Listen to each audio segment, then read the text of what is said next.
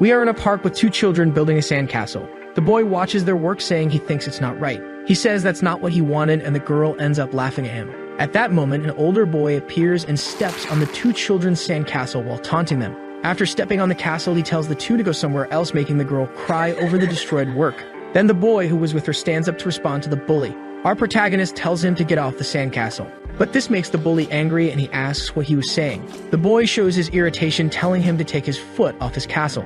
Seeing the protagonist's face, the bully shrinks a bit while trying to look serious. At that moment, a foot appears in front of him, almost like a shadow. In an acrobatic move, the protagonist manages to land a kick on the bully's face. With that blow, the bully is knocked down hard.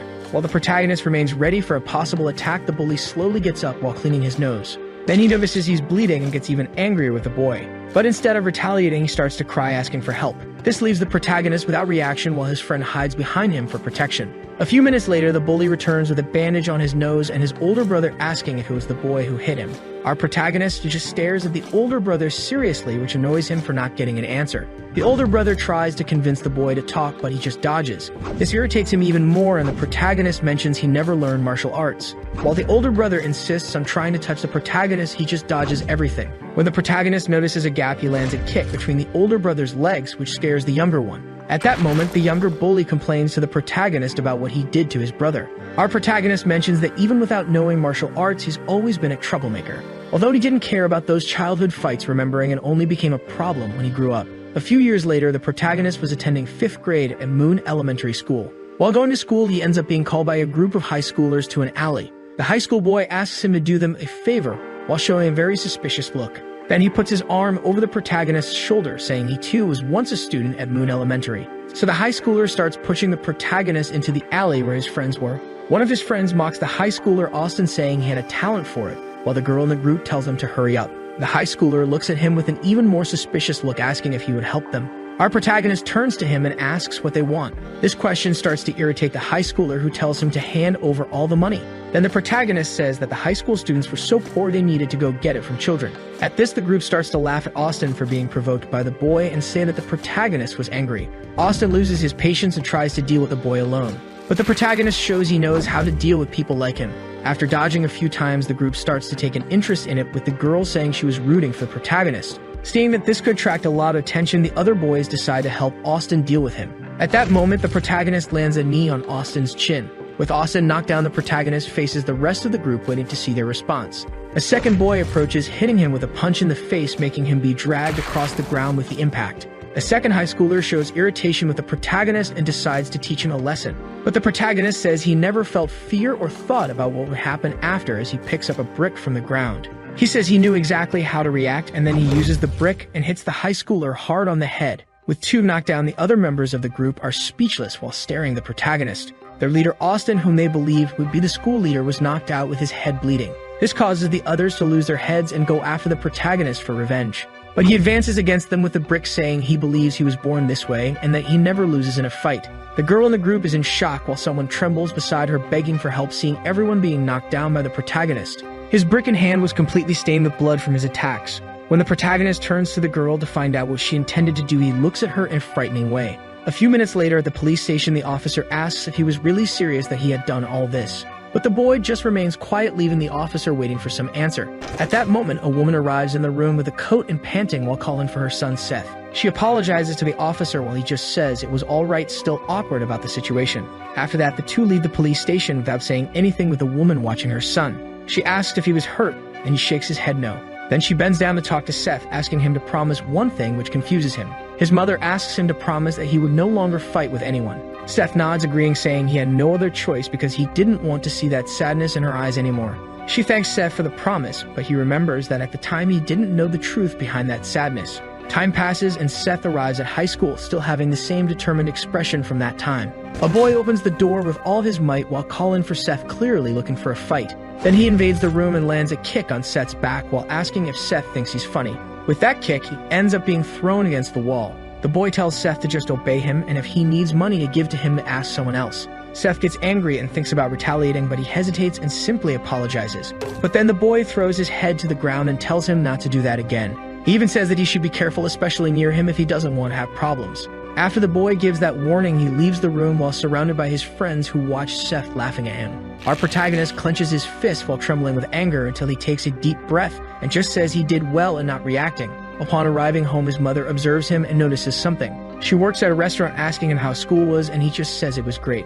He asks how the restaurant is doing, and she says it's going very well. Seth says all he wished for was to see the smile on his mother's face, no matter what happened. But at that moment, a black car appears on the street in front of the restaurant. As they go out to check what was happening, they notice there were several cars and some men got out of them.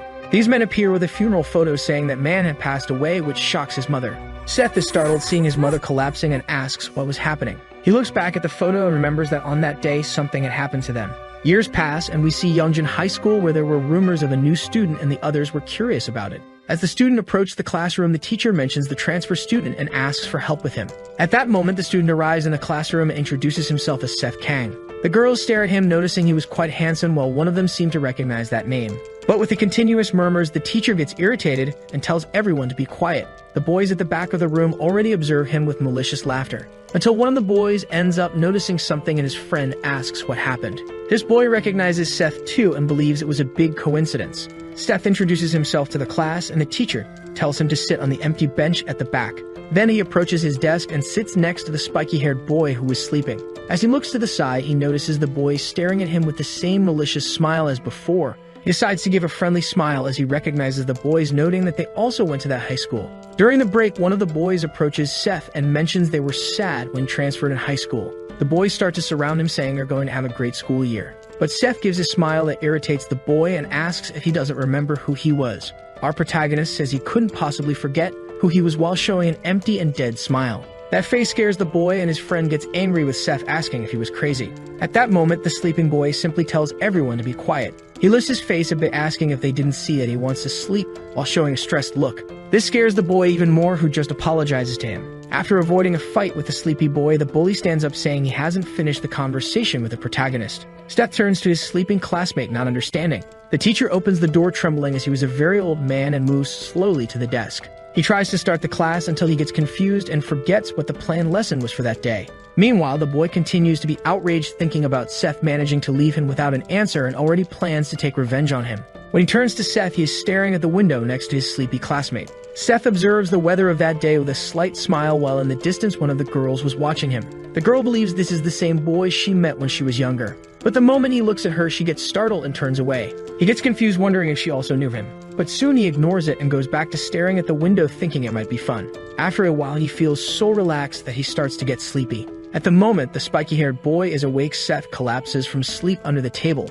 The blonde boy stares at the protagonist and decides to leave the room for a moment. Then the bullies, who are watching him with fear, are impressed, until they understand it would be a chance to go talk to Seth, who was sleeping. With it, the bully joins his friends and goes to the table to settle the score with him. But at that moment, someone comes to stop them. The girl who had recognized him stands in front of the boys to prevent them from approaching Seth. This irritates the bully, saying it's going to be her turn too, but the girl says they can't cause trouble in the classroom. He says he doesn't care about that and tells her to get out of the way. But she doesn't hesitate, saying that as the class representative, she wouldn't let them do whatever they want. At that moment, Seth's hand appears on her shoulder, saying that although he appreciates the help, he prefers that she step aside. Our protagonist refers to them as his high school friends. He asks if they missed him because he missed those classmates while showing excitement for a fight. While the representative watches him curiously, the protagonist begins to explain about his life, saying that he held back when he was younger because of his mother, and with that the bully already notices something different. But he also remembers his father's words, saying he shouldn't let anyone kick his behind. A few minutes later, the blonde boy returns to the classroom and notices something different there.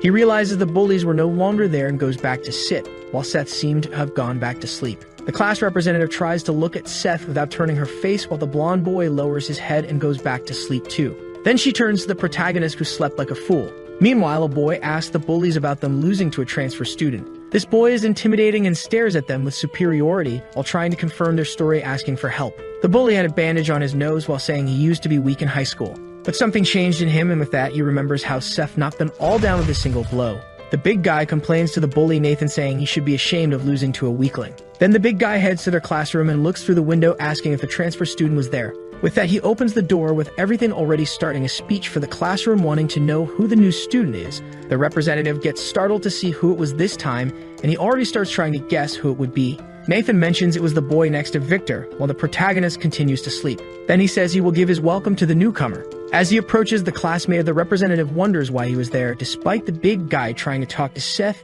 he doesn't respond, which irritates him even more. Seth lifts his head, still sleepy, and the big guy says he took care of his money source. The big guy introduces himself as Goblin from Jungsan High School and says you must have heard something about him. At that moment, Goblin starts to look closely at Seth's face, realizing it was familiar and wonders if they've seen each other before. Our protagonist asks what he's talking about, and then the two recognize each other. It turns out that Goblin from Jungsan was the bully who destroyed his sandcastle when he was a child. Remembering this, Seth gets excited, asking how he's been and how his brother was. But he doesn't realize how much Goblin was sweating cold remembering his face. Trying to stay firm, he just says he'll see him later. Seth smiles, saying it's all good as Goblin leaves the room being questioned by Nathan. The bully tries to force Goblin to solve his problem with Seth until he sees the big guy's face again telling him to move. Nathan doesn't understand anything and asks if he wasn't going to solve the case, but Goblin reinforces that he should get out of the way.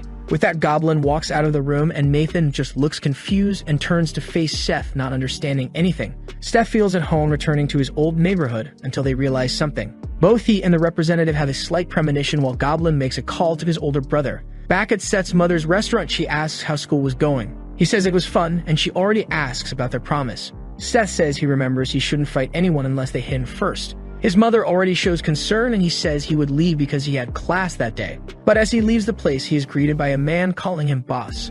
At that moment, he sighs, reminding the guy that he wasn't supposed to do that, and he had already asked him to stop. The man calls him boss again, and the protagonist repeats that he stopped calling him that. After getting into the car, he asks to go quickly, and the driver continues the journey while his mother watches them. Back at school, Seth is sleeping in the classroom next to Victor. Hours pass, and so do classes, while Seth just lies on the table sleeping and the representative stares at him. While the boys talk nonsense in the room, the physical education teacher opens the door. Then the representative tells everyone to stand up for the teacher. He goes to the desk already without much enthusiasm and notices something in the room. The two sleeping in the back end up annoying him while the students get worried. With that, the teacher goes to the back of the room very angry and stops behind the two. At that moment, he pulls both of their ears and lifts them to wake them up.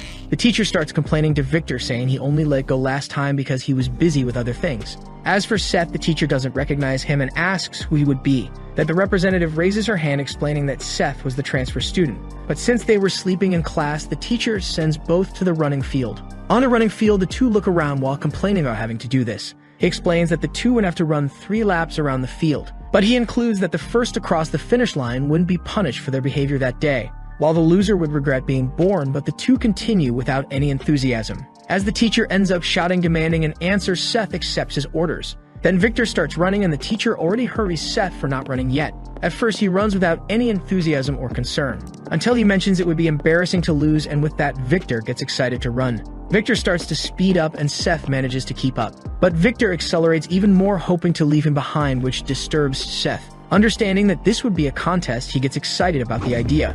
And with that, the two run like a bullet past the teacher. He is impressed to see the absurd disposition of Seth and Victor. The two race across the running field while looking at each other like two children trying to overtake the other. After finishing the race, both are exhausted and Victor looks at Seth curiously, while Seth imagines it will be fun.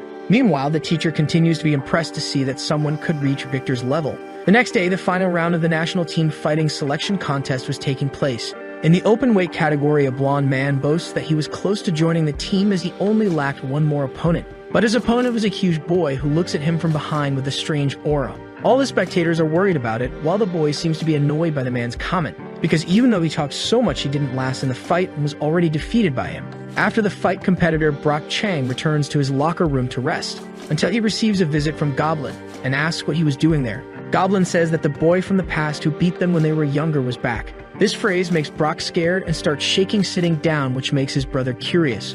Back at school, Seth and Victor were sent to the counseling room by the teacher, who tells them not to sleep in his class. Then he already asks Victor when his next competition would be. He says he hadn't registered, and the teacher explains that if he wants to be a professional, he should also pay attention to weight. Then he turns to Seth and asks if he's on any team.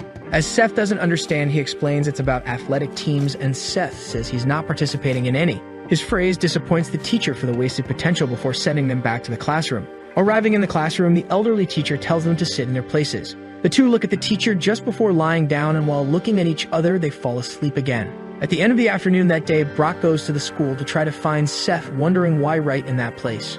At that moment, everyone starts to spread that Brock was back at school and keeps all the boys attentive to it. He goes to the student council room where the president asks if he came back again. Meanwhile, in Seth's room, he continues to sleep and Victor is already getting up to leave. Victor starts to run until he passes by Brock, calling him Broomhead, asking where his class was. But as he ignores him, Brock grabs his shirt, forcing Victor to answer. Then he warns that if he didn't let go, he would have problems. Brock starts to laugh, asking if he doesn't know who he was. But Victor admits he has no idea who he was, and this irritates Brock.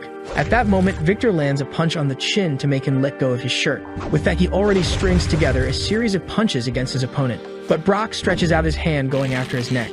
Brock starts pressing Victor while holding him, asking if that was all he could do. He acknowledges that Victor had potential while holding him, but he introduces himself by saying he will finish him off unless someone reprimands him. As he turns around, he notices the PE teacher nearby and asks if he was fighting again. Seth sees the fight happening as he leaves and wonders what was going on at that school, even without knowing it was because of him. Meanwhile, in the student council room, they are organizing a meeting. President Jason Chin starts by saying they know why they are gathered. He explains that Brock is back, and even though they don't know the reason, he will cause trouble. He introduces Brock as the national wrestling representative and Victor as the featherweight boxing champion. He goes on to say that the fight between the two was stopped by the PE teacher. One of the council members asks why Brock returned and imagines he just wants to cause more trouble. This member was the Taekwondo club captain, Gabe Yu, who wonders if Brock shouldn't be preparing for nationals. However, someone responds that this is his school too, so he doesn't need a reason. But Gabe asks if they are saying that Brock missed the school. Jason asks Sam if he knows anything about Brock's return since they've known each other since they were kids. Sam mentions that Brock said something about fetching the new kid, even though he doesn't know why. This leaves Jason confused about Brock's motivations as the meeting continues. At that moment, Seth is leaving school to go home. He notices a black car parked and finds his driver sleeping while waiting for him. After waking him up and teasing him, they head home, observed by the class representative, Sophie. She notices Seth in the car while her friend calls her from afar. The driver asks if Seth is going to visit a place again, and he confirms. That night, they pass by his mother's restaurant, and Seth watches her working, then tells the driver to keep going. They arrive at the building of a company called Sunshine Group. At the entrance, he is greeted by a man who welcomes him as the boss. Seth gets out of the car, greeted by his employees at the entrance of the building. He gets irritated and asks how many times he needs to repeat not to call him boss when he's in his school uniform. This leads to a flashback of the protagonist in front of his father's grave on a rainy day. He stares at the photo on the grave until a tall man appears with an umbrella, asking him to leave because it was getting cold. Our protagonist asks what kind of person his father was. The man replies that his father became the strongest in all of Korea with nothing but his fists. Seth asks about his mother and why he was never around. The man mentions that his older brother always took care of him.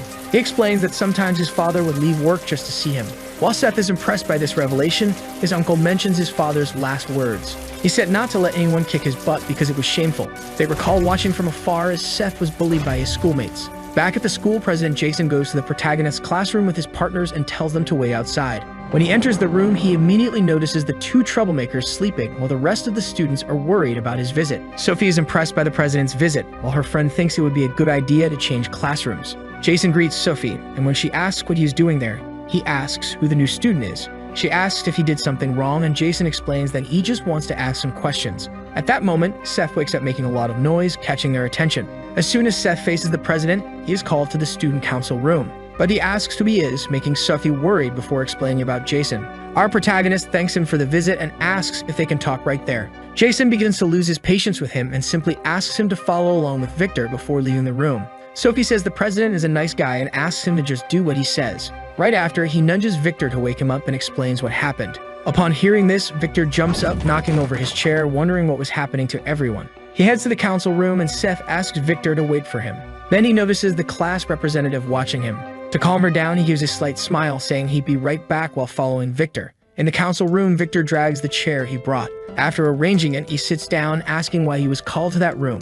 Jason adjusts his glasses and gets straight to the point, asking if he knows who Brock Chang is. Both of them are confused until Victor starts to remember the fight with the guy from the previous day. Jason explains that until 2 years ago, this school was for athletes. The government sent the most talented athletes from all over the country to study there. Victor asks why he was there if everyone knows this story, although the protagonist has no idea about it. Jason continues, explaining that currently it's just an ordinary school because of Brock, who caused many problems until he left. But now Brock is back to find the new kid, which makes everyone curious. The president asks what their relationship is, and Seth stays silent for a moment. He admits that he has no idea who Brock Chang is, which leaves everyone even more confused. Meanwhile, in the counseling room, the teacher talks to Brock, saying he heard he was on the national team. He asks why Brock doesn't seem happy since he thought that was his dream. Brock simply stands up and says he's leaving while the teacher calls him for a final piece of advice. The teacher tells him never to give up on sports no matter what happens, but Brock just stares at him and leaves the room, letting the door close behind him. Back in the student council room, Jason explains what happened during Brock's time, saying several students were suspended. When he arrived to see what was going on, it was too late because Brock had taken down several students and faced Jason all bloody. Many students had athletic careers and were forced to abandon them, while Brock was nearly sent to juvenile detention and expelled. He explains that a judo team member was going to the national team but was stopped by what happened. After this incident, the school was abandoned by sponsors and became an ordinary school, with the clubs remaining intact. Jason mentions that the one who helped Brock was the teacher, preventing him from being punished and introducing him to a team. While Seth starts to tire of the story, the president again mentions that he came back because of him.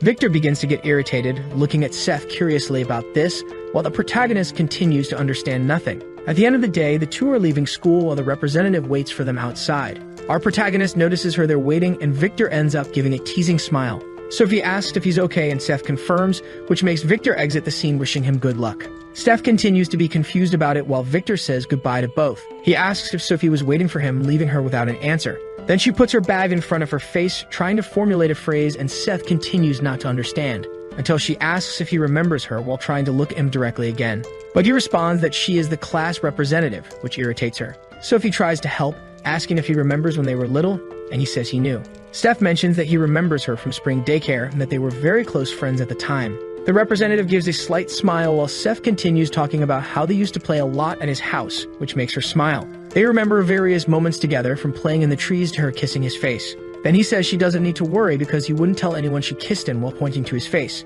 Steph explains that they were children, but then she becomes quite disheartened while he asks if she waited so long just to ask that. At that moment, the student council members start to leave, and she complains, asking who said she was waiting for him. She follows the president and leaves with the council members, leaving Seth alone. Seeing the two talking, the protagonist believes they get along very well and just smiles. As he goes the opposite way, he remembers when they were children. Our protagonist smiles as he continues on his way until he sees the car for his ride stopped again. He finds his driver sleeping again and starts to get into the car until he is greeted by the still sleeping driver. Then, when he asks why he is always so nervous, the driver wakes up, apologizing. Again, he asks if he should pass by his mother's restaurant so he can see her. Seth says no and asks them to go straight to the company.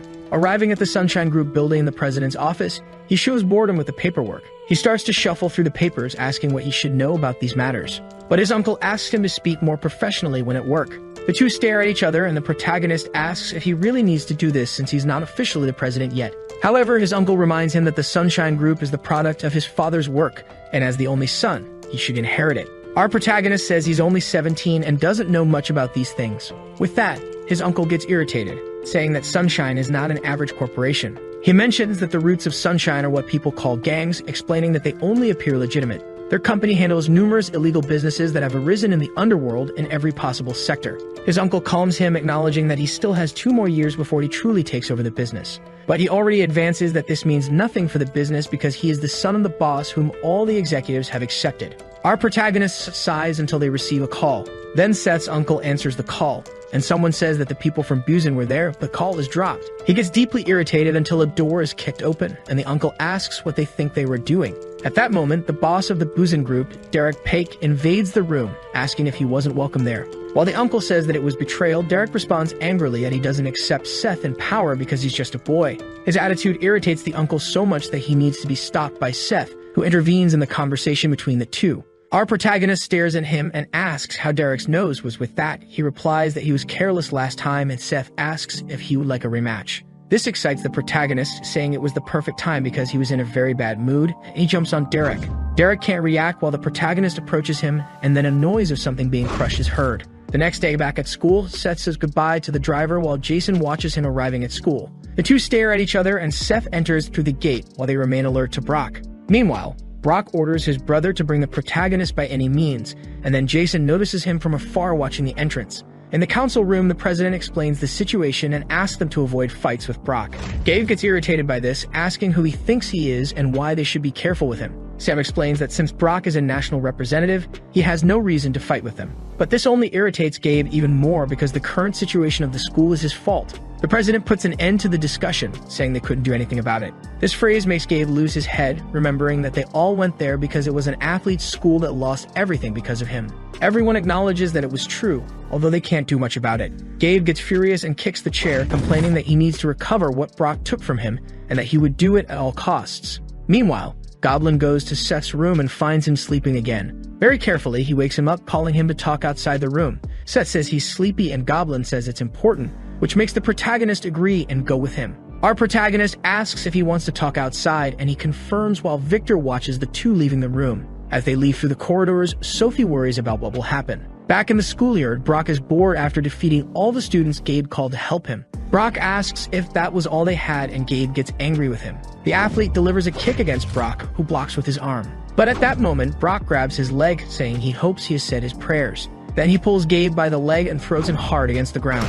After defeating him, he still feels bored while observing his unconscious body on the ground. Then he says he will make sure he never walks again. However, he is stopped by the council president, who appears to end the fight. Brock recognizes him, and Jason asks why he was there since he had no grudge against the school. He explains that he indeed had no problems with the school and just wanted to talk to the new kid. Jason tells him not to cause any more disorder within the school area. With that, Brock says that although nothing can scare Jason because he comes from a wealthy family and is the council president, he is superior. The president stands firm, saying that he cannot let the entire school get into trouble because of him. Suddenly, our protagonist arrives, brought in by Goblin. At that moment, the two stare at each other, and Seth realizes that he is the Brock they talked so much about. Remembering Goblin's brother's face, he gives a huge smile, saying he hasn't changed a bit. But then Brock is ready to face him and approaches the protagonist. Seth notices his intentions and starts to tremble his hands until he clenches them, preparing his fist. Until Jason intervenes between the two, preventing Brock's advance. He warns Jason not to interfere if he doesn't want to regret it. However, the president remains firm in his decision, ordering them not to fight at school. Brock finally loses patience with the president and decides to attack him. With that, Seth asks Jason to get out of his way while pushing him aside. Our protagonist believes he came to see him, while the two remain unresponsive to his attitude. Jason tries to threaten Seth so they don't cause more problems for the school, and the protagonist assures that he won't let anything happen. He asks to go fight in the gym as there were many people there. He also mentions that they can choose any form of fight they want because he doesn't care. Brock remains silent, staring at him, and Seth says he's not afraid of him. Then Brock raises his hand to attack him, and Seth asks if he looks like someone who is afraid of a fight. His look surprises both spectators until Seth says they will fight as sportsmen and asks where the gym is. With that, rumors of a fight begin to spread throughout the school, saying it would take place near the boxing club. In the boxing ring, the two face each other while waiting for the fight to start. Seth begins to stretch while smiling at Brock, and Brock takes off his shirt, warming up his arms. Then the council girl approaches Jason and starts to provoke, asking if he wasn't going to resolve this. In the gym's upper bleachers, Nathan is surprised to see the fight about to start. But then the physical education teacher appears, shouting at everyone. Everyone worries about what will happen, and the council girl starts to blame Jason for it. However, upon reaching the ring, the teacher just leaves a pair of gloves for Seth and says they need them for the fight. He mentions that he will be a referee and that they would fight under MMA rules with 3 rounds and 3 minutes per round. Seth observes the teacher and lets out a confident smile. Meanwhile, in the classroom, a boy bursts in shouting that they would be fighting in the boxing gym. At that moment, Sophie worries about it while Victor wakes up hearing Brock's name. Both stare at each other seriously until the teacher reminds them that this is a sport. Our protagonist decides to ask Brock if all this was because he was knocked down by him as a child and calls him a sore loser. But this only makes Brock even more impatient with him. Brock explains that was the only time he lost a fight and asks if that's reason enough for him. The teacher sounds the gong, and with that, the fight begins. Brock tries to grab Seth's face, who dodges but notices something in that movement. Then Seth grabs Brock's arm, already preparing his strike. He lands a knee against Brock's belly while lowering him by holding his neck. After being knocked down, he tries to get up with much effort and difficulty breathing. But Seth doesn't hold back and lands a blow against his neck to knock him down again. All spectators are impressed with what they just saw, while Seth remains standing after defeating Brock.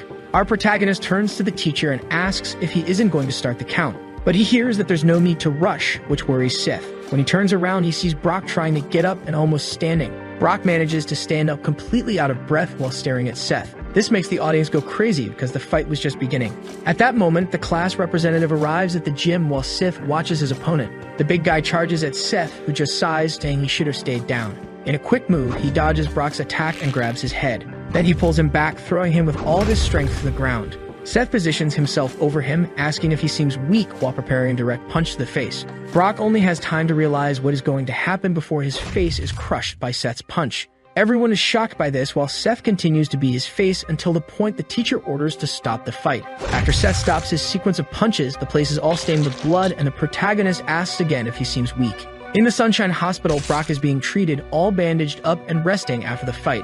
Suddenly, he wakes up with a physical education teacher beside him watching. The teacher asks if he's awake and mentions that the diagnosis says he needs to rest for 2 months. It was explained that although they managed to fix his nose, he had a skull fracture and a broken rib. He also warns Brock that he talked to his team, saying he suffered an injury during training. When he's more relaxed, the teacher complains to Brock about causing all this trouble over a childhood fight. But then Brock says he doesn't care about that because he found something much more interesting than wrestling. Back at school, all the students in the classroom tense up at Seth's presence. Seth sighs, making the boys even more worried while he just gets up from his place. Observing the corridor, he notices the fear stamped on everyone there, worried about his next action. Arriving at the bathroom, he finds a group of boys discussing what was happening. One of them explains that all this is because the new kid defeated Brock and his friend can't believe it, until the two classmates get worried, looking at the bathroom entrance. Seth approaches them and kindly asks them to move aside a bit. At that moment, they get rid of their cigarettes and leave immediately. Victor enters the bathroom and stops next to Seth, asking if he's free after school. He turns angrily to Seth, saying that Brock was his target and calls the protagonist for a fight in the boxing ring alone. That night at school, Victor waits in front of the boxing ring for Seth. Throwing his things under the ring, he pulls boxing gloves from his backpack. He remembers how he was humiliatingly defeated by Brock and how Seth finished him off as if it were nothing. Victor gets angry with himself, realizing he was afraid of Brock. Hours pass and Seth doesn't show up, which further irritates Victor, who continues to wait for him. Meanwhile, at the Sunshine Group building, Seth is trapped with piles of documents. He tries to get out of it, saying he has to meet a friend. But his uncle says he can't, and Seth explains that his friend is waiting for him. Still, his uncle insists he can't go, and Seth just looks at him, disheartened. The next day, Victor is firm in his intense boxing training at the gym. He continues his training until a man comes up, asking him not to push himself too hard since he doesn't have an upcoming fight. Victor replies that he needs to be always ready for when he needs to be. The man tries to explain to him that boxing won't yield much and it would be worth more for him to switch to MMA. But Victor explains that he doesn't do it for the money, which leaves the man speechless. He says it's okay, and that he made a promise. The promise that he would become a world champion and that he wouldn't give up until he achieved it. After that, he tries to calm the man down, saying they should get a fight soon, and heads to school. As Victor leaves the gym building, a black car appears. Several men get out of the car and talk to the man, asking him to sell the building, saying they will pay what it's worth. Arriving at school, Victor goes to his classroom and finds Seth lying on the table. Seeing him, Victor gets irritated, remembering Seth and Brock's fight the day before. He kicks Seth's chair, making him get up all sleepy. When he looks at the clock, he complains that it's not even 7 o'clock yet. Seth turns around and sees Victor behind him, complaining if he thought it was funny to have left him waiting. But he explains that he had a lot of work to do, and that's why he didn't show up. Victor is confused by this work story, and Seth just yawns from tiredness. He tries to threaten Seth in case he thinks of running away from him again that day. But then the protagonist gets excited as he stands up, asking why he thinks he arrived so early at school. Our protagonist explains that he's not the type of person who runs away when someone challenges him to a fight. This statement irritates Victor, who already cracks his knuckles in anger. With that, Victor charges at him and tries to land a punch on Seth's face. Our little monster doesn't move, letting the punch hit him in the face. Victor hears the protagonist say he doesn't feel bad about it and realizes what really happened. The protagonist caught Victor's punch with one hand, saying his punch is quite strong. But then he starts to squeeze his fist until he breaks one of the fingers. Even in pain, Victor continues to stare at him seriously, and Seth asks if he still intends to continue.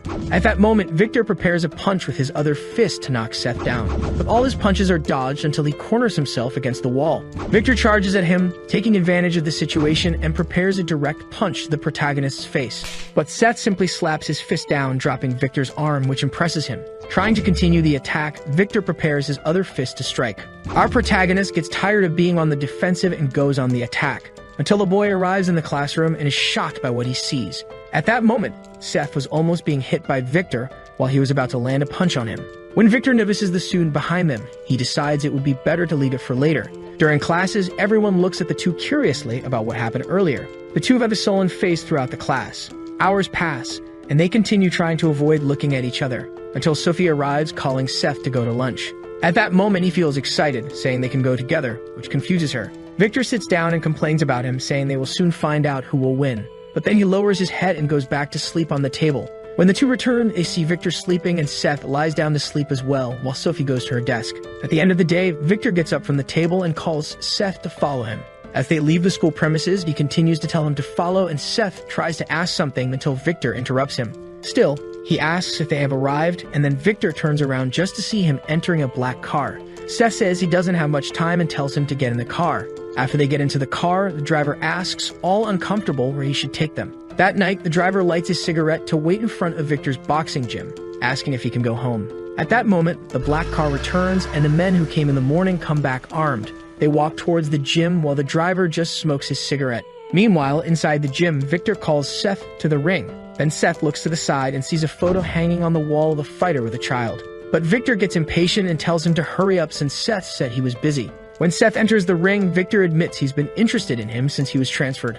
Our protagonist still teases his opponent, asking how he managed to see him if he was sleeping. Victor gets irritated by his comment, and Seth tells him to just hand over the gloves. With that, Victor explains that this time he will fight without gloves because this is his sport. The two stare at each other seriously, and Seth pulls his tie to take off his shirt. At that moment, Victor is impressed to see the number of scars on Seth's body. He continues to provoke Victor, asking if he was scared, which irritates him even more. The fight begins with Victor charging at him with his speed. The moment he intends to land a punch on Seth's face, someone yells out for him. His coach appears, panting at the door, and disrupts the two's fight. He asks who the people outside the gym are, which makes the two curious. When Seth goes out, he sees his driver subduing the vandals who wanted to invade the gym. He asks what happened, and the driver explains that they intended to attack.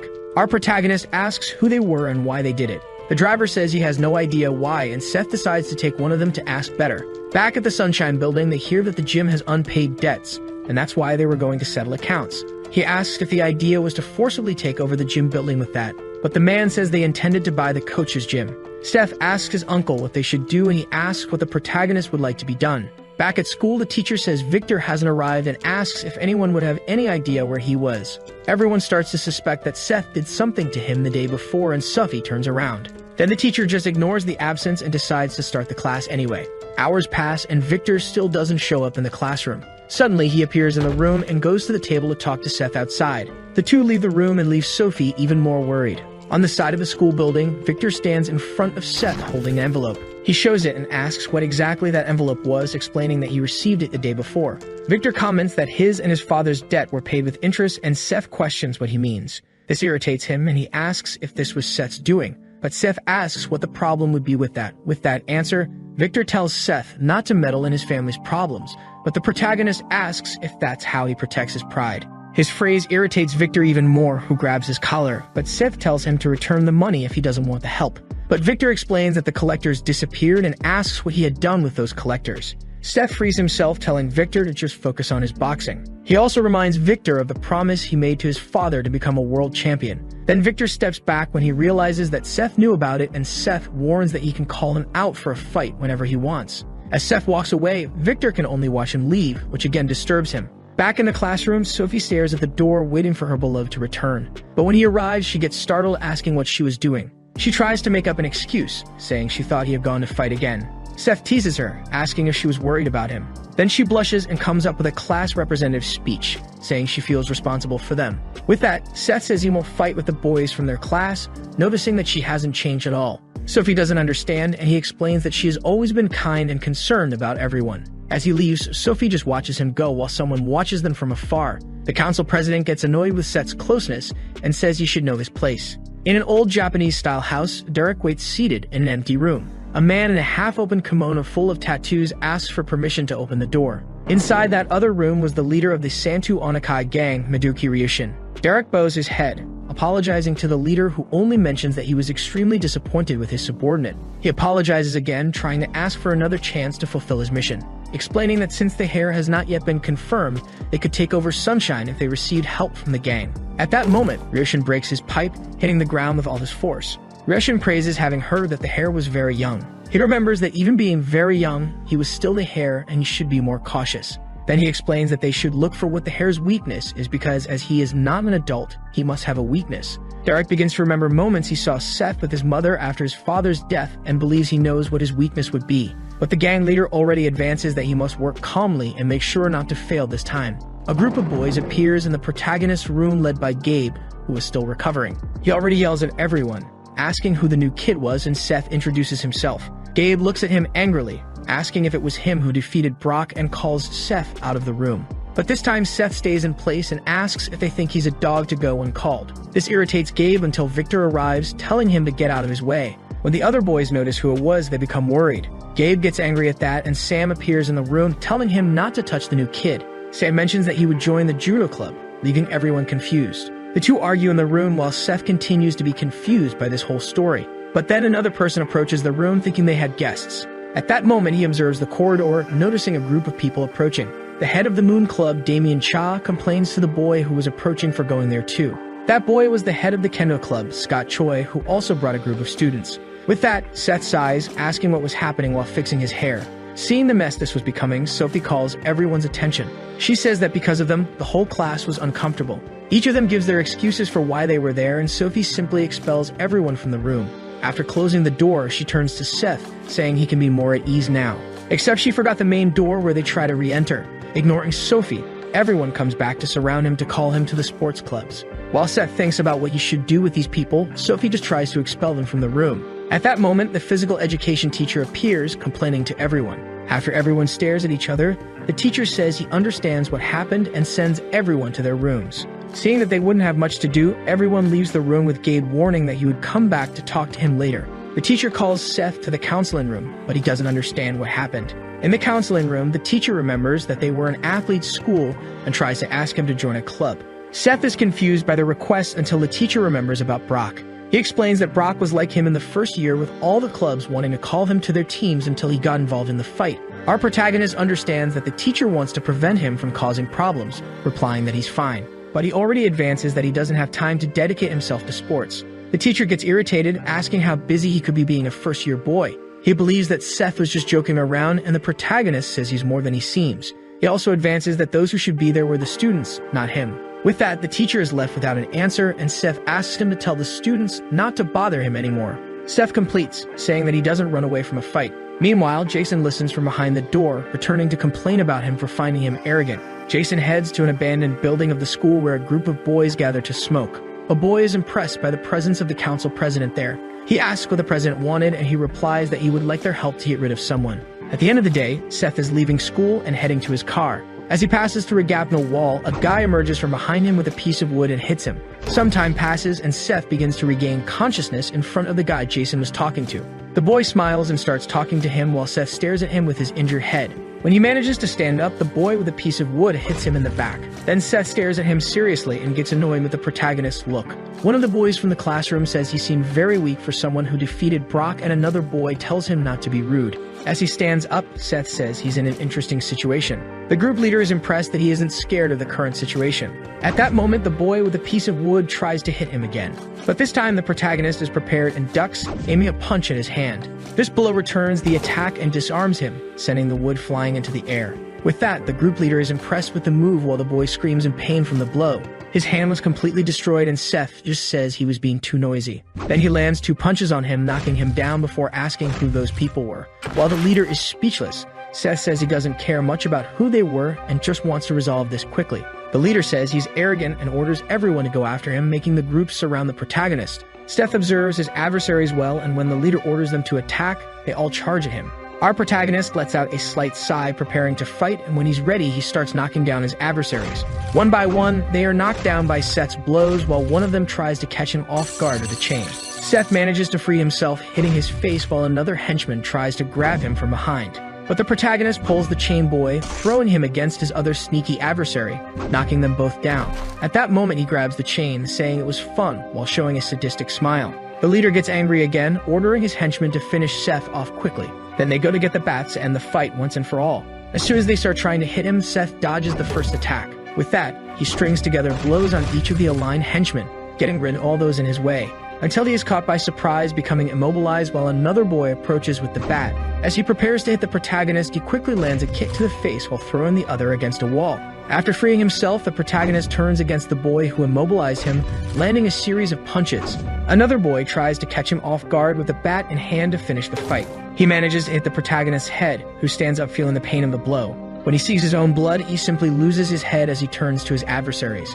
At that moment, he charges at the remaining boys from the group. Their leader is simply without reaction to what he just saw. His entire group was completely defeated by Seth, who remained standing. With that, he notices that the protagonist was the same boy who finished off his friends with a brick when they were younger.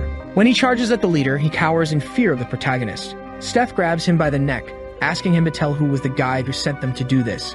After settling things in the abandoned building, he returns to the school building. Meanwhile, in the council room, the president waits with 2 other members. Jason wonders why he hasn't received news from the group while Seth approaches the council room, until the protagonist opens the door of the room, leaving the president surprised. Seth approaches him slowly while Jason stands up, facing the protagonist. He asks what Seth was doing in that room, and the protagonist just smiles at him. At that moment, he grabs the president's neck and hits him against the table. Our protagonist asks why he was attacked on his order. But then Sophie arrives in the room to talk to Jason and finds Seth interrogating him.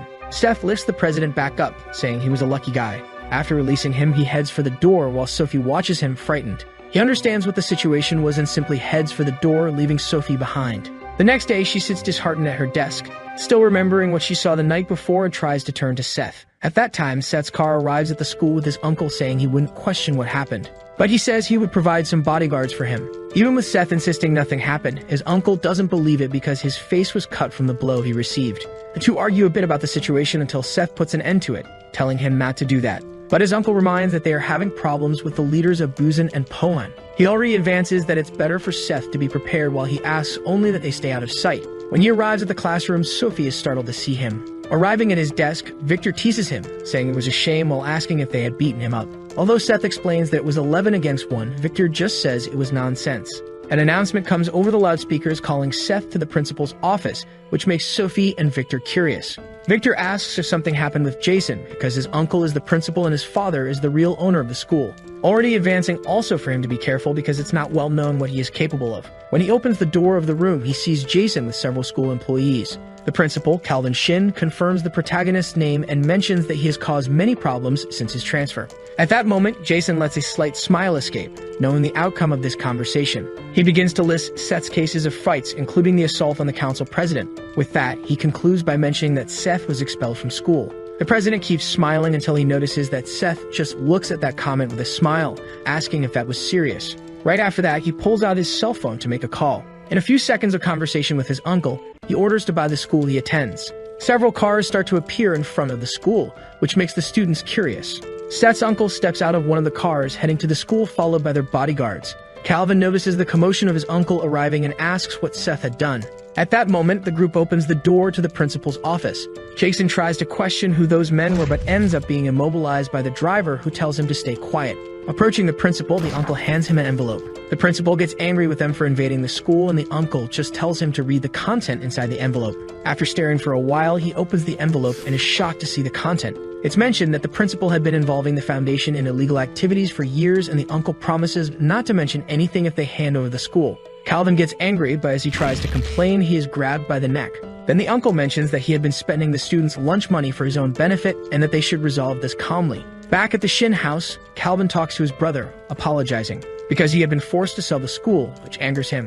His brother complains to him, asking if he had gone crazy, and all he receives in response are more excuses. He examines the documents, noticing that it was the Sunshine Group, saying they are a bunch of criminals. When Jason arrives in the room, his father asks what happened at school. Jason explains everything that happened in recent days, and his father just picks up the phone to call the senator. He asks the secretary if they had heard of the Sunshine Group. Meanwhile, at the Sunshine Building, the uncle explains what was done, saying it was easy because they were guilty. Although Seth asks if this could cause problems, the uncle starts listing all the crimes they found in their records. Our protagonist is impressed with how much he discovered in one day, and the uncle remembers that since he went to that school, they were prepared. But then the uncle asks who will be the new director of the Youngjin Foundation because he believes Seth would choose the new director. However, although he believes Seth had someone in mind, he simply hadn't thought about it yet. The next day, Seth arrives at school, heading straight to his desk. As he sits down, Victor watches him curiously, who ends up noticing the look and starts watching him back.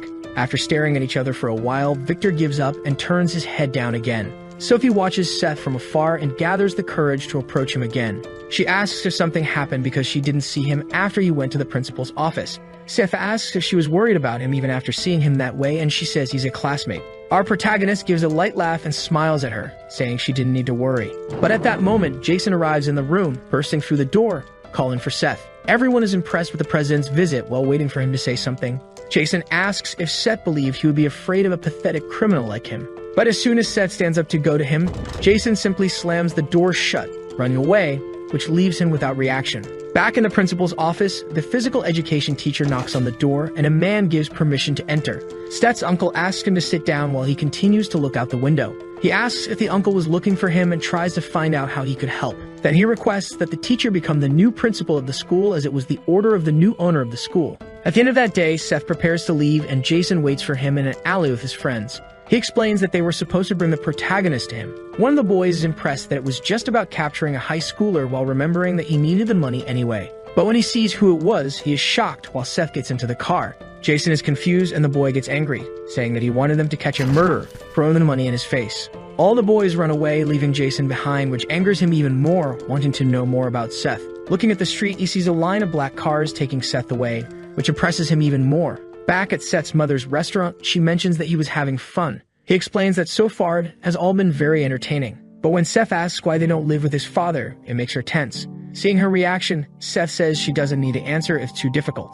His mother forces a smile, saying she will tell him another time. With that response, Seth just excuses himself from his mother, leaving the restaurant while she watches him worriedly. Then she remembers the moment Seth's father asked to separate for a while when Seth was a baby. She revolts, asking to stay together while his father says he wouldn't want to put the two of them in danger. Seth's mother looks at her son and understands her husband's concern. Back in the present, Derek arrives at her restaurant, saying it's been a while since they saw each other, which worries her. On the way to school, the uncle explains that the physical education teacher would be the new principal. While analyzing the school's data, seeing that it was in poor condition, Seth asks if they can use the company's money. The uncle's plan was to invest $3 million or more with the intention of making it an athletic school again. Steph wonders if it's possible, and the uncle explains that the students can help with that. He emphasizes that in Korea, money is power, and Seth remembers that they have money. Back at school, the two classmates are sleeping during the old teacher's class, until suddenly, Seth's cell phone receives a call from the head of the boozing group. When he answers the call, he hears Derek trying to provoke him, but gets annoyed that Seth doesn't recognize him. When he tries to explain the reason for calling, Seth warns that he was in class time and hangs up the call. Seeing that he would insist on calling back, Seth turns off his cell phone. Meanwhile, in a building under construction, Derek hears the notice that the phone was not available. This irritates him greatly while Seth's mother just sits in front of him. Derek orders his henchmen to go after him, thinking that this time he will finish Seth off. At that moment, the protagonist was dreaming about Victor's spiky hair, imagining he would get hurt trying to touch it. At the end of the day, Seth leaves school, finding a silver van stopping in front of the school. Derek's henchmen get out of the van, stopping in front of Seth. Our protagonist asks who those two were, and the henchmen ask him to follow them. At that moment, the driver arrives and asks what they thought they were doing. When the henchmen turn around, they recognize the driver Rod, who gets angry with them for trying to boss his boss around. Seth talks to them again, asking what they wanted, and then one of the henchmen pulls out his cell phone from his suit. They explain that it was a request from Derek, and Seth takes the cell phone from their hands. As soon as Seth looks at the cell phone, he is startled to see his mother sitting in a chair in a kind of captivity. The henchman asks him to follow them again until he notices Seth's furious expression. Using the hand with the cell phone, Seth lands a punch on one of the henchmen. When the second one thinks of retaliating, he throws the cell phone to distract him and land a blow. Taking advantage of the punch, he pushes the henchman to the ground, still in fury, embedding 2 teeth in his fist. He holds the henchman's head and orders him to tell where they were keeping his mother. Upon finding out, all the bodyguards' cars follow to the location while Seth calls his uncle, who tries to keep him calm. Our protagonist yells, remembering that they kidnapped his mother, but his uncle tells him not to stoop to their level. Back in captivity, Derek is again trying to make a call with no success and doesn't understand why. He looks at Seth's mother, saying he has nothing against her, but he doesn't think it's right for a child to be running Sunshine. However, his mother says that Seth will do a better job than him, leaving Derek irritated. She says he's just a delinquent as she stands up from her chair to tower over him.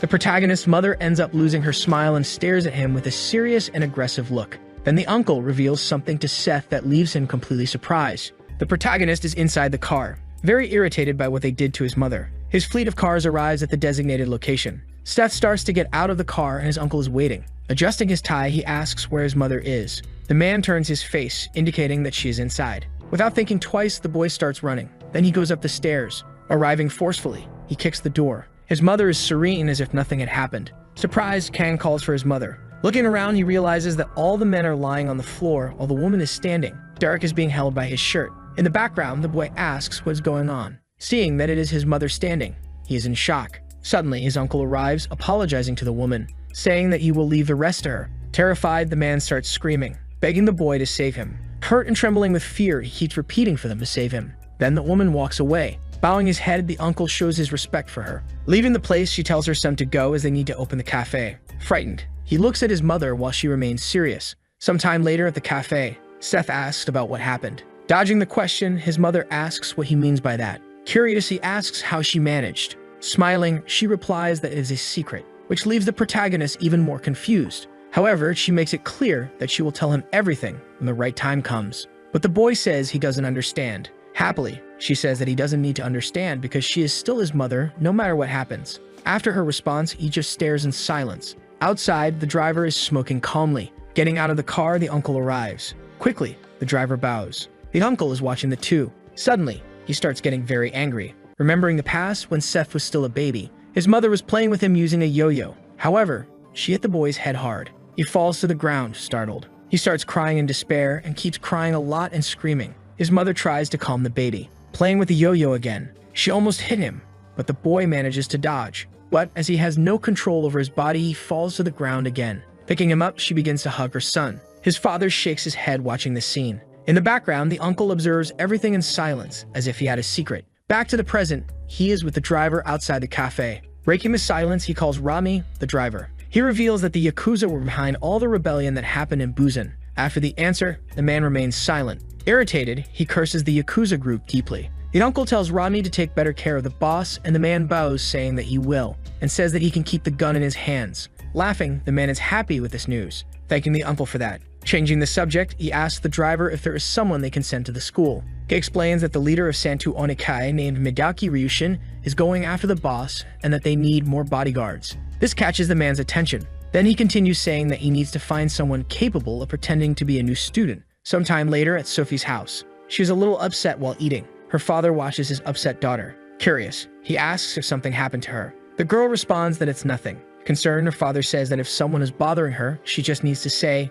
and he will handle it. Laughing, she says that he is a prosecutor and shouldn't say such things, and her father replies that the most important thing is that his daughter is okay. But the girl says it's not a problem, so he doesn't need to worry. This catches the man's attention. Staring seriously, he says that it seems like something happened. Sophie says nothing happened and asks to finish eating. Annoyed, the man remains silent, while his daughter fills herself with yogurt. Sometime later, on the girl's apartment balcony, her father is on the phone. Talking to Jason, he says he is Sophie's father. On the other side of the line, the president of the council says he was about to call the man. Then he explains that there have been some issues with the new student, and he was wondering if he should inform the father or not. Quickly, the man becomes irritated, gripping the balcony. With much anger, he asks him to tell everything that happened. Meanwhile, in front of the cafe, Kang's mother asks where her son is. The man responds that he is at home. On the ground, she asks if he wants anything, and the uncle says no, he just wanted to say he's sorry. Standing up, the woman tells him not to worry, and the uncle says they will take her home, as it's still not safe. Smiling, she asks if he has already forgotten. Then she comments that she will stay away from her son out of love, and that the man just needs to focus on Seth. After that comment, he remains silent. At his home, the boy is sleeping, tossing and turning constantly. But then he gets up as he can't sleep anymore. The boy is very scared, wondering where his mother is. Jumping to Rod, the driver's story, let's see who the man is. He is someone who has a hobby of racing. Sometime later, at a dojo, this man is smoking his pipe, asking his subordinate if they failed, and the guy says yes. Annoyed, the old man says he can't trust the Koreans. Standing up, his subordinate asks what will happen to Sunshine. Answering with another question, he asks if their leader is in the preparatory, and the man says yes. With a serious look, he orders them to send Akira there. Just mentioning the name, the man is already afraid. However, the old man says they will take him down, and for that, they need to use everything they've got. Meanwhile, at Yeongjum School, several students are in the courtyard. From the window, the new principal just watches. He's the former physical education teacher who became a principal. Adjusting his chair in front of all that paperwork, he sits while sighing with distress, saying that he was just a teacher, and that he will see how all this will work out. Suddenly, the phone starts ringing. Quickly, the principal answers. On the other end of the line, the caller says they are from the Sushine Corporation. Getting the news, the uncle says there will be a new student, ordering him to place the student in the same class as Seth Kang, and the principal questions the reason for that. Hanging up, the man doesn't answer the question. Someone starts knocking on the door, making the principal tremble. Then the person opens the door. Seeing who it is, the former teacher is frightened. It's Brock, who already seems better. Surprised, he asks what the boy is doing in this room since he never comes to school. Looking serious, he replies that he came to congratulate the man on being the new principal and also to ask for a favor. Not understanding anything, he asks what favor he wants. Lowering his head, he asks to let him join the school because he wants to graduate. This leaves the principal very confused, not understanding anything that is happening. In the school hallway, a student is walking. Inside the classroom, the students are listening to the teacher, who quickly says they have new students, leaving everyone confused. Looking to the side, she says he can come in. Then the man opens the door.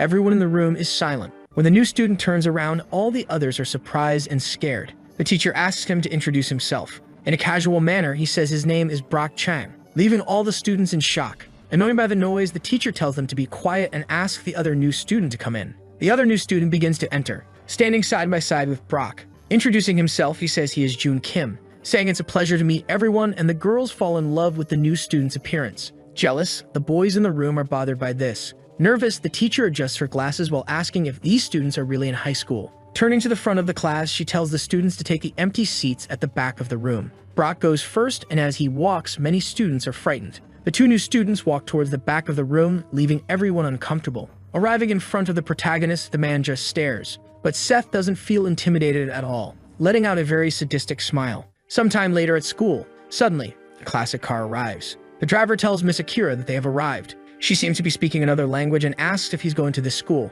Fixing her hair, she says she can't wait to see the protagonist soon. Meanwhile, inside the school, Victor and Seth are sleeping as usual. The two new students are beside them, leaving everyone in the room very scared. The teacher asks if everyone in the class is going on the graduate trip. However, everyone remains completely silent. Breaking the ice, the woman looks at the back of the room, asking if they are also going. Smiling kindly, Jun Kim confirms that he is going. With a blank expression, Brock remains silent. Then he looks to the side. Seeing the two sleeping, he says he'll go too. A little nervous, the teacher says she'll see them tomorrow. As she leaves, she asks everyone to befriend the new students. When she leaves, everyone becomes desperate. Suddenly, the two bullies wake up and stand. At that moment, Brock also stands, scaring the students in front of him. Looking at the big guy, Kim just watches. Then the bully approaches Victor and the protagonist. Seth remains silent, staring at him. But Brock does the same. Intervening, Victor says he'll let the two handle things, adjusting his backpack to leave. However, the big guy stops him with his arm. The size difference between them is huge. Irritated, Victor asks what he's doing. From his corner, the new student just watches the commotion. He smiles as it seems he's enjoying it. Sometime later in the school courtyard, with his hand in his pocket and irritated, Victor asks if he wants to fight. Replying, Brock supposes the teenager isn't stupid enough to do that. Reacting to this, Victor becomes very angry. Furious, he calls him a bastard and asks if now that Seth beat him up, he's an easy target. However, the big guy just stays quiet. Victor drops his bag on the ground, remembering how his previous fight with this guy went. He had a big advantage, and if it weren't for the teacher, he would have finished off the bully. Without thinking twice, he prepares for combat and calls Brock to attack. Cutting the tension, the big guy says it will be in the ring, concluding that gloves will be used. Confused, the blonde asks what he means by that. Explaining, Brock says he wants to learn boxing, and that he can learn properly if he fights against the blonde. This leaves Victor even more confused. At the same time, in front of the school, the protagonist walks. His classmate starts following him. Stammering, she calls out to her classmate. She's very nervous, unable to speak, and Seth asks if he did something wrong. Replying, Sophie says no, she just wanted to ask if he's free on Saturday, which confuses him for a moment. Handing him 2 tickets, she says she got 2 movie passes. Showing the tickets, she says she heard it's going to be a good movie. Excited, the hero accepts immediately, surprising the girl who asks if he's serious, and the boy confirms that he is. Reacting to this, she sighs in relief. While holding the tickets, she smiles, saying that's good. Watching her, the protagonist gets an idea. Suddenly, he asks if she's free today, asking if the girl wants to grab something to eat. Sophie remains silent because the invitation was unexpected, and the protagonist says he found a very good place. Then, she starts to smile.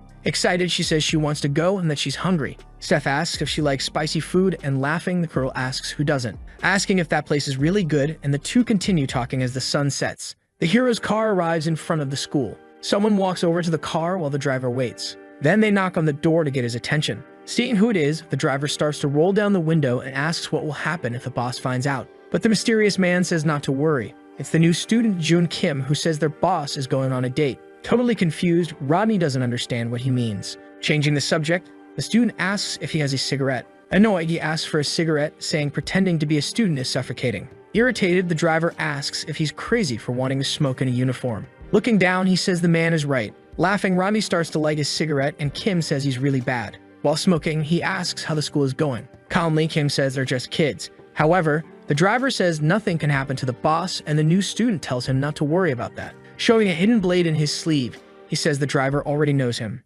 Later that night, in the boxing gym, Victor is fighting Brock. He punches while Brock defends, but quickly, the speed begins to increase. Brock continues to defend, but now with difficulty. While hitting, the blonde notices an opening and prepares to strike, landing a direct blow to the big guy's ribs, who feels a lot of pain, looking to the side. Without realizing, another blow approaches, this time near the face. With no time to react, he takes a left hook straight to the middle of his face. Victor is very focused on the fight. Brock starts having difficulty staying on his feet, which catches his opponent's attention. Confident, he asks if he really wants to continue the fight. The man remains silent. Opening his eyes, he asks if that's all he's got. Reacting to that question, the blonde becomes deeply irritated, to the point where his veins become visible. Throwing another punch, he says that Brock can't even punch properly. He continues throwing more and more punches as Brock stays on the defensive. Victor is already sweating from how much he's punching. Opening his eyes, Brock still stays defensive. Preparing for another hit, Victor says that the bully wanted to learn boxing and tells him to try hitting him. Aiming for his head, Victor tries to finish with a final blow. However, something catches his attention.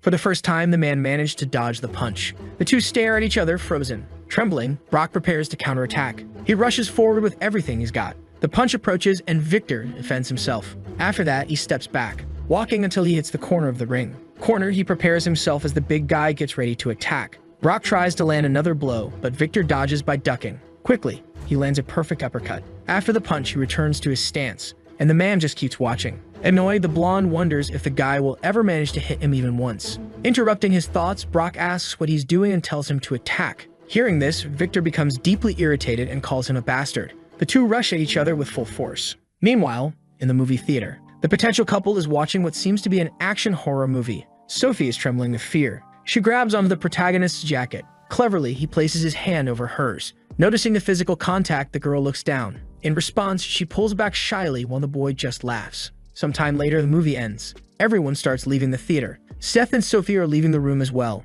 He asks if the girl liked the movie, and she says yes. In turn, the protagonist says he liked it too. Smiling, she says she's glad to hear that, and that she's heading home, but interrupting her, the new student asks if she doesn't want to grab something to eat. After the question, she seems confused, and the boy asks if it's not normal to eat after a movie, and if that's not how dates work. Stammering, Sophie asks if this is a date. Suddenly, he grabs her hand. Happily, he says he knows the perfect place. Inside the Sunshine building, they're in a restaurant. The girl starts looking around. Leaning in, she whispers, asking if the place is expensive, and smiling, the boy tells her not to worry and to eat. A waiter comes to the table, placing all the silverware and plates. She then thanks him for it. As the man walks away, the girl sighs, which leaves the boy confused. Continuing, she says she still thinks it's too much, and the boy tells her not to worry because it's free. Sophie asks what he means by that, and the boy explains that the restaurant belongs to the company, so they can eat without paying. Still not fully understanding, she asks what he's talking about, and the protagonist replies that it's complicated, but that he's richer than she thinks. After hearing this, she smiles. Intrigued, the new student asks if she thinks it's a lie. However, Sophie explains that's not it, and the boy asks why she's laughing. Embarrassed, she responds that she laughed because she got jealous when he said he's rich. Changing the subject, Seth asks when their second date will be, making the girl blush entirely. Another day on the road. A fleet of cars is heading somewhere else. Inside the car are the protagonist, his uncle, and the driver. Breaking the silence, the uncle says he'll send people to Jeju Island, explaining that the Japanese gangs must be planning something.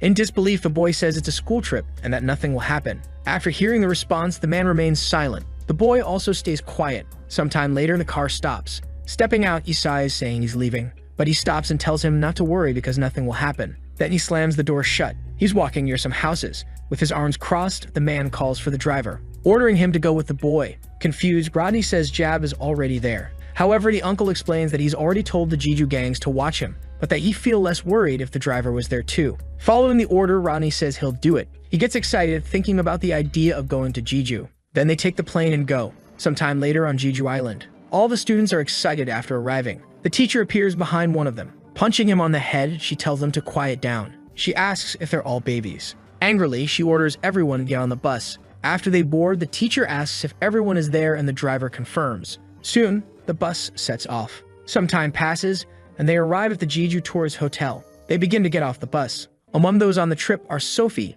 Brock, Victor, Kim, and Seth. After gathering everyone, the teacher asks if all the students have disembarked. Flipping through a sheet of paper, she mentions that the class is on the 8th floor and that their names are on the doors of their rooms, giving them 1 hour to unpack. After her explanation, the buses start to leave. Inside the hotel, the students begin searching for their rooms. The new student finds his room door. In the same room will be Seth, Victor, and Brock. And with that, the protagonist says that they make a great team. Walking down the hallway, Kim mentions that he'll be staying in the room next to the boys. Entering the room, the hero says it looks nice. Suddenly, he claims one of the beds. In the background, Victor calls out to Brock, questioning why he took the big bed. But Brock asks if he has a problem with that. The two stare at each other. An hour later at Juzing Jolly, all the students are gathered, talking among themselves. Inside the bus, the teacher tells the students to pay attention to the correct bus as there are other schools and instructs them to return by 3 p.m. At that, several students begin to board. Steph is sleeping without a care in the world. However, someone calls for him, waking him up. It's Sophie, inviting him for a walk. Grinning from ear to ear, he accepts. Meanwhile, Victor is lying on the grass, resting. But something catches his attention. It's a group of students walking by. They seem to be heading somewhere. Seeing this, Victor gets irritated, calling someone a damn Chinese and saying they look pretty strong. Brock passes by them calmly. Elsewhere, Kim is smoking, but someone taps his shoulder, catching his attention. It's the driver, Rodney. They start talking and laughing. At the same time, Seth is leaving with Sophie, walking down a staircase while chatting, but someone steps in their way. The protagonist just stares at him. It's the Chinese students that Victor had seen earlier. One of them comments that Korean girls are beautiful and invites her to hang out. Hearing this, Sophie becomes very uncomfortable. Then the guy asks why she isn't spending time with them instead of being with this weak boy. Hearing that, Seth stays silent. Irritated, he asks what they're talking about. In response, the students remain silent. Without saying a word, the boy watches them with an expression of anger. Suddenly, Sophie steps in, surprising everyone. Speaking in Chinese, she asks what they want.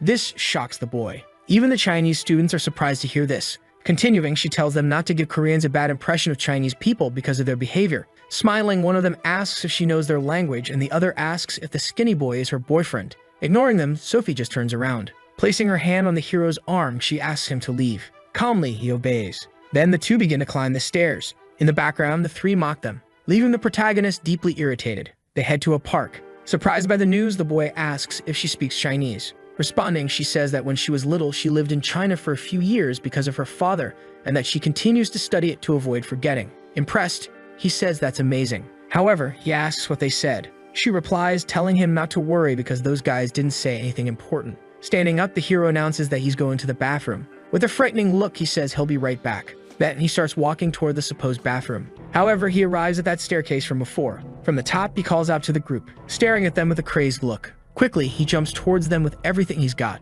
Sophie is sitting on the bench waiting. The boy returns, explaining that the bathroom was a bit far, and she says it's okay, asking what they're going to do now. Pointing to another spot, he says the view is amazing nearby and invites her to go take a picture. Soon, they head there while laughing. A man arrives at the scene surprised. Seeing his colleagues lying on the ground, he asks what happened. Approaching one of them, he punches him in the head to wake him up, asking what really happened. Nervously, the guy says a Korean boy defeated the group. Irritated, their leader asks if he's not ashamed to lose to a Korean. He continues, saying they will catch this Korean now. Looking back, he orders his henchmen to split up and find him. Nearby, two students are walking together. Suddenly, something grabs their attention. Two Chinese students arrive, kicking and asking if they were the ones who attacked their friends. As one of them prepares to strike again, his colleague says it's obviously not them and tells him to keep looking. Wandering around, they find Victor sleeping. Confident in his find, the man says there's a Korean boy right here. The group begins to approach and surround the boy. Quickly, one of them kicks him. Waking up, Victor asks what they're looking for, but the man says it's probably not him.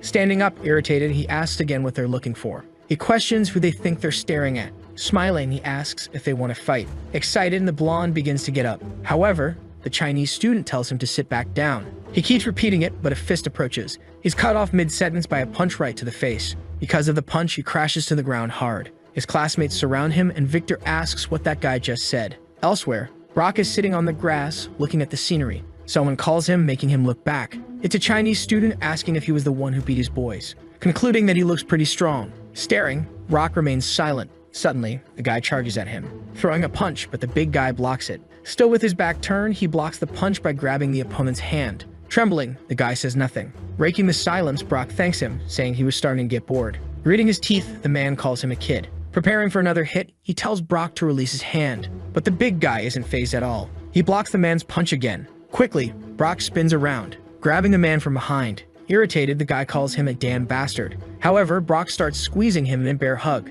He starts lifting him up with all his strength, and finally finishes him with a deadly Greek wrestling move. The Chinese students are stunned, watching the fight. Brock tells them to come at him, calling them damn bastards. A while later, several students begin heading to their respective buses. Outside, the teacher is noting down who is boarding. Several students are already on the bus, and the student who got beaten for no reason is still irritated. Seated in their spots, the future couple is laughing. Someone enters the bus, catching Seth's attention. The one who enters is actually Victor. This makes the protagonist curious.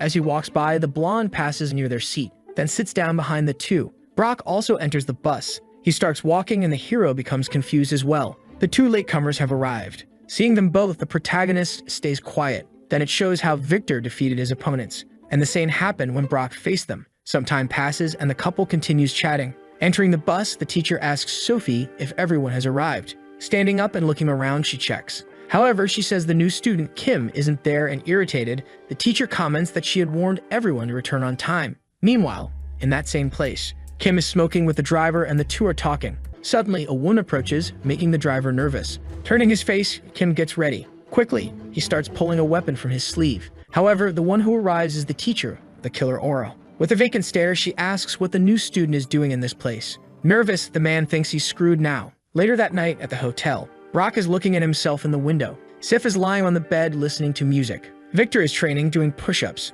Then Brock looks at the protagonist. Noticing someone is watching him, Seth removes his headphones and asks what it is. The man replies that he'll see soon enough. This leaves the boy confused, but he quickly smiles and puts his headphones back on. Elsewhere in the hotel, the driver Kim and the teacher are together. Deeply irritated, she asks about a student smoking, asking if he knows how harmful it is to smoke in his age. Then she says she thought he was a bit better than the other new student and asks where he learned such behavior. However, he shows her a card. It's the ID of a man born in 1991. Seeing this, she's shocked that he's 27 years old and says he's 3 years older than her. Sighing, he explains that he couldn't finish school due to his family situation and that he still wants to learn his age. In shock, she thinks he looked older. Suddenly, he grabs her hand. As he approaches, he asks if she can forgive him just this once. With a calm smile, he pleads, please. Embarrassed, the teacher says she will.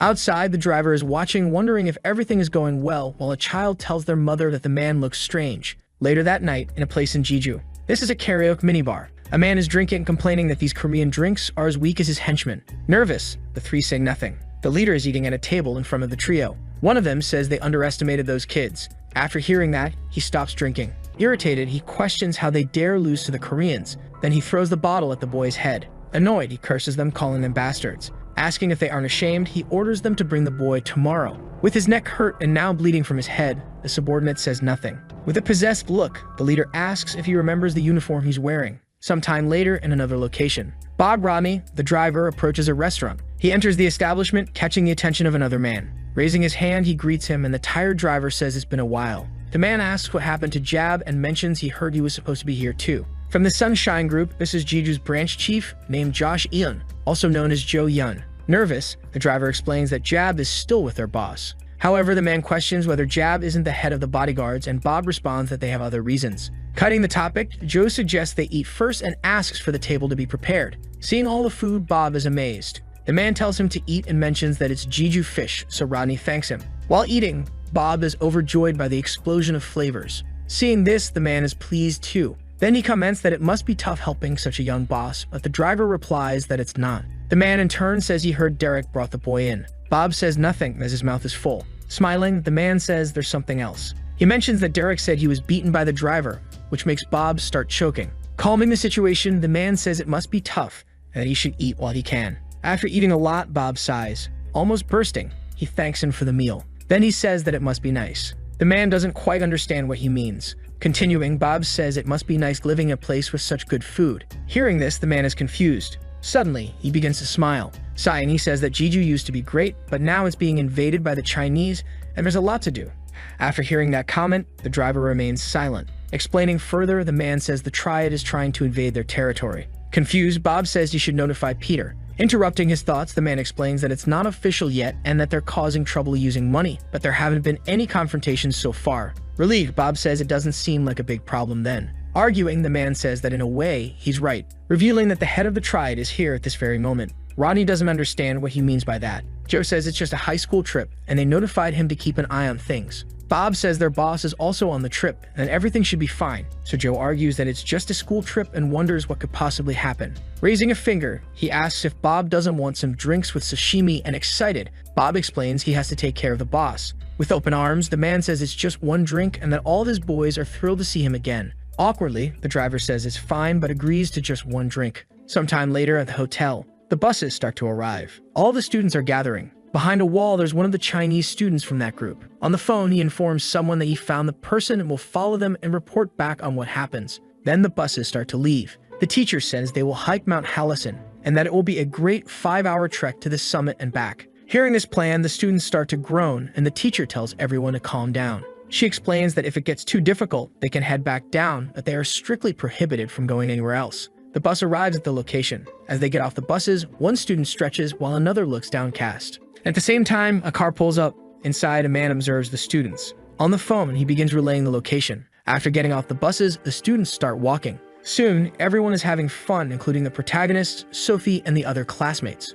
Among them, the Chinese students are also present. Victor and Brock are walking together. Suddenly, someone appears, catching their attention. It's a large group and one of them says they are here to get both of them. Seeing this, Victor becomes confused. Elsewhere on the trail, Seth and Sophie are walking and chatting. However, a man appears, catching the boys' attention. He says they need him to follow them. He explains that their boss is waiting for him. The man is with a large group as well. Annoying, Sophie asks what they want this time. The man responds that they aren't here for her and that she should stay quiet. Sophie starts to reply, but the protagonist places his hand on her shoulder, asking her to head back before him, leaving her confused. Meanwhile, the man just waits for a response. Glaring with anger, Seth says it looks like they're here for him. Speaking in Chinese, the man says he wants to get started. Seth wonders what he's saying, not understanding Chinese. The two stare at each other, and Victor prepares for the attack. He tries to throw a right punch, but the big guy quickly dodges. The blonde is shocked by his reflexes. Quickly, the man lands a direct punch to his stomach, not giving him time to dodge. The punch is strong enough to throw him back. However, he manages to prevent himself from falling, starting to feel intense pain in his abdomen. As a result, he drops to his knees and tries to call the man a bastard. But before he can finish the sentence, he collapses on the ground. This catches Brock's attention, leaving him surprised while the protagonist grows furious at the sight. Excited, the Chinese man keeps talking. This disgusts Brock. Then the new student steps forward and begins to walk. With a maniacal look, he calls the man a piece of trash. He quickly charges at the big guy, attempting a kick, but the guy ducks and dodges. The new student is surprised by his speed. He immediately repositions himself for another attack. However, a fist approaches his face. He barely manages to dodge the blow. Right after, he prepares to counterattack. But before he can act, the big guy kicks him straight in the chin. In disbelief, the protagonist realizes that the opponent is too fast for his size. After the hit, the man shows a lot of excitement, while the new student readies himself to block the next attack. Deciding to jump back, quickly the big guy throws another kick. But this time, Seth manages to block it, sending him flying back. Even so, he stands firm in the fight. Seeing that he didn't fall, the Chinese man is surprised, and the protagonist comments that he's having fun. Elsewhere, Sophie runs to the teacher. Catching her attention, she begins to explain something, leaving the woman in shock. Nearby, two people are sitting and talking. It's Kim and the driver who are smoking while chatting, but they soon notice something happening. Looking back, the driver asks what's going on. Kim responds that it seems something is happening now. With that, the driver puts out his cigarette, saying he hopes nothing serious has happened. Both of them get up and decide to check out what's going on. In the woods, the fight between Seth and the Chinese leader continues. The hero tries to throw another punch, but the opponent dodges. Next, he attempts a counterattack with an open palm, but the new student manages to dodge again. The two continue fighting intensely, but neither can land a direct hit. Brock watches the fight in shock. The Chinese students also can't believe what they're seeing, as they thought their boss would have finished the fight by now. At one point, the Chinese leader attempts another strike, but it fails this time. Seth smiles, excited as he finally sees an opening. He quickly tries another hit, but the big guy dodges again. Then he starts spinning, attempting to land a hit. His fist comes closer and closer. He strikes the opponent's head with the other hand. However, the protagonist starts laughing. This scares the big guy. He's laughing because he managed to stop the blow by grabbing the opponent's arm. With a maniacal expression, he asks if that's all he's got. Meanwhile, Kim and the driver arrive at the scene and begin observing the fight. Kim is impressed by the intensity of the battle. Bob watches and comments that the fighter is very strong. Then Kim asks if he's really a student, and Bob responds that he almost beat Peter. The man is shocked, and the driver explains that it happened 2 years ago. Nervous, the man stays silent after the response. He then looks back at the fight and comments that the situation is getting complicated. Seeing his arm being held, the Chinese leader starts cursing in his language, calling the boy a little bastard. Quickly, he frees his arm and attempts an immediate counterattack, grabbing the protagonist's wrist. With his free hand, he prepares to throw a punch. Analyzing the situation seriously, the new student gets ready to strike back, but the big guy barely manages to block it.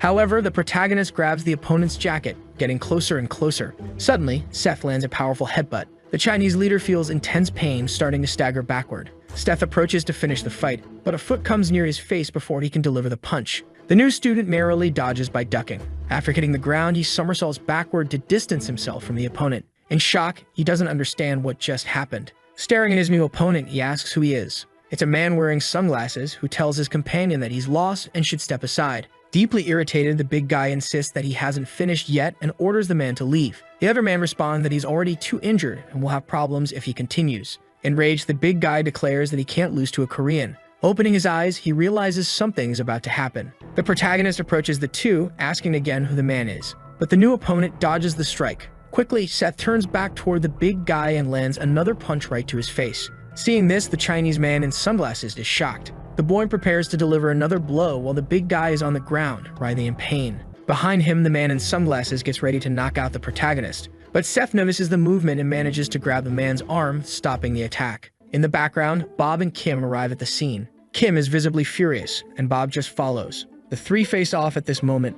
Then, the driver begins pulling something from inside his jacket. It's some kind of strange weapon. Kim also pulls a weapon from inside his sleeve as he walks toward the adversary. Confused, the man with sunglasses asks who they are. The trio is now ready for the fight. Suspicious, the new student remains silent and looks at Kim. The Chinese man with sunglasses also stays quiet. Breaking the silence, the boy says this is a mess. Annoyed, he says that the two are making it look like he lost to that bastard. He then looks at the Chinese man with hatred. The man, in turn, gets a bit nervous. Without hesitation, the boy charges at his new opponent, trying to land another punch. But the man merrily dodges again. Quickly, the protagonist grabs his ponytail with his left hand, pulling his hair hard. Then, with his free right hand, he prepares to strike, landing the punch squarely on the Chinese man's face. The blow is so strong that he starts bleeding profusely and is thrown back, crashing to the ground. After the punch, Seth stares at him. Sometime later at the Sunshine Group headquarters, the uncle and the protagonist are sitting in the room in silence. The man recalls the hero's statement about not causing any trouble, but the boy remains quiet listening. Looking back, the man reprimands Kim and Bob for not keeping an eye on the boss. Both apologize, saying they're very sorry for that. Continuing the scolding, the man comments that of all the people in the world to fight, it had to be that guy. Arguing, the boy asks if, when someone wants to hit him, he should just run away. In response, the uncle only sighs. Then he thanks the two and reflects that Joe is involved in a big mess. Sometime later, in another building, Joe is sitting in the room visibly disappointed. He stays silent, observing his two henchmen, who are completely bruised and bandaged after being beaten by the protagonist. The man in turn wonders what to do now. Deeply irritated, the big guy says in Chinese that he won't forgive them. Once again, Joe wonders what he should do. The ponytailed Chinese man declares that he won't leave the Sunshine Group alone. Completely desperate, Joe again asks himself what to do about this whole situation. Meanwhile, at Yeongjin High School, Seth is sulking, looking a bit upset. He spins the pen in his hand, sitting completely alone in the classroom. At the same time, in the boxing gym, Brock is training, hitting the punching bag. He punches harder and harder, completely focused on his boxing. In the background, someone else is training too. It's Victor, who's incredibly angry, recalling the fight he had with the big guy where he was easily defeated. Gritting his teeth, he starts having an outburst of rage. He then looks at the punching bag, directing all his frustration toward it. Determined, he continues training, more focused than ever on getting stronger. Meanwhile, back in the classroom, after finishing her lesson, the teacher announces she has some news. She informs the class that they'll have a new student as the students murmur again, and in her mind, the teacher wonders why all the new students end up in her class. Looking toward the door, she says the new student may come in. It's a new girl, and as she walks into the room, everyone is instantly captivated by her. The teacher explains that she's from Japan and that everyone should treat her with respect and kindness. Quickly, all the students, especially the boys, are enchanted by her. Introducing herself, the girl says her name is Akira. Then she looks at the protagonist with a rather suspicious smile. The boy grows very suspicious but says nothing, only observing her in return. Elsewhere, a phone starts ringing. Someone approaches to answer it. It's the leader of Santu Nikai, who, upon answering, asks how it went. The other line responds that the girl successfully entered the school. Happy, the man says to make sure she handles things quietly. He then thinks that if the boy disappears, Korea will be all theirs. Meanwhile, at Yeongjin High School, the girl is already seated at her desk and Sophie is just watching. She thinks that Akira is very beautiful and looks like a doll. The new girl is just watching something. Curious, Sophie begins to wonder what she's looking at. Then, tracing her line of sight, she realizes she's staring at the protagonist. Shocked, Sophie wonders if the new girl is already interested in Seth. Akira notices that she's being watched. Smiling sadistically, she looks back at Sophie. Sophie is incredibly uncomfortable with the situation. Quickly, she walks over to the protagonist's desk. Grabbing his arm, she asks if he wants to go to the cafeteria, explaining that they should go there and grab something delicious. This sudden suggestion confuses Seth. Then the two begin to leave the classroom. Calmly, the new girl just watches them. A car arrives at the school. Bob and Kim are sitting across from each other smoking. The driver sighs, trying to make small talk. Disheartened, Kim says they don't have much choice. He recalls when Seth got very angry about having bodyguards placed in his classroom and ordered them to be removed. Sadly, he says at least Seth can stay with the driver. Laughing, the man says it's better than being alone. Soon, the two start laughing together. Changing the subject, Kim asks if Bob knows something. This piques Bob's curiosity. He then begins explaining why he wanted to go to school so badly. Meanwhile, in the school courtyard, Akira is walking toward the couple. This startles Sophie. Smiling, Akira asks where Sophie was, saying she's been looking for her. Greeting her, she says she heard Sophie is the class president and admits she's not very used to Korea, asking if they can be friends. Sophie hesitantly agrees. Looking at the boy, Akira asks if he's her boyfriend and Sophie begins to stammer. Being completely direct, Seth says he is indeed her boyfriend. This shocks Sophie. Interested, Akira asks if that's really true. Standing up, the hero tells them to enjoy themselves and says he's leaving. However, suddenly, he stops walking. He looks back at the girl. Akira asks why he's leaving now. Seth responds that he has other things to take care of at the moment. He then starts walking away from them. Blushing and incredibly happy, Sophie thinks about what he said earlier regarding them being a couple. Later that night, at his mother's cafe, she asks what he was doing there since it's been a while since he last visited, and he responds that he was on a school trip. His mother says she already knew that. After a while, he finishes his coffee. Then Seth calls his mother over for a conversation. He mentions that today a transfer student from Japan arrived. Interested, his mother says the girl must be pretty and remarks that it's the first time he's been attracted to a girl, asking him to tell her who he's interested in. Dodging the question, the boy says that's not it. He adds that there's something strange about the girl. Curious, his mother asks what that might be. Reluctantly, the new student begins to reveal that the girl gives off the same vibe as his mother. This leaves the woman both surprised and uncomfortable. The protagonist begins to question if it's just his imagination. Looking to the side, his mother remains silent, visibly irritated. Back at school, someone opens the door to the rooftop. It's Akira, who is there silently observing something. She begins to wonder how she should get rid of him. Sensing something strange, Seth looks up. However, he doesn't see anything at all. Realizing she could be spotted, Akira quickly runs, completely leaving the protagonist's line of sight. She smiles, thinking that he's not entirely useless. Lifting her skirt, she reveals several hidden weapons. Then she tosses 2 thigh straps to the ground. Approaching them, she begins to pull out a weapon. It's some sort of bizarre needle. With a terrifying look, she mutters that maybe she can explore a bit of Korea if she finishes this mission quickly. Suddenly, someone appears in the background saying the lineage continues, startling Akira. The woman says that if Akira leaves now, she'll pretend nothing happened. Seth's mother asks the girl what she thinks of that offer. Quickly, Akira turns around. She throws her needle toward the woman.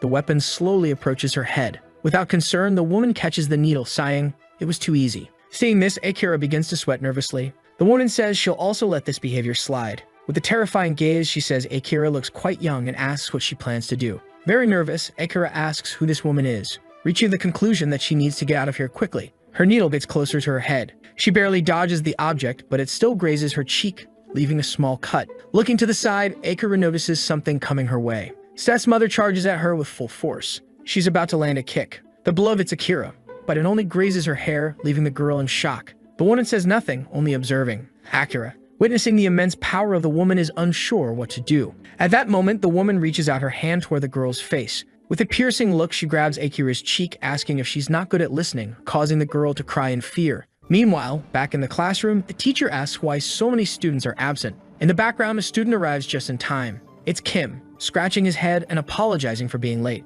The teacher, a bit embarrassed, tells him to take his seat. She continues addressing the class, saying they're going to have another fun day. Stith is surprised to see Kim. Quickly, he grows irritated as well. The two stand face to face in the school courtyard. The boy says he told his uncle he didn't want Kim coming back to the school. But Kim apologizes, explaining that he asked Seth's uncle for permission to return to school. This response leaves the boy confused. The man explains that he genuinely wants to attend school. As he begins to kneel, he says Seth's uncle asked him to seek permission from the boy, but Seth stops him from kneeling, telling him to just stay out of his way. This surprises his subordinate. Seth continues, explaining that he doesn't want a bodyguard, but a friend. Lowering his head, Kim says thank you. However, Seth grabs his jacket, telling him that if he's going to be so formal, he should disappear. Nervous, the man begins to sweat profusely. Then the boy tells him to relax. After the conversation, Seth begins walking away. The man just watches and eventually smiles. Back on the rooftop, Akira is very nervous. She starts to look behind her. The woman tells her not to even think about running. With a chilling aura, she orders Akira to take her to the leader right now. In the classroom, the teacher is explaining the lesson. In the back, the boy is just trying to catch some sleep. Later, he lifts his head. Bored out of his mind, the time slowly passes. The teachers switch and the lesson continues. Finally, the day comes to an end. Seth is exhausted from the monotonous routine. He stands up to finally leave. In the background, Sophie watches him, worried about how he's acting. Outside, the protagonist heads toward his car. Bob welcomes his boss, asking where he'd like to go, and the boss responds that he wants to head to his mother's cafe. Sometime later, they arrive at the location. However, Seth sees something that leaves him slightly confused. It's a sign saying the cafe is closed due to personal reasons.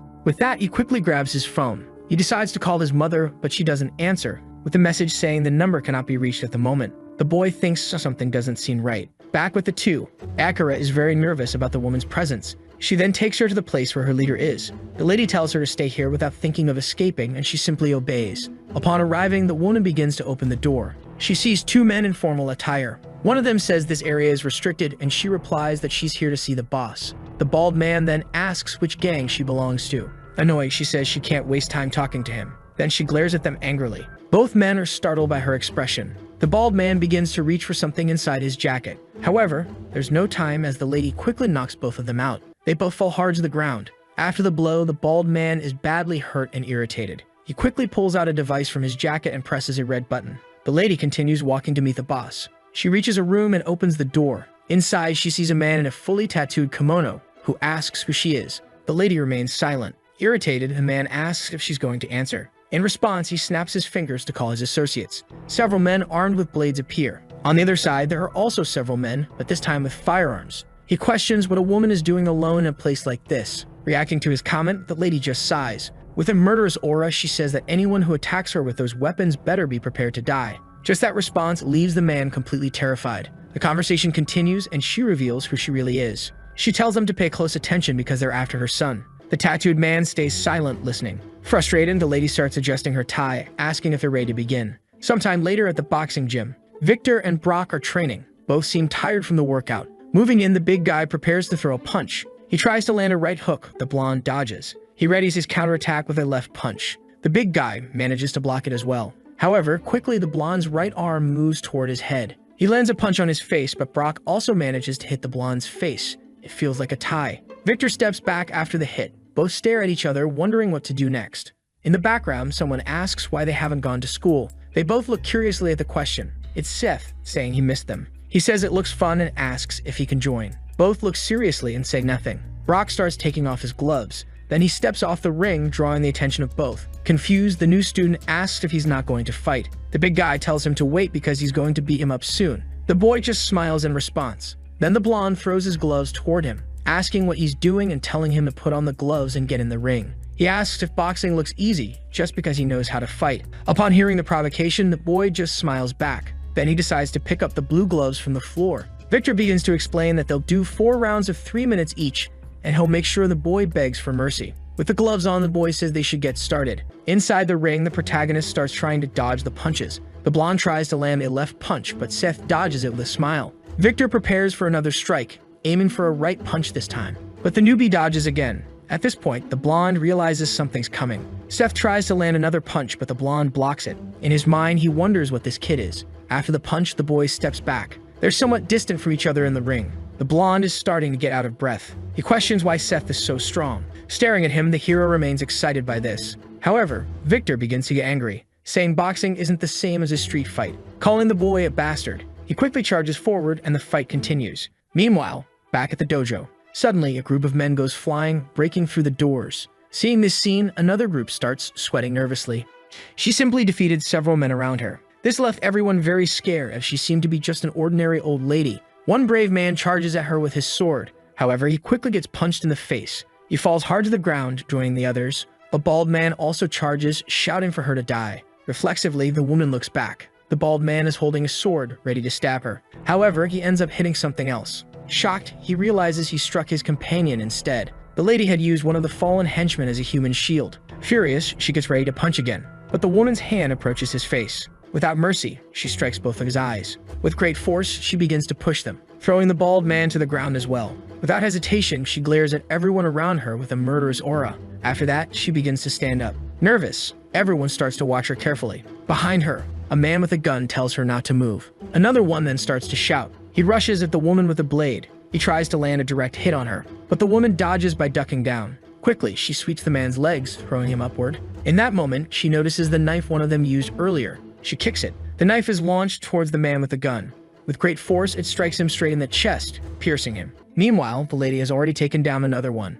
With one hand, she grabs his sword, delivering the fatal blow to another opponent, or defeating them with just one sword strike. She is now covered in blood, but still doesn't say a word, looking down at the body of the man she just defeated. After all this humiliation, she finally speaks. Just by opening her mouth, everyone around her becomes terrified. With a murderous aura, she says she will slit the throat of anyone who tries to stop her. Elsewhere, two men are talking. The blonde man questions why they aren't having a drink. In response, the other says the ambassador has no reason to drink with a prosecutor. However, the man says they've been friends since university, and that good friends can share a drink. But the other tells him not to say nonsense and asks what the real reason for the visit is. Then he asks if Sophie hasn't told him. He explains that it's about his school as he placed his brother in charge, and the thieves took it from him. However, the man responds that there's nothing illegal about that. Irritated, the blonde man asks if he's saying they should leave things as they are. However, his friend asks what he wants. In a fit of rage, the blonde man says he wants everyone to know who they messed with. The prosecutor responds that there's nothing illegal about the Sunshine Company, and that even if they investigate, they won't find anything. The other laughs, saying they're a group of gangsters, and that they'll know their place once they find someone stronger. Then the prosecutor says they won't find anyone willing to go against the Sunshine Group, and the ambassador responds that maybe not in Korea, but he sent his brother to Japan to clean up the mess. Hearing this, the man remains silent. Soon after, the ambassador continues, saying that it must be the biggest gang in Japan. Confused and irritated, the man asks what he's trying to do. Excited, he responds that he doesn't want to make it a big problem, and that he just wants to get rid of a few people. Then the other starts to rise from the table, saying he follows the law. As he leaves, he comments that he'll pretend he didn't hear any of this. Hearing that, the ambassador starts to get very angry. Cursing him, he says that he made him a public prosecutor, and that this is how he repays him. Back at the dojo, the massacre is over. The lady is somewhat relieved after all of this, even defeating a tattooed man who was covered in scars. Sitting in front of the painting of Japan, the old man just watches, asking what is happening. Confused, he wonders who this woman is. His eyes widen as he sees something coming.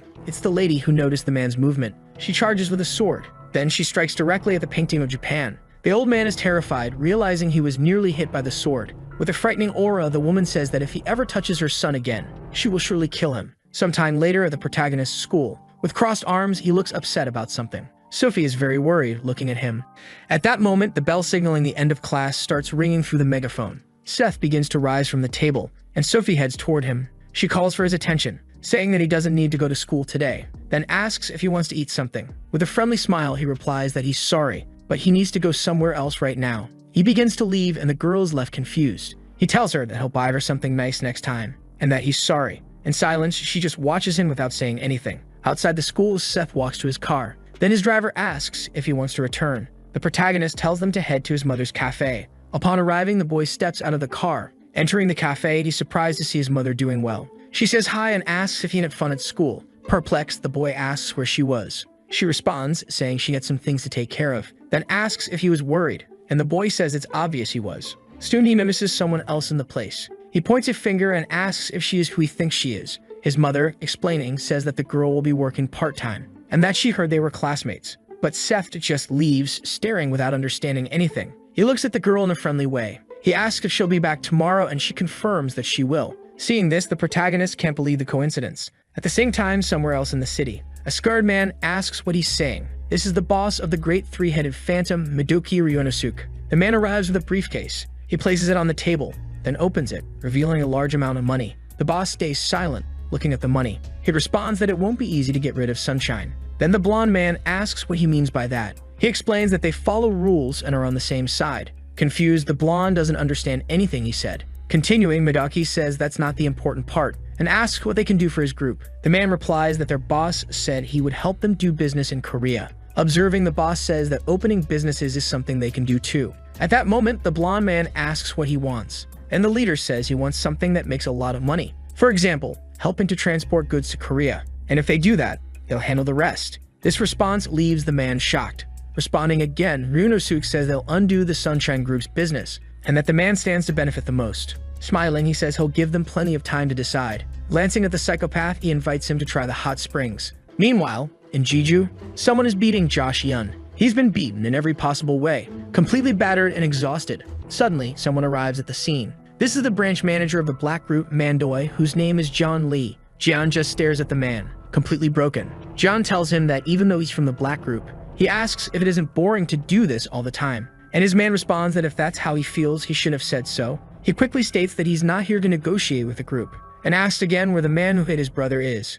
At night, at the Sunshine Group, inside the president's office, the uncle is watching. He seems somewhat thoughtful. Suddenly, the phone starts ringing. He goes to it and picks it up. Answering, Joey starts to contact him. At that moment, the uncle is surprised by the call, lying on the ground being held by a bald man. He begins to speak. One of the men from the group takes Joey's phone, then orders them to bring the man who hit his brother, because if they don't, they'll destroy the group. Hearing this, the uncle starts to get angry. He then asks who is speaking on the other side of the line. The man says he's the leader of the Mandoa's group, named John Lee. In response, the uncle says that from now on, if he dares to lay a hand on Joey, he won't leave Korea alive. Hearing this, the man asks what he's talking about. At the same time, a little bird perches on a tree near the school. Seth watches calmly. Few people have arrived in the classroom so far. Opening the door, Akira enters the classroom. Looking at the protagonist, he suddenly stands up from his desk, walking in her direction. As he approaches the girl, he says he needs to talk to her. They both start climbing the stairs. Meanwhile, Sophie follows them, because it's Seth and Akira, and she asks where the two are going. She is hiding behind the door leading to the rooftop. Peeking through the crack, she says she shouldn't be following them. Annoyed, he asks what she's looking for. Nervous, Akira questions what he means by that. The protagonist explains that it's strange and asks how she ended up at his mother's cafe. The girl replies that it just happened. Not believing her, he asks if he looks like an idiot, asking what relationship she has with his mother. Cornered, she says nothing. And that alone irritates the protagonist a lot. Trembling all over, the girl begins to answer. Crying, she says it's because his mother is causing trouble. Still peeking through the cracks, Sophie is shocked. Besides her, the hero himself is also in shock. Appearing on the rooftop, Sophie calls out to the boy. When he sees who's there, he's also very confused. Meanwhile, back at the dojo, Rigo arrives and opens the door. He wonders why no one is guarding the gang's entrance. Then he opens the door, calling for Ryujin. But he's shocked when he sees. Sitting on the ground, the old man is silent. As he walks in, the man asks what happened. Smiling, the old man questions what he's doing here. Ryunosuke responds that he has a favor to ask of the Chan gang, because they need to get rid of Sunshine. Sweating and nervous, the old man responds that not here. This response leaves the man very confused. Trembling with fear, the old man tells him to do whatever he wants, because they've finished with them. Annoyed by the response, Miduk just stays silent. At the school headquarters, all the students are leaving. Sophie walks calmly. However, she comes across something that catches her attention. It's the captains and club leaders who want to recruit. The captain of the Taro Kendo Club, the head of the Judo Club, Sam Choi, the head of the wrestling club, Damien Cha, and the head of the Kendo Club, Scott Choi. Irritated, he asks what they want. Yu calls him arrogant, telling him to just be quiet and follow. Hearing this response, the protagonist starts laughing. Then a guy with a crazy expression. Watching everything from the window is Jason, the student council president. Deeply irritated, he asks if the protagonist thinks he'll let things stay like this. Sometime later, inside the gym, even surrounded by the four captains, the protagonist remains calm, asking what they want. Annoyed, Gabe calls him an arrogant bastard. Bothered by the comment, Seth asks why he's being called arrogant and asks if he did something. In response, the man says he has a big mouth and is acting arrogant just because he beat Brock. Entering the conversation, Sam Choi says things are quite complicated and that the upperclassmen hold grudges against the new student. With crossed arms, he reveals that there are rumors the upperclassmen are very scared. Unfazed, the boy asks if they're all going to gang up and fight. This makes you even more irritated, asking how the newbie dares speak to a superior like that. Changing his expression, he says he's warning them. If they keep bothering him, he warns that he might kill their superiors. He calls him a bastard. Suddenly, Scott steps in, telling his companion to wait. At this point, the protagonist is already annoyed. Smiling, the head of the Kendo group says they won't attack together because they're not bad guys, suggesting that the newbie face him first. In response, the hero says nothing. But soon after, he's already on the mat. Scott says it's not safe to fight barehanded, saying the boy should understand that. With his hands in his pockets, the boy says it's fine because it's not the first time he's fought like this. Hearing this, Scott asks what he means. Deeply irritated, he states that the boy is truly arrogant. Suddenly, the leader charges at him.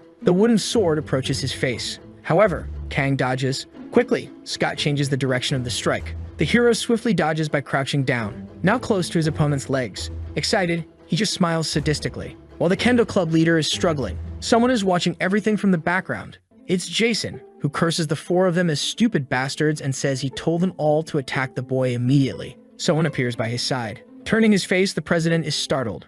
Looking at Kim, he asks who he is. With arms crossed, Bob says this is the gym where the boss was, and that scares Jason. Continuing the conversation, Kim says that fights are always fun to watch. Confused, Jason starts to get even more irritated. Back to the previous fight. Kang manages to land a solid punch on his opponent, strong enough to break the wooden sword. After the hit, the opponent begins to fall. At that moment, the newbie senses someone coming.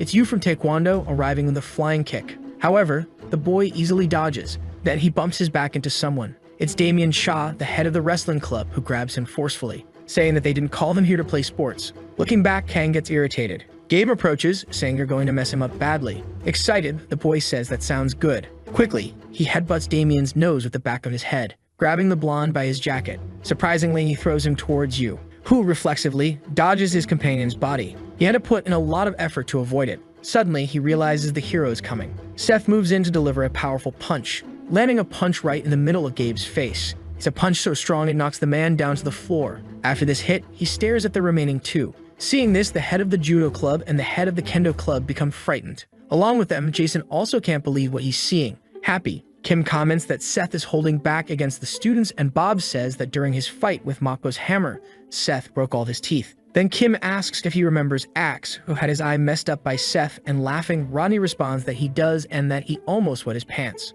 Laughing hard, he says the boy basically destroyed Axe, and that he was just a bit smaller at that time. Recalling the story, Kim mentions that Axe used knives, but even that wasn't enough to win. Bob says he would have had to choose the right weapon, which surprises his colleague. While listening to everything, Kim begins to sweat. The student council president has a defeated expression on his face. Gabe Yu has been completely defeated. Seth looks down at his opponent.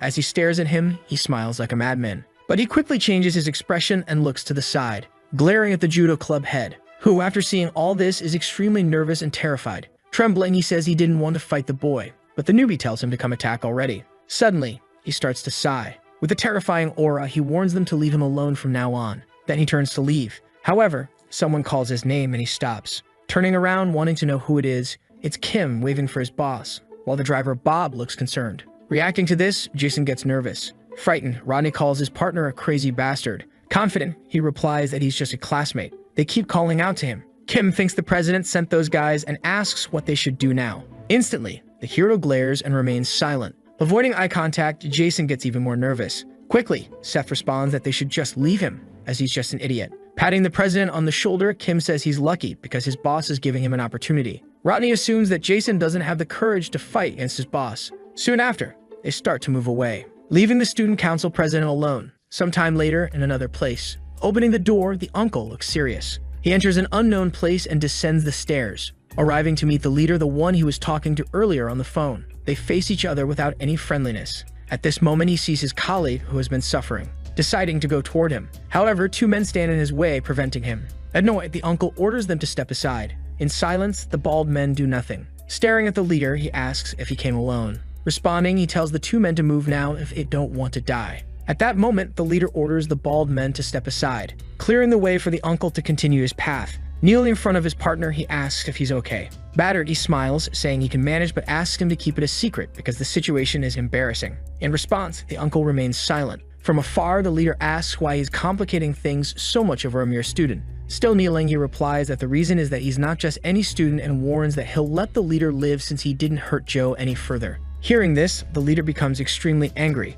As he stands up, the uncle says that his courtesy toward the Black Mandoa's group ends right here. In turn, the man says that Sunshine is big in Korea, but it's a small company compared to the rest of the world. At that moment, the uncle asks if he got permission from his boss and if he knows what kind of company Sunshine is. Very irritated, the man responds that this is a personal matter. However, the uncle tells him to ask his boss and says that if he wants a war, then he will get one with pleasure. Raising his voice, the leader states that he came to take the boy who beat his brother and asks why he's complicating things. Taking off his glasses, the uncle comments that the boy he's referring to is the same one who left his face like this. Seeing his opponent's face, the man is surprised. In fury, he says that if the uncle wants to meet the boy, he must beat him first. Curious, the man stays silent. Concluding, the uncle says that if he loses, he'll go home and never return to this place. Breaking the silence, the man lets out a laugh. Expressing anger, he says he'll also set a condition. Then he calls out to the bald twins, Jay and Ho. He explains that if the uncle defeats both of them, then he'll fight. Still without his glasses, the uncle remains silent, staring at them.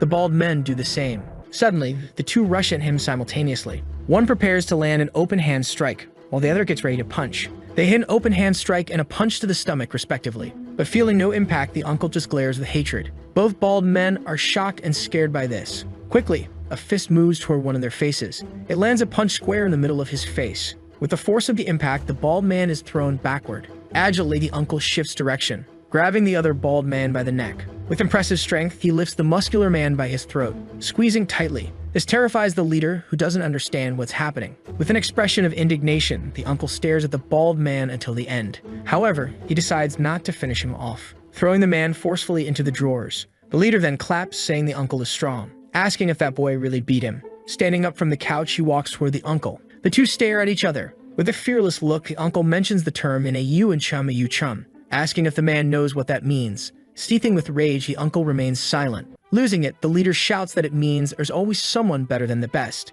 Suddenly, he charges at his opponent, delivering an elbow strike, strong enough to push the large man backward. Pleased with the result, the leader laughs. However, he quickly realizes something is wrong. Seeing that his opponent is still standing, mocking, the uncle asks if that's all he's got. Surprised, the man wonders how the hit didn't even hurt. Then the uncle questions the saying better than the best, saying that's what they call a frog in a well. Suddenly, someone yells for them to stop. Both fall into complete silence. A man walks up to the two who are fighting. He respectfully greets the uncle, saying his boss sends his regards. Irritated, the leader asks why he's there. At that moment, the Chinese man Chun starts whispering. After hearing him, the leader gets even more irritated. Apologizing, the man asks for the uncle's forgiveness, and if permitted, they would like to leave, explaining that their boss will want to compensate for this incident. However, the man from Sunshine remains silent without responding. Changing the subject, the uncle says they won't be leaving now. As he exits, the leader makes it clear that he'll be back. The uncle then says that next time he comes, he'll kill him, and tells him to deliver that message to his boss. Leaving the scene, the man is extremely irritated by the response. Sometime later at the protagonist's house, he is sleeping deeply. However, his phone starts ringing, waking him up. Still tired, he decides to answer. It's Sophie calling, asking if he wants to hang out, inviting him to go see a movie together. The protagonist quickly accepts, asking if it's right now. She says no because it's still early and suggests 1 o'clock in the afternoon. Very happy, the newbie smiles, saying that sounds great. At the same time, on a highway bus, the hero's mother is reading a book during the trip. Arriving at her destination, the bus stops. Looking back, she tells Kira to hurry up, and the woman comes carrying a suitcase. The girl is still trembling and very nervous. The two women begin to climb a hill, with Kira still carrying her rolling suitcase. Then she sees a snake and gets very scared. The old woman sighs, clearly exhausted. They continue walking through this kind of forest. However, they start to see something. After finishing their climb, they come across a dojo. Kira is exhausted from carrying her suitcase throughout the entire walk. Upon arriving at the place, the older woman begins to open the door. An old man is sitting and looks surprised.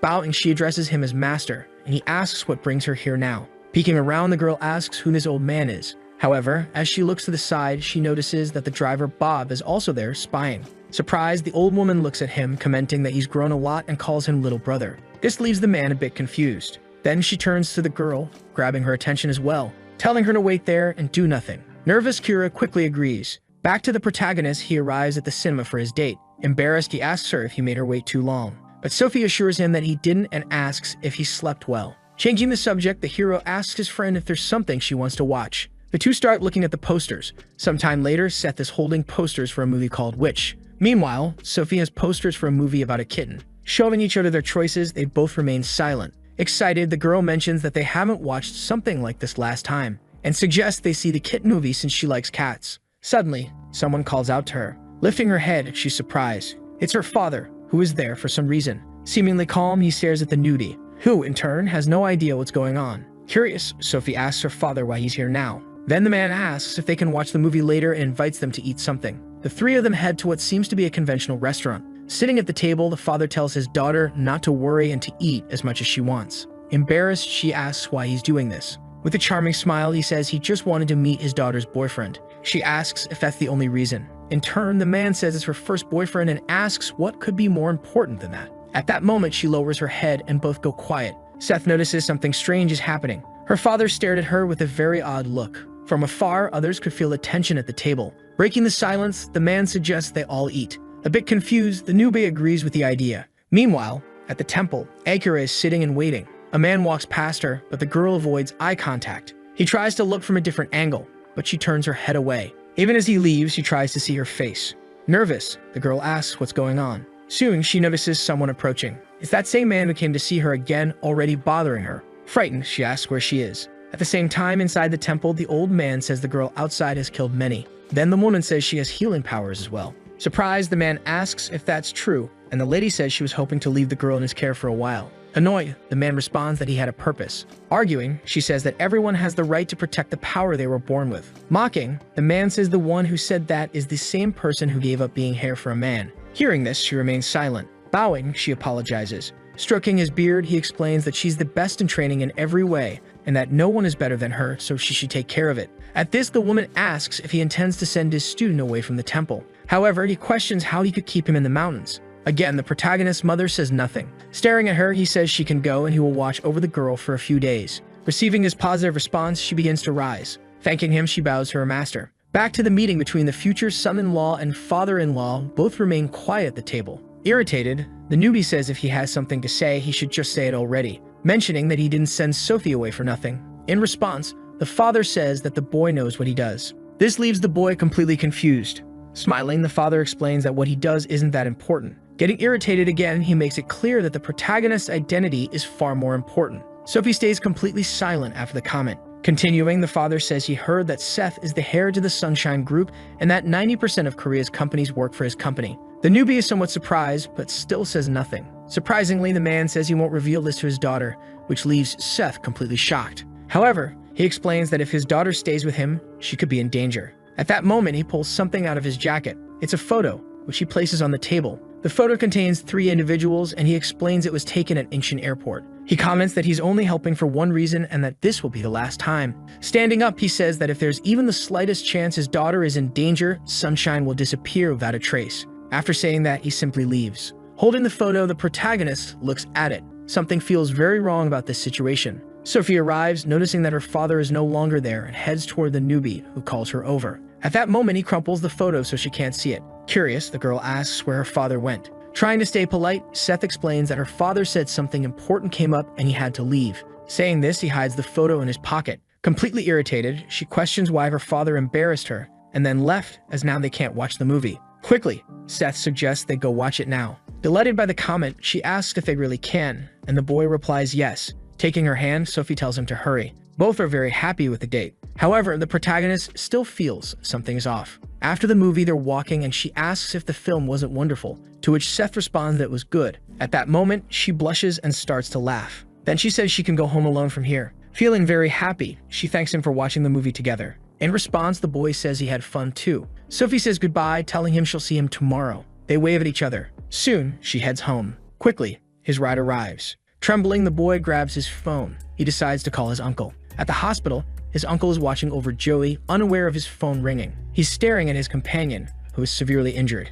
However, it's impossible to see his reaction because of his sunglasses. The call goes unanswered. Frustrated, the boy calls for his driver. Throwing the crumpled photo to him, he asks him to identify who the people are. With great skill, Bob catches the photo, opening it and smoothing it out. Upon seeing the picture, he is startled and shocked. Not understanding, Seth asks if he recognizes these people. Bob confirms that he does.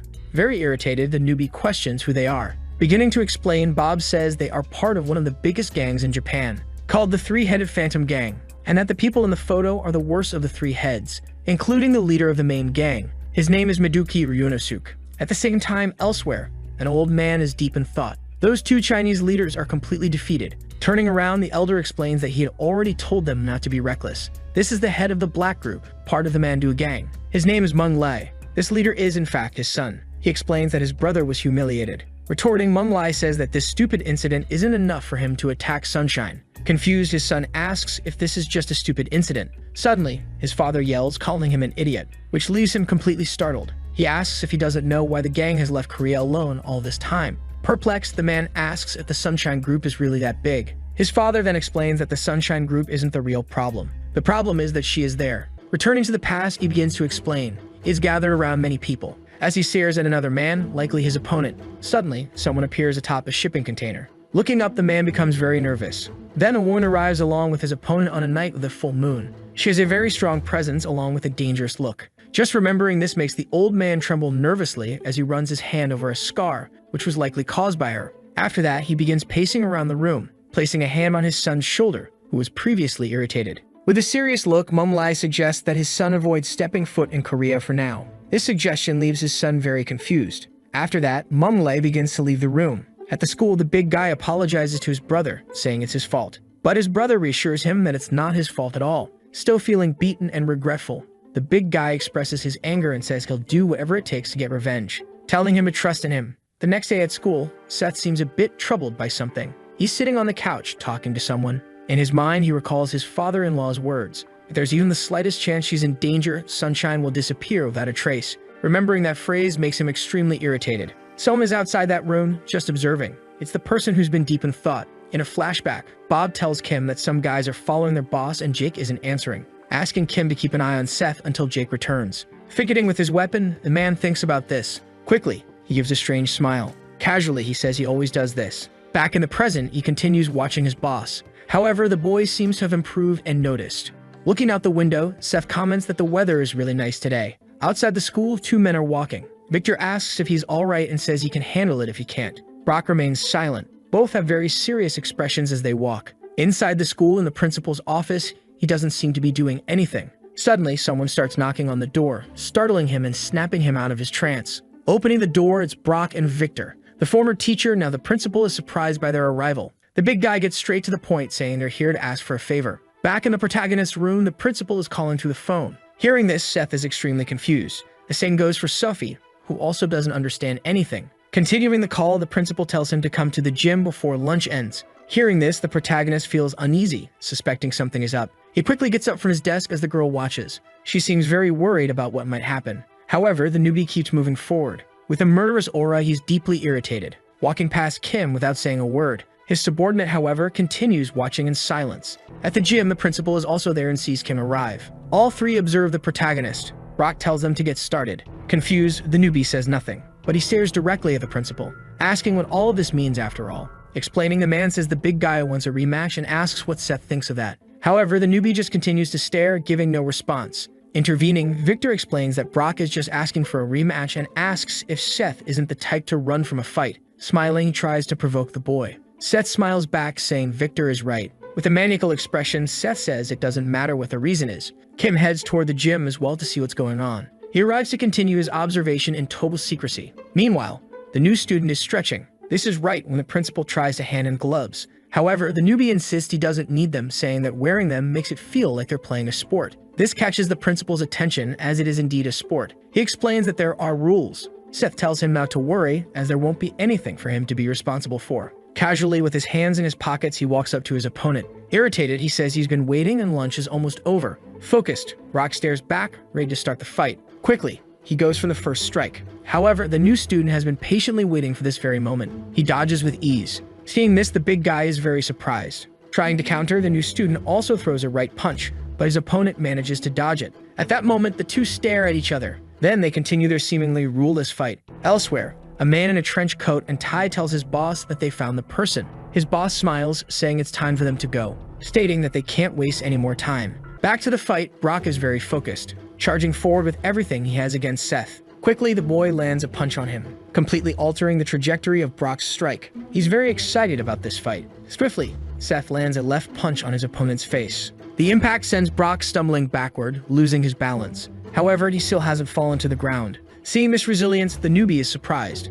A clenched fist approaches him. Brock attempts a downward punch, trying to hit him, but the newbie manages to dodge. The two are in a somewhat balanced fight. Nervously, the principal continues analyzing the fight. He remarks that Brock is indeed strong. Recalling the time when Brock was a first-year student, he managed to defeat all the upperclassmen who came to challenge him. However, the principal grows even more nervous as he thinks about Seth Kang, wondering who the hell he is. Both prepare to throw their next punches. The big guy tries to land a punch, but it's dodged. Seth tries to hit Brock's head, but it's also dodged. With his left hand close to his face, he stares at his opponent. Suddenly, Seth readies his right hand for a punch. Alarmed, Brock notices the movement and tries to do something to defend himself. Kang lands a punch with his left arm, but Brock manages to defend and block it just in time. While blocking, Brock simply observes him. His opponent has a psychotic expression on his face. Suddenly, the bell rings, catching the former teacher's attention. However, Kang continues throwing punches while Brock blocks. Seth is clearly excited by the fight. Intervening, the principal tells them to stop immediately, explaining that lunch is over and they should finish after class. However, Seth doesn't like that idea at all. They lock eyes and Brock is visibly exhausted. Turning away, the newbie begins to leave. Then he calls out to Brock with a smile and says that he'll hear from him soon. This statement leaves Brock shaken. In the background, Victor silently observes their fight. Though quiet, he's certainly nervous about what he's seen. Elsewhere, a man with a scar on his face is on the phone, saying that they're ready. On the other end of the line, the person says they'll take care of the rest, so there's no need to worry. Once it's done, they'll be generously rewarded. The gangster says it's time to get to work. He's sitting in the backseat, with his driver accompanying him. He's in a black car that looks a lot like the protagonist's. However, behind him is a fleet of buses. Holding a cigarette, he says they need to finish this job as quickly as possible. Sometime later at Incheon Airport, the defeated leader starts leaving, accompanied by his brother, who got beaten earlier, along with his brother's henchman, who also took a beating on the same occasion.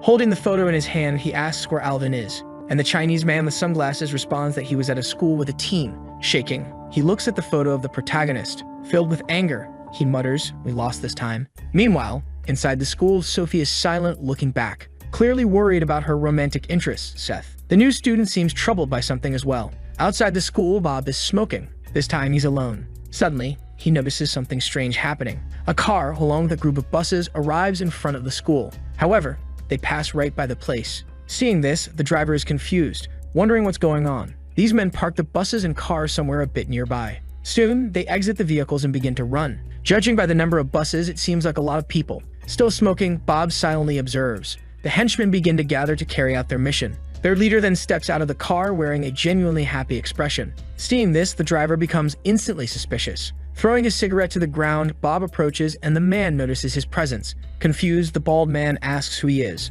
but Ronnie remains silent. He stands face to face with the bald man along with many other henchmen behind him. Opening his mouth, Ronnie says, "Open up." Perplexed, the man asks what he's talking about. Quickly, the driver moves closer, grabbing the henchman by the shoulder. With a serene and calm expression, he begins pulling the man by his jacket, attempting to slam his head into the fence. The henchman begins to get nervous. Suddenly, Bob pulls something out of his pocket. It seems to be that odd weapon. Instantly, he readies his weapon for the fight. With his demeanor completely changing, he stares down the bald man. With great courage, he decides to leap forward, aiming to clear the fence entirely. While in midair, he ends up hitting his foot on the fence. Realizing this, he becomes anxious, falling headfirst onto the ground. The henchman ends up sprawled in the same way as the man. As he gets up, he complains about the pain and grabs his phone. Kim hears the sound of a notification. Kim grabs his phone to check the message. When he sees the screen, he's very surprised. It's a message from his boss's driver, informing him that they've arrived. Surprisingly, Kim stands up abruptly, making noise. Nervous, the teacher doesn't understand what's happening. With a calm and seductive smile, Kim explains that he needs to go to the bathroom. In the background, the teacher says it's fine. Irritated, he keeps walking without saying another word. Stiff, not Nave, begins to suspect something. At the same time, in the school gym, Victor tells Brock that he's going to lose. However, the big guy remains silent, not responding. Continuing, the blonde tells him to step down this time and that he can train more with him. Hearing this, Brock gets very irritated. Saying no, he insists he hasn't tried everything yet, which confuses his colleague. Continuing his explanation, Brock says his specialty is wrestling, and concludes that from now on, he'll fight his way. Out of nowhere, someone kicks the door down. Both are surprised and frightened by the scene. The man who broke the door walks into the gym, carrying a baseball bat, accompanied by several other henchmen. Thinking about it, Brock and Victor just watch angrily. The man gets their attention. Showing them a photo of Seth with Sophie, he asks if this boy is here. The man next to him says that obviously Seth isn't here and suggests they search elsewhere, and offers a reward of 10,000 for whoever finds him. The man agrees and they start to leave. However, one of the students calls out. Turning around, the man asks what they want. Brock asks why they're looking for that boy. Confused, the man with the Vegeta-like hairstyle doesn't understand the question either. Looking to pick a fight, Victor and Brock move toward the men. The henchmen are searching all over the school for the newbie. Many of them are gathering on the first floor. They begin splitting into smaller groups to make the search more efficient. One of the groups starts heading toward a staircase. However, someone shows up to block their path. It's Kim, the now loyal subordinate and friend. Annoyed, he asks what the three-headed phantom gang is doing here. One of the bald men asks who he is. Without hesitation, he replies that he's from Sunshine. Suddenly, Kim leaps into the air. Clearing all the steps in one bound, he lands in front of the henchmen. They're standing very close to each other. Kim comments that he could get expelled from school for this. Quickly, he stabs one of the bald men in the stomach with a knife. Then he gets ready to strike again. Without any mercy, he lands multiple stabs with his weapon. After all the strikes, several men fall to the ground. A flood of blood follows, terrifying those nearby. Kim declares that thanks to them, he'll be expelled from school. In the classroom, the teacher is explaining how to properly translate sentences. Seth is sitting with his eyes closed, listening to side conversations. Sensing that something's wrong, he becomes restless. In the principal's office, the man is slacking off once again. Suddenly, someone kicks the door wide open, startling the man. With a smile on his face, the mobster asks if he's the new principal. Walking into the room with his entire gang, he says it's a pleasure to meet him. In shock, the principal stands up, asking who they are. Taking charge of the situation, one of the henchmen steps forward. Quickly, he appears behind the principal as if he teleported. With one hand, he forces the principal back into his chair. Nervous, the former teacher simply stares, not understanding what's going on. However, the mobster pulls a photo from his pocket to explain everything, demanding that the principal bring this boy immediately. It's a photo of Seth Kang. Confused, the principal repeats the new student's name. The mobster confirms it's him, ordering that they bring him or else he'll die.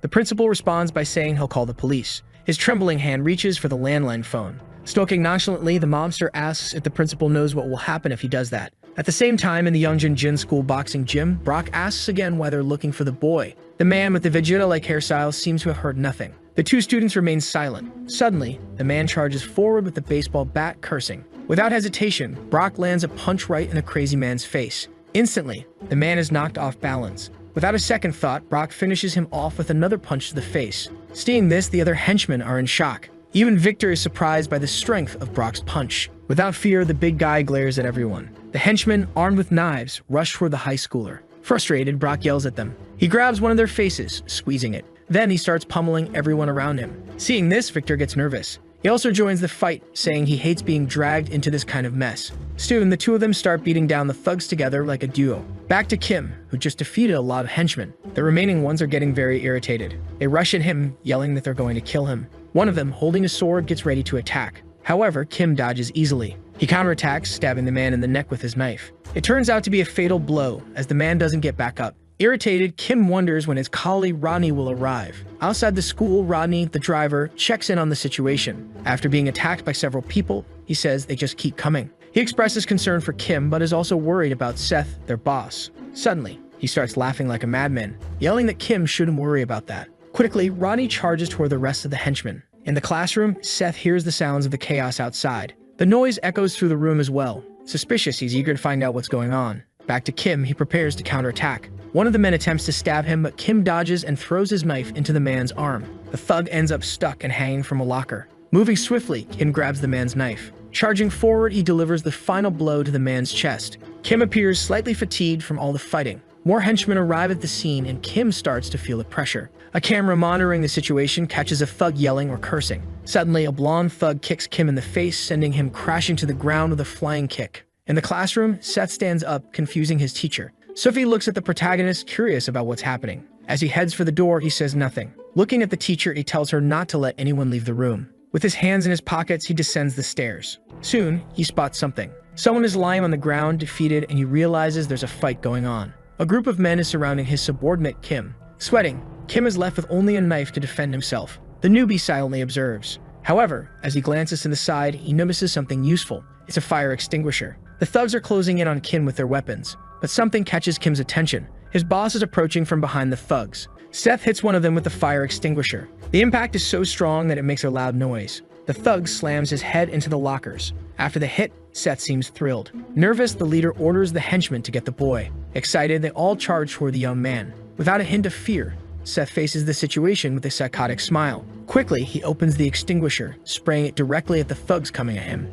As they can't see anything, he takes advantage of the situation, throwing the extinguisher into the middle of the smoke. Excited, he decides to jump into the fog. With the smoke covering everything, he starts beating everyone down. Without anyone noticing, he slips out of the smoke, heading straight for the leader of the operation, grabbing him by the head with force. He prepares to slam him to the ground with all his strength. It appears to be a total knockout. Seeing this, his subordinate Kim is shocked. Annoyed by the situation, the newbie sighs. He calls for the principal and the man dials the police, asking what the emergency is. He explains that the school is under attack by gangsters. He says the school building is full of mobsters. Panicking, he asks if they can come quickly. Hearing all this, the mobster stares at him. However, the police operator starts explaining, saying that due to the election ceremony, there aren't enough officers available. Continuing, the operator says they'll send the closest police agents as soon as possible. They hang up on the principal, who's left in shock, repeatedly saying hello. His trembling hand realizes he's in serious trouble now. Chip, the mobster, simply smiles at him. Suddenly, one of his subordinates calls out,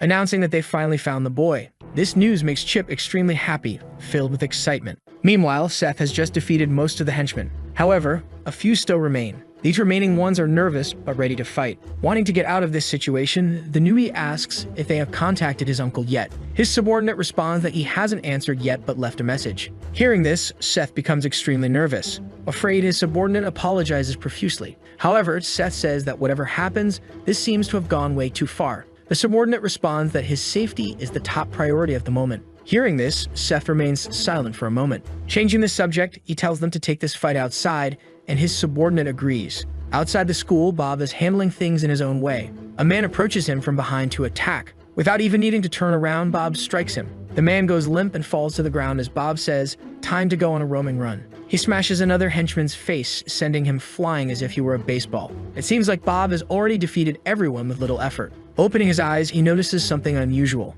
His boss, Seth, and Kim are fighting other henchmen along the way. Seeing this, the driver is shocked and surprised. Excited, he sees Kim smiling while their boss remains completely serious and silent. As they walk down the corridor, someone approaches the trio. It's Brock and Victor, who have also taken down all the henchmen in the gym. Annoyed, Seth tells them to stay out of this. Sweating, the blonde doesn't care much. Brock comments that it seems a little too late for that. This leaves the protagonist even more irritated. Walking through the school corridor, a new figure appears, questioning why all the boys are on the ground. He approaches the group of students, commenting that they seem careless. He notes that they're ruining the gang's reputation. Seeing this man, the newbie realizes it's Miduki Inosuke. He must be one of the 3 leaders of the 3-headed Phantom Gang, which is the largest gang in Japan. Seth asks what Inosuke wants. Excited, the mobster asks if Seth thinks he came to play. Inosuke declares that he needs to at least take the head of the Sunshine Group here. Furious, Seth tells him to come and try. However, his subordinates step forward to protect him. At this, the Mafia leader calls for Kyle. He introduces Kyle as the #1 fighter in all of Japan.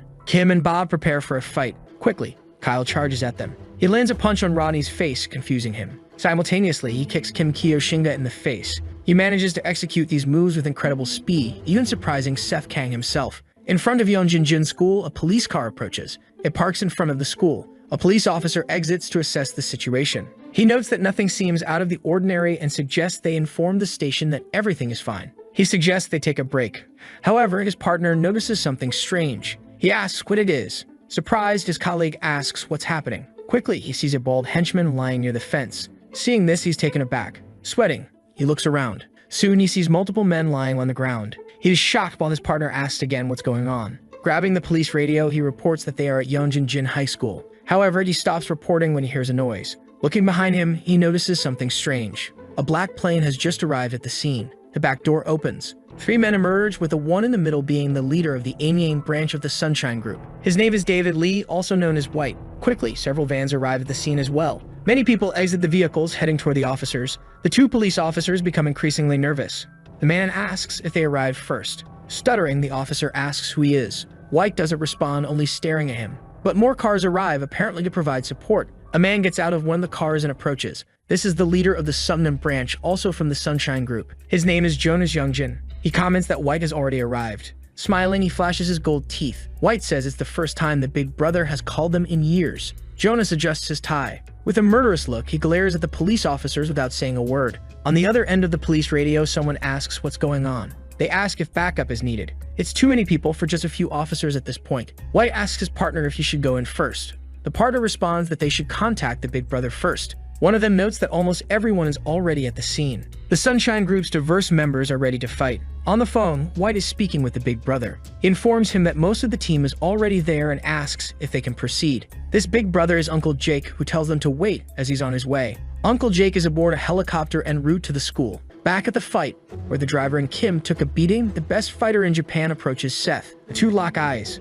In the background, Seth's subordinates call the guy a bastard. The fighter looks back, giving him his attention. Irritated, they ask him who he thinks he is. However, their boss shouts their names. Startled by his shouting, they quiet down. Smiling, Seth tells them not to interfere. He's going to deal with this fighter now. The half-bald man prepares to fight. Excited, the newbie tells him to come at him. Quickly, the fighter's hand moves towards Seth without him even realizing. It's close, but Seth manages to dodge, only grazing his cheek. Realizing how fast he is, Seth's expression becomes serious as he repositions himself, preparing for the next strike. The fighter tries another attack, but Seth dodges again. Despite trying various attacks, the fighter doesn't give up. Meanwhile, Seth continues to dodge, but with great difficulty. Surprised, Victor comments on how fast the man is. He wonders how Seth can avoid all those strikes. Brock watches the fight silently. Kim and Rodney, though beaten, aren't nervous because they trust their boss. In the classroom, the students watch the fight unfold. The teacher tells them to stop and get back to work. One student is recording everything while another says that the police are also on the scene.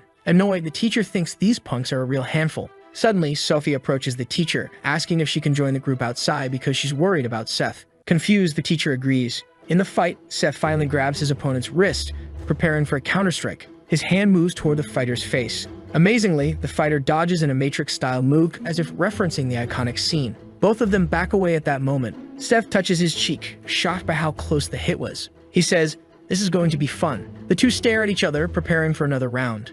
Suddenly, Seth charges toward the fighter. Excited, he smiles, telling them to bring it on. They approach each other quickly. Both prepare their punches. Both the fighter and Seth manage to dodge each other's attacks. Nervous, Seth notices his opponent's wrist approaching. In a moment of distraction, the fighter tries to land a kick. Seth ducks, evading the strike. Quickly, Seth prepares to throw a left punch, but the half-balled fighter dodges it as well. He gets ready to knee Seth in the gut. Reacting in time, Seth blocks the knee strike. The impact throws Seth back slightly. Confident, the fighter smiles. Excited, Seth smiles back, saying, "Now it's on." This statement leaves the half-bald man confused. Suddenly, they all hear something approaching. From the sky, Uncle Jake's helicopter arrives. It lands right in front of the school. This catches everyone's attention, including the mobster, who clearly knows who's coming. Someone starts to descend from the helicopter. That someone is Uncle Jake, arriving to assist. Several people begin moving as well. The area is now full of Sunshine Group's subordinates. In shock, Victor asks what's happening. Uncle Jake steps ahead of the crowd. He bows to Seth, addressing him as Sir.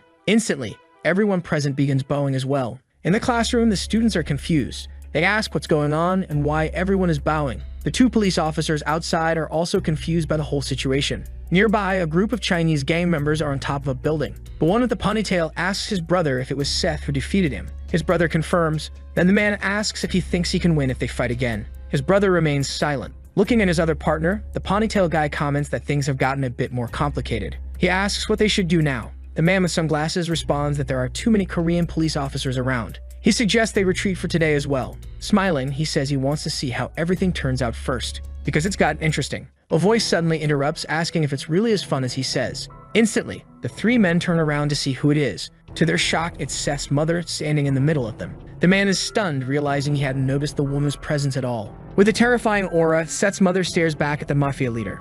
After everyone arrives to help, Kang tells them not to interfere. However, Uncle Jake starts to protest, but Seth insists that he needs to win this fight fairly. Jake falls silent after hearing his response. Two men watch the protagonist through the security cameras. They comment that everyone fell into the trap like rats. Irritated, one of them asks his subordinate if he thinks Seth will lose. Jake responds that this is not the kind of situation they're dealing with, urging him to look around. Numerous men are already lying defeated across the school grounds, and many are down near the buses as well. Seeing all of this, Kang remains silent. His subordinate approaches the boss, politely asking to leave the rest to him and to stop things from escalating further. He tells Seth that this fight is his own, asking if he understands that. After hearing this, Seth remains silent and watches. Facing the mafiosos, Seth apologizes for keeping them waiting. He asks them to continue from where they left off. The half-bald fighter says nothing and looks back, noticing the arrival of more people. Overjoyed, the Mafia leader orders him to finish off the boy. Obeying the command, the fighter charges towards Seth. Seth clenches his fists, preparing to fight.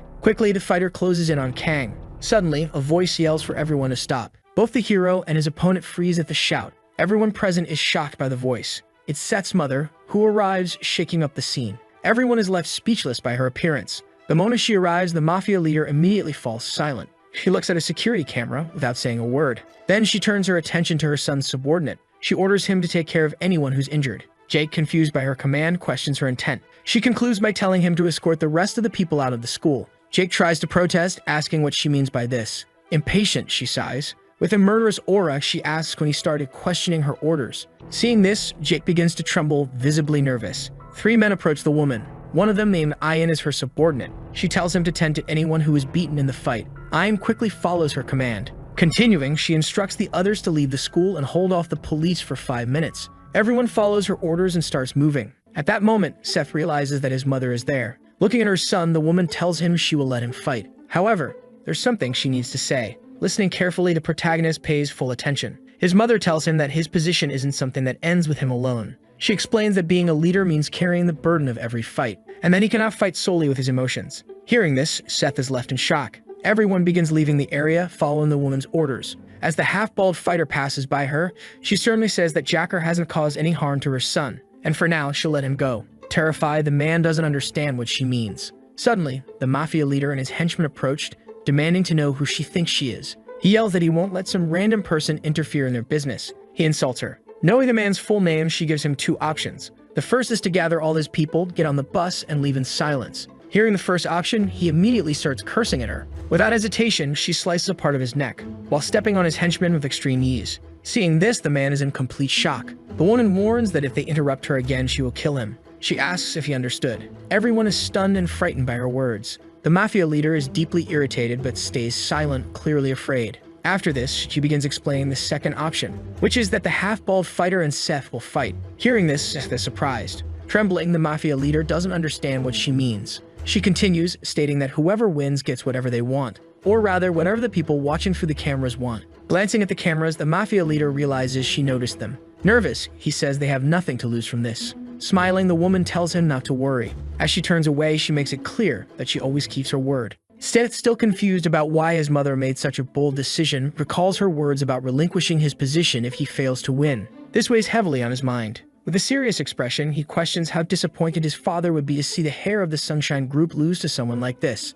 Hearing this, the young hero smiles maliciously, declaring that he won't lose. Inside the school, Sophie and her teacher are descending the stairs. Suddenly, they notice something unusual. Looking down, they see a bald man lying on the floor and wonder what happened. They continue down the stairs. Reaching the lockers where students store their shoes, they encounter several people lying on the ground. Both become extremely nervous about the situation. Sophie pulls out her phone from her pocket. In an attempt to do something, she dials the police. However, the teacher explains that they already called the police and should return to class. But someone answers the call. Sophie recognizes the voice and asks if it's her father. He responds, asking why his daughter is calling at this time. She explains that something happened at the school, that the police haven't arrived. She mentions that some gangsters invaded the school, which makes her father very worried. Instantly, he responds, "Daddy's coming." Nervous, the teacher suggests they hurry back to class. At that moment, several people enter the school. Sophie notices the arrival of some men. One of them, who belongs to the Sunshine Group, notices her as well. They approach the two girls. Frightened,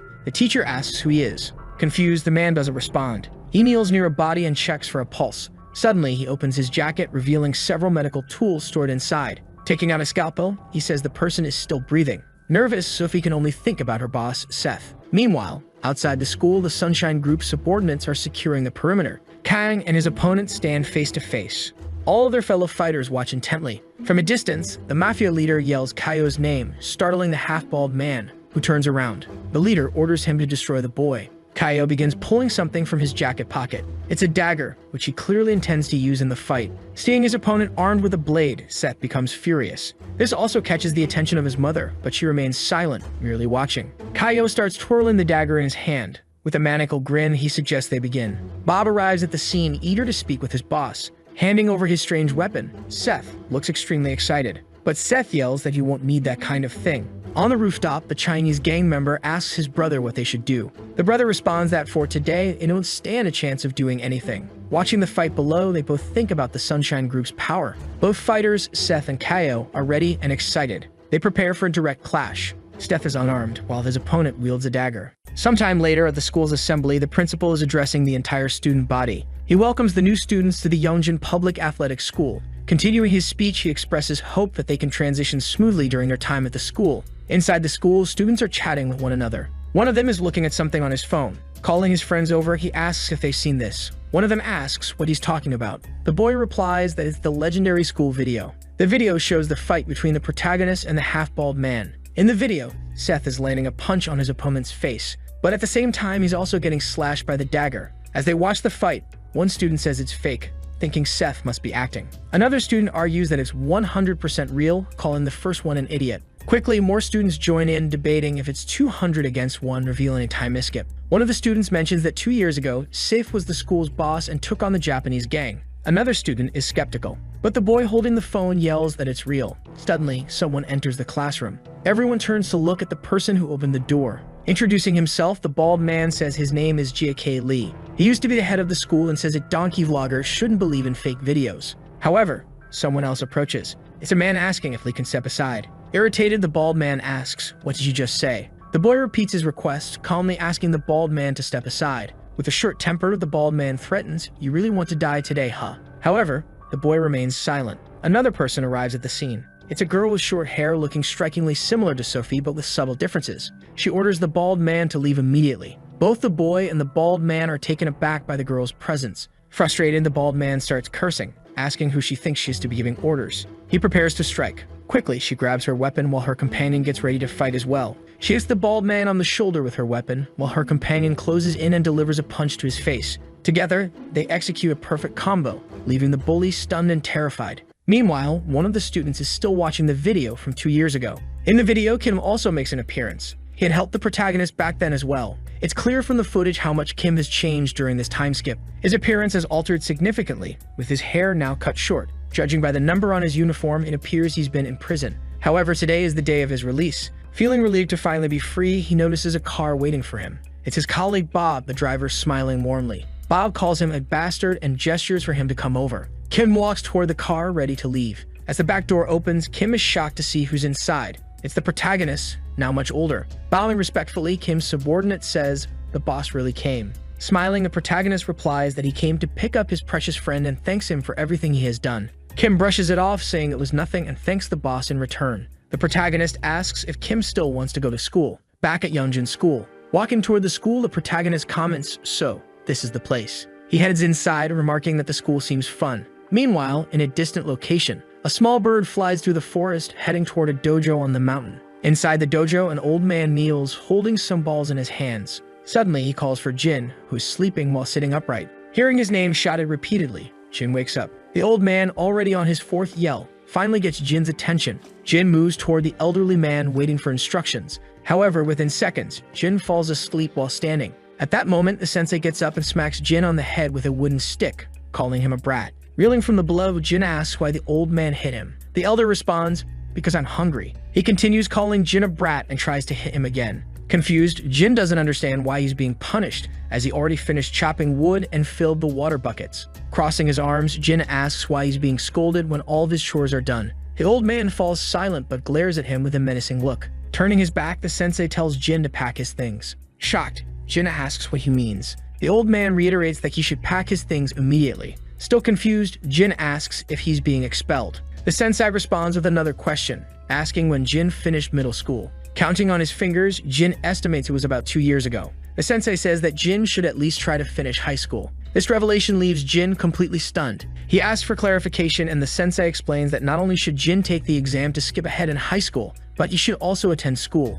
Jin, now speechless, remains silent. Sometime later, Jin heads to the city. He's amazed by the architecture of the place. Humming a tune as he skips along, he makes his way toward his new school. Soon he's impressed by the sight of it. Entering, he notices posters for the National Boxing Championship featuring Victor and also posters for the American Martial Arts League from the Cheng group. Walking through the corridors, he heads toward classroom number 5. Inside, a man is writing on the blackboard, introducing himself as the new teacher. "My name is George Wu, and it's a pleasure to meet you all." He continues, explaining that as many know, the school has now become an athletic school. He's heard that there are a few aspiring athletes in the class. Asking those students to raise their hands, the 3 main students in the class do so. George acknowledges that sports are important but reminds them that they still need to focus on their studies. Just then, the boy from earlier appears at the door, curious about what's happening. The teacher looks at the new student and asks, "Who are you?" Embarrassed, the boy explains that he believes this is his class. Surprised, the teacher realizes it's the transfer student's first day. The boy then explains that as a transfer student, this is his first time attending school. He recalls his old man telling him that he should greet his teachers properly, and thus, it doesn't feel like just another school day for him. George, the teacher, walks toward him, stating that they need to check things thoroughly. He asks the boy to take his seat in the empty chair. Happily, the boy complies. As he looks around the classroom, he's a little surprised by everything. Introducing himself, he says his name is Jin and that this is his first time attending school. The class is shocked by this information, asking if it's really his first time. He confirms, explaining that he graduated by passing the exam to skip middle school. Hearing this, the students grow curious, while Jin smiles. He holds a piece of paper with something written on it. Glancing around to ensure he's in the right place, he heads toward a 2-story house. Confident that this is the right location, he rings the doorbell. The intercom grants him access. The door opens and he steps inside, spotting a woman. It's the protagonist's mother, who smiles and says, "You've arrived." The man is overjoyed to see his sister. She jokes that after all, he didn't get lost. With his arms crossed, he retorts that while he may have come from the forest, he's not stupid. His sister laughs, telling him he did well. She leads him inside as he removes his shoes. They calmly ascend the stairs. Curious, she asks how school was, and he responds that it was fun.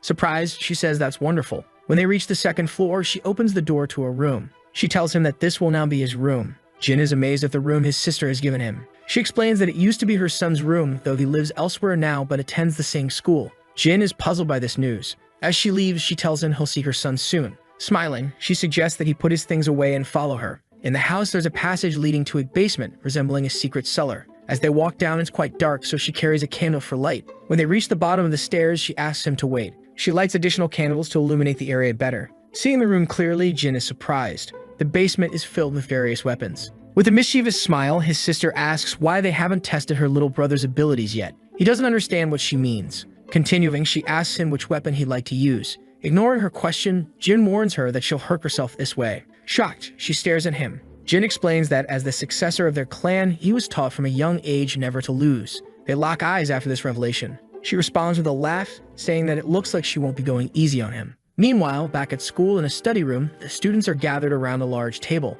One student is missing. His close friend, Sophie Kim, who is now the student council president, is worried, feeling his absence. She explains to the gathered club leaders that she's called them together for one reason. Mike Ham, the new captain of the Taekwondo club, says he's exhausted from training and suggests speeding things up. Paul Kwok, now the captain of the judo club, agrees, adding that the boxing and martial arts club captains aren't present either because they're busy with competitions. After these statements, a heavy silence fills the room. Nervous, Sophie doesn't say a word. Suddenly, the door opens. It's Victor Chu, now the president of the boxing club and the reigning IBF Asian champion. He walks toward the meeting table, drenched in sweat from what appears to be a training session. Apologizing for being late, he smiles. Sophie smiles back, saying it's fine and that the meeting has just started. Victor pulls up a chair to sit down. However, Sophie quickly asks what happened to Brock. Victor explains that Brock has a competition next week, so he's been training for it. Surprised, Sophie asks if it's a new competition. Victor confirms and then asks why they're having this meeting now. Sophie reminds him it's about recruiting freshmen who aren't involved in sports, questioning if he forgot about the freshman recruitment next week. Victor, a bit shocked, admits he did forget. Interrupting the conversation, Mike Ham, the president of the Taekwondo club, yells out. Annoyed, he demands they stop chatting and get to the main topic. Seeing this outburst, Victor stays quiet. Sophie, the student council president, apologizes and says they'll begin now. She explains that the main point is that the principal asked for a favor, which is why they are all gathered. Before starting, she makes it clear that clubs are strictly forbidden from forcing freshmen to join. The second rule is that all clubs should avoid entering unnecessary competitions. Furthermore, if there are any tests or extremely intense training, it must be carefully considered. However, Sophie doesn't fully explain the third rule and the meeting ends shortly after. She tells everyone that's all for today. As she finishes packing up her materials, Victor remains seated silently at the table. Noticing his presence, Sophie asks if he's going to exercise. Victor replies that he is, but there's something he needs to ask first. He inquires if she's received any messages from that boy. Hearing the question, Sophie starts trembling, shaking her head as she says no. Victor then asks if she's heard anything about him returning to school. She replies that she hasn't seen him in a long time. Smiling, Victor tells her not to worry, reminding her that Seth promised his mother he would graduate. Nervous, Sophie recalls everything that's happened, particularly the terrifying memory of Seth's mother. She remembers how violently she was saved by Seth's mother. The memories of that event cause her to tremble more, breaking out in a nervous sweat. In the background, Victor notices her anxiety and asks if she's all right. She quickly responds that she's fine and hurriedly excuses herself, saying she'll leave first. Watching her leave, Victor sighs, sensing that something even stranger is going on with her. He begins to recall the final fight. He remembers when Seth saved Sophie from a gangster, ruthlessly beating the man. Stiff was in the middle of delivering a brutal beating to the leader, but his mother stopped him from finishing the job. Victor had witnessed everything personally. These memories are somewhat bitter for him. His expression hardens as he clenches his fist. Later that night, Jin is staying at Seth's mother's house. He stares at an egg in his hand. Meanwhile, the lady is washing the dishes. Looking at her brother, she asks if he didn't like the food. Rubbing the egg on his head, Jin responds that it's not bad. Curious, she asks why he isn't eating, and he explains that this is the first time anyone has ever cooked for him. Hearing this, she smiles. She tells him to get used to it because he no longer lives in the forest. Laughing, Jin agrees and thanks her for the meal. He takes some rice and seems to enjoy it a lot. Smiling, Seth's mother tells him to eat and grow stronger so they can fight again. However, Jin's reaction isn't entirely positive. He starts trembling. Amused, she asks if he doesn't want to. With a mouthful of food, he says he does, but there's a catch. He asks if she's okay with that. At this moment, she glances at the bruise on her arm, likely caused by their previous sparring session. Trembling slightly, she says she doesn't know how long it's been since she used her full strength. Jin falls silent after hearing this. Meanwhile, at Sophie's house, she arrives home from school and announces her return. Her father is sitting reading the newspaper and greets her. She comments on him being home early this time. Her father explains that it's election season and their company needs to behave appropriately during this time. Sophie then asks if he's had dinner. He replies that he has, as the maid prepared it for him. Sophie asks if he'd like some tea, and he says yes. Curious, her father asks how school is going and if it's been difficult. As she prepares the tea, Sophie says school is the same as always. Her father asks if she's decided what she wants to do in the future. Sophie admits that she's still unsure. Bothered, he asks if she's not interested in law anymore. Sophie respectfully replies that while she admires his work, she doesn't want to be busy all the time. Hearing this, her father begins to reflect. He apologizes for not taking better care of her. Sophie tries to clarify her earlier statement to her father, saying that she doesn't mean to upset him but wants to find something more enjoyable to do.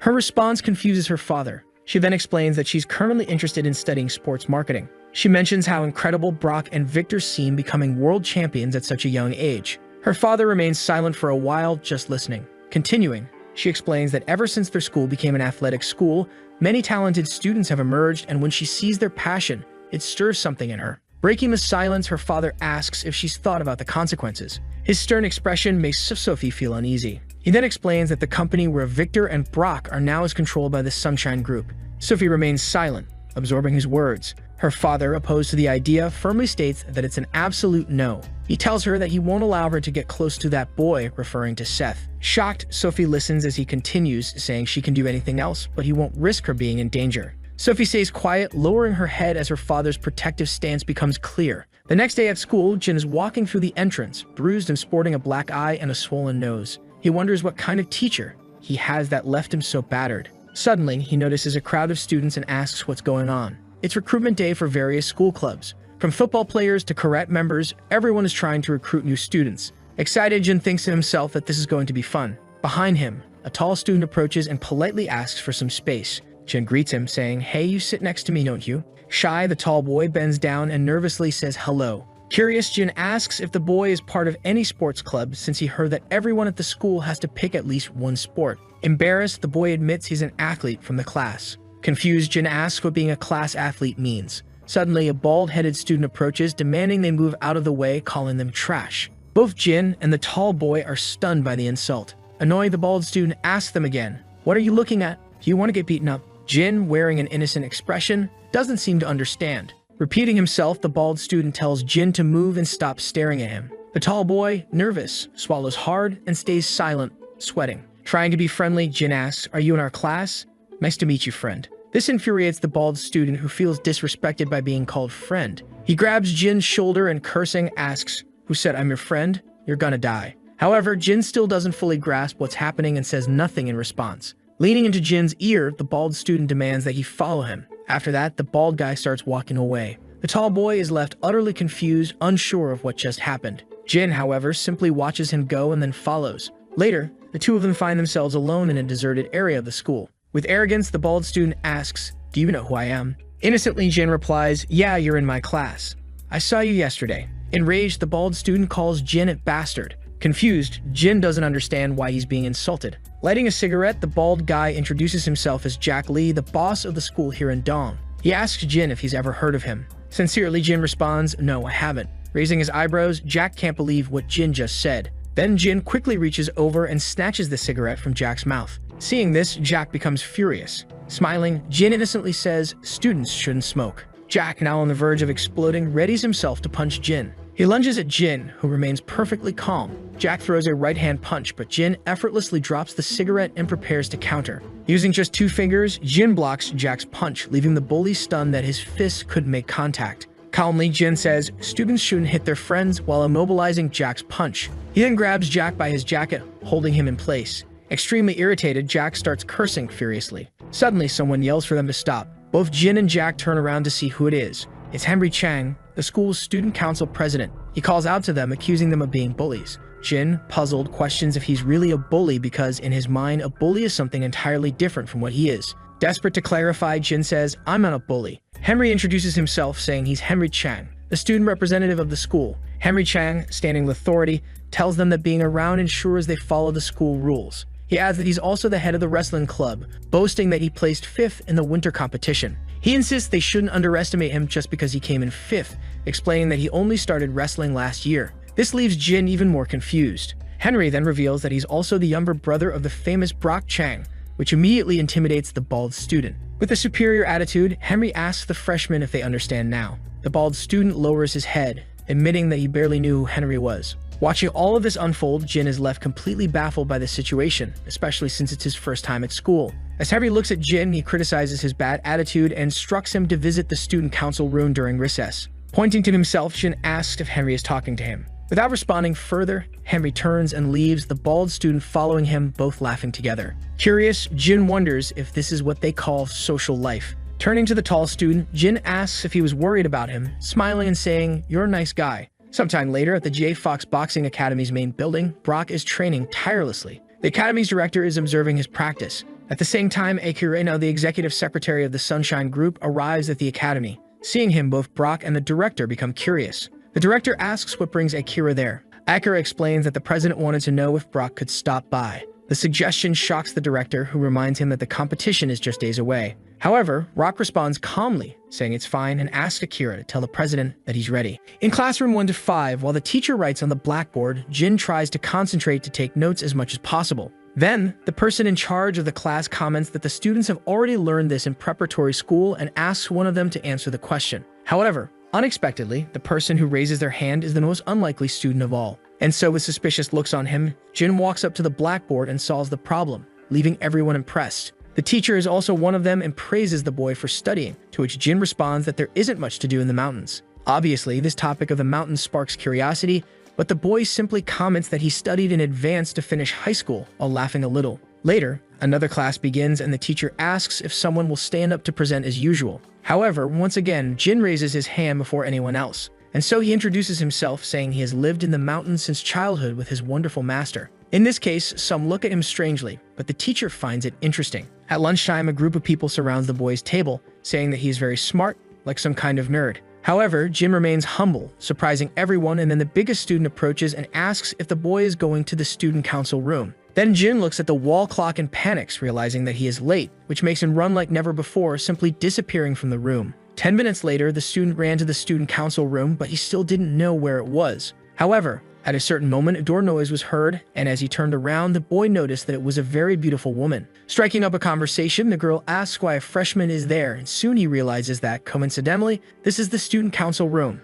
In this case, she informs her of what he needs, and the girl directs him to the last room. Then the boy thanks her, and since he had just entered the school, the girl asked him not to cause any trouble. However, this makes Jin shout that he is not a bad student, and naturally, an interest grows in her. Anyway, the two turn their backs and the boy enters the room, but when he takes a look inside, he realizes that no one is there. Outside, while a big guy is eating a hot dog, a colleague helps by offering a milk carton, which appears to have a playing card in his hand. However, a student there catches attention, and the colleague warns the strongest one that this is the freshman who joined the boxing club. In this case, the colleague calls out to the boy, making him turn around, and then what seems to be the boss asks for his name. From the armband on the big guy's arm, it's clear that he is from the student council. So the boy introduces himself as James Gu and asks if something is wrong. That man had heard that James was the champion of Korea, so he wanted the boy to follow him. Clearly, the boy doesn't understand the reason for this, but he soon hears that they intend to impose authority over him, which does not please him at all. In the student council room, the big guy opens the door, finding the bald man inside. Very scared, Jin comments that he is not a bad student, but the big guy had forgotten that he had called him. Anyway, he comments that it's good that he is there and soon tells both of them to sit near the blackboard. Although the two show different expressions regarding the order, they comply with the request. Then the council member asks the newcomers to listen carefully because this school has strict rules regarding violence. And as soon as this topic is brought up, the boys begin to take it seriously. As both have probably heard about the incident 2 years ago, since then, the council has approved a new rule together with the administration. Therefore, today, if they want to fight, they need the student council and the athletic captain to approve a match in the ring. And it turns out that the person in front of them has the authority to approve these fights. That is, if the reason for fighting is legitimate, but before he can finish, James interrupts the council member's speech. And while trying to understand the situation, the boy suggests that the big guy fight him because he hates it when people talk too much. Obviously, everyone is surprised and the boss's friend comments that James is being very rude. In this case, the boy asks if a meddler wants to fight in the leader's place, which makes him furious. Anyway, the boy doesn't care, but the council member makes a point of saying that he is Brock Chang's brother. However, James clearly doesn't care and simply asks if the younger brother will approve a fight with the older one. Upon hearing this, the assistant shouts, questioning whether the newcomer doesn't know who Henry's brother is. But James is aware and states that he came to this school specifically to defeat Brock and Victor, which leaves the two very surprised. Thus, the boy stands up since he has nothing more to say and turns to leave, leaving a bad taste in the representatives' mouths. Moreover, he walks past Jin without even making eye contact. With that, the assistant states that they need to teach this newcomer a lesson, and Henry suggests reporting it to Victor. However, since the two were not alone in the room, Jin asked if he could also leave. Then the assistant stated that if he told anyone about this, he already knew what would happen. And he made it even clearer by warning that it would be worse than death, but Jin was not intimidated by that. Anyway, the boy tells the newcomer to disappear from there, and he does, but to the assistant's surprise. Before leaving, he asks how to request this so-called fight in the ring. Later, in the classroom, the boy enters and walks peacefully to his desk. However, it is evident that the atmosphere between the three major figures of the moment is not so friendly. Among the students, a bald guy starts staring at Jin, and it seems he is acting under the assistant's orders, who calls him over.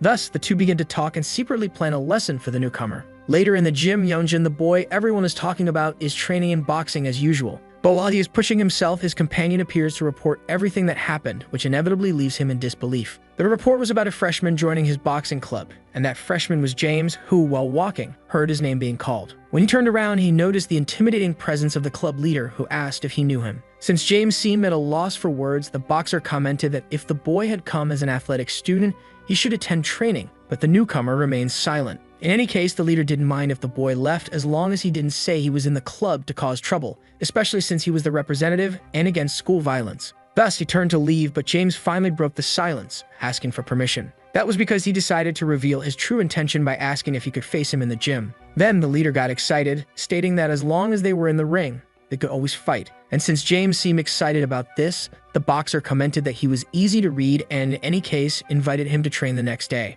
After this tense moment, James noticed other people nearby, and among them, the bald guy asked if the boy was going home, because the idea was to invite him to relax a little from school together. However, Jim was also nearby and managed to see the whole scene unfold. At the same moment, at Narita International Airport in Japan, 5 important figures leave the room, each displaying a more intimidating presence than the other. Until in the end, with everyone looking at each other in front of a car, Seth calls his colleagues to hurry up. At another moment at his job, Sophie's father rewatched the legendary video of the school confrontation, where the protagonist fought with all his strength in a long and drawn-out battle. And even having to deal with an opponent who used bladed weapons, he not only managed to dodge, but also retaliate with bare hands. Thus, the fight went on for a long time, with both suffering damage from kicks and punches, until Seth's opponent came up with an idea to handle the situation more easily by looking at Sophie. Then, with a smile, he used his cowardice to take her hostage, and at that moment, the hero lost control. Pausing the video, the father asks over the communicator if this young man has been found, and he is informed that he landed in Japan at Narita International Airport. Regarding the reason, cooperation was requested from the police department, and as soon as it is discovered, it will be reported. In this case, things calm down for now, but the father's mind continues to recall the past. That day, the traffic was heavily congested, and by the time he arrived, the commotion was already in full swing. Despite showing his badge at first, no one paid attention because the police were already struggling to contain the troublemakers. Thus, the man ran to the place he thought would be the worst, and there he saw Seth with the delinquent defeated in front of him. And worse than that, he saw his daughter lying on the ground in a fragile and defenseless position. As a good father, the man spared no effort to try to comfort her, offering his coat and showing compassion. However, even at that moment, Seth's gaze toward him was terrifying and enough to put him back on alert. Back around the school, Jin walks calmly until he turns the corner and comes across a situation quite different from the usual. In this alley, several bullies are being defeated one by someone who seems to have no mercy. However, as soon as it ends, the person turns around and it becomes clear that it is James Gu, who immediately questions what the boy is looking at. In this case, Jin doesn't want to bother him and turns to leave, but his attention is called. James Gu asks why the bald-headed guy keeps following him around, so the boy expresses his concern about the teachers finding out about the fights. Moreover, Jin states that his colleagues shouldn't pick on guys weaker than him. Naturally, the boy can tell that Gu is strong, but even so, he needs to learn the art of patience. Obviously, the bully newcomer gets irritated by all this moral lecturing and charges forward to land a punch, calling the boys hillbillies. However, without worry, all the bald boy does is block the punch with a knee strike, demonstrating incredible flexibility. Thus, James begins to understand who he is dealing with, and Jin's expression does not waver. However, that seriousness soon turns into a kind of happiness, which only irritates Gu even more. For that reason, he tries to reposition his center of mass to attack again, but the mountain dweller closes the distance between them. And so he warns that he doesn't mess with weaker students while only threatening to perform the inch punch. Since he has already demonstrated his superiority, Jin turns away and tells Gu to send those guys to the hospital. And so he leaves, leaving the bully behind, utterly confused. Later, the boy continues walking until he eventually reaches his home and can relax a little. With his suitcase, he begins to climb the stairs and later sits down for his routine training, revealing the unbelievable muscles on his back. Facing many Chinese bladed weapons, he closes his eyes and begins something that appears to be meditation. In this meditation, he imagines a fictional opponent with whom he fights, dodging all of his strikes until finally landing a hit, which makes him wake up instantly. Having the ability to immerse himself in these simulations, Jin stands up, exhausted but determined to correct this simulation's mistakes. Later, at a conference, several important figures from the Sunshine Group are gathered, sitting and waiting for an explanation or instruction. And in front of his captivated colleagues, the protagonist thanks everyone for their presence. However, the vice president of the Black Group Gang Mando, named Joan Lee, states that he will always come when Kang calls. And with a smile, the CEO of the Sunshine Group, Seth Kang, announces that he is finally ready. Beside him, Akira presses a button on a remote, and soon a projector begins to work, displaying an image of a certain place. Obviously, everyone present is impressed by the speed, so the hero announces that from today, the Osaka stage has finished its preparations. For this reason, he expects them to send some competitors, as there should be no problems with the first match. Thus, Joan Lee asks if the hero will participate, and with a smile, he reveals that he will. Then the boy questions how the athletes on his side are doing, and Seth comments that they will need 4 more. In this case, Joan stands up, thinking of this as something fun, because even without knowing about the others, Seth alone is enough. To leave no doubts, the boy asks if there are weight limits or any rules related to bladed weapons. But since the hero does not make any comments, Joan is satisfied and states that they will see each other in 3 months at the stadium. Meanwhile, one of the gang leaders, Kaikyo Midoki Ryoshin and Midoki Ryonosuke, remains silent. The old man asks if they need to be there, and Ryonosuke reminds him that this is his home. Sometime later, still in training, Jin's sister asks if he is ready and if they can start. Then the boy confirms that he is, and soon the woman charges at him with a training spear, though it is very dangerous and fast, so Jin dodges at the last second. Still, something catches his attention because along with the attack, a kick was coming, and even though he managed to block it, it still caused damage. However, that distance was perfect for a counterattack, so the boy responded with a kick of his own. However, his sister was too strong to be defeated so easily, and with a mocking laugh from the girl, the two began exchanging blows at high speed. At one point, the distance between them increased as they repositioned themselves, but while Jin was struggling, his sister only found it amusing. Later, training time was replaced by coffee time, and casually the girl asked how school was going, to which the younger brother responded that it was great. In this case, she questioned her brother about his friendships, and even if distorted, he believed he had made a few. His sister, however, specified that she was talking about girlfriends and asked if their master had said anything before he left the mountains. That was because, at least for her, he had told her that she should seduce a strong man and bring him to the mountains. And because of that, she couldn't go back to the mountains since the man she found wasn't suitable. Anyway, his sister asked Jin to make sure to find a good girl, and this time, one that was normal. At another moment in an arena, while the crowd roared with excitement, the announcer drew attention. Because since his debut 3 years ago, he had defeated all his opponents in less than a minute. And now, the 21-year-old Korean prodigy, Chang, was there to put on a show with a historic fight. However, his opponent for the night was ranked 7th in the featherweight division with 25 fights minus 20 wins and 5 losses. John Krischer introduced himself. Since this was the first time that Korean was facing someone in the top 10, his coach advised him not to get nervous. However, the boy was sure that no one was stronger than Seth. And so, as he put in his mouth guard, he stated that he had no reason to be nervous. The two stared each other down, and as the gong sounded, the blonde fighter confidently rushed forward only to immediately stagger after taking a low kick from his opponent. The low kick created an opening for another strike, and with his head unprotected, Brock seized the chance to land an uppercut. Then, with another downward punch, he slammed John Krischer into the ring floor with ease. Naturally, the crowd went wild, and to further humiliate the blonde fighter, Brock spat next to him before walking away. Then, as his final request, the boy asked his coach to move him up in weight class because the fights were too easy. This entire fight was being broadcasted on a TV in the protagonist's hall. So Seth called Akira over and with a satisfied smile, asked for the boy to be added to the list. At Yongjin Public Athletic School in the same classroom 1 to 5, a few boys were talking about Brock's fight from yesterday. Everyone had seen it and agreed that it was insane. But anyway, the boy was going to knock out the champion soon. Suddenly, Chu Li appeared in the room with an injury, sending chills down the students' spines. Then, very irritated, he asked why he was being stared at and quickly dispersed everyone. Along with him, other important students entered the room and passed by the bald guy, heading to their seats without any trouble. However, another person entered and was someone Jig Lee didn't really want to face. Even so, he decided to look, But when he noticed Pooh standing behind him, he trembled with fear, and the boy ordered the bald guy to leave him alone. The events of the previous day were still burned into his mind, so he didn't have the courage to respond to the intimidation. Thus, Jin appeared once again, telling James Gu to stop picking on weaker people. The remark caught both of their attention, even though the boy had said it innocently. Either way, Gu was already very irritated with these moral lessons and clenched his fist, leaving Jin confused. But a girl quickly caught on to the situation. Since nothing happened, Jin cheerfully commented that his new friend wasn't a bully. However, the girl from earlier walked up to James, and the boy immediately asked what she wanted. After analyzing him for a bit, the girl mockingly asked if Gu had been beaten up by the bald-headed guy. To her, everything pointed to that, but Gu warned her to watch her tongue. At that moment, the girl became sure of her assumption. While James tried to intimidate her, she simply told him to look at his hands, because despite his serious expression, the boy was trembling intensely. However, instead of continuing to mock him for that, the girl understood and decided to take care of Jin. Later in the cafeteria, as everyone gathered at the tables, Jin eagerly prepared to eat. However, his classmate stood beside him with an absurd amount of rice, leaving him stunned. Anyway, the two start eating as if they were competing, and within a few seconds, they finish everything, even making Jin's stomach puff out.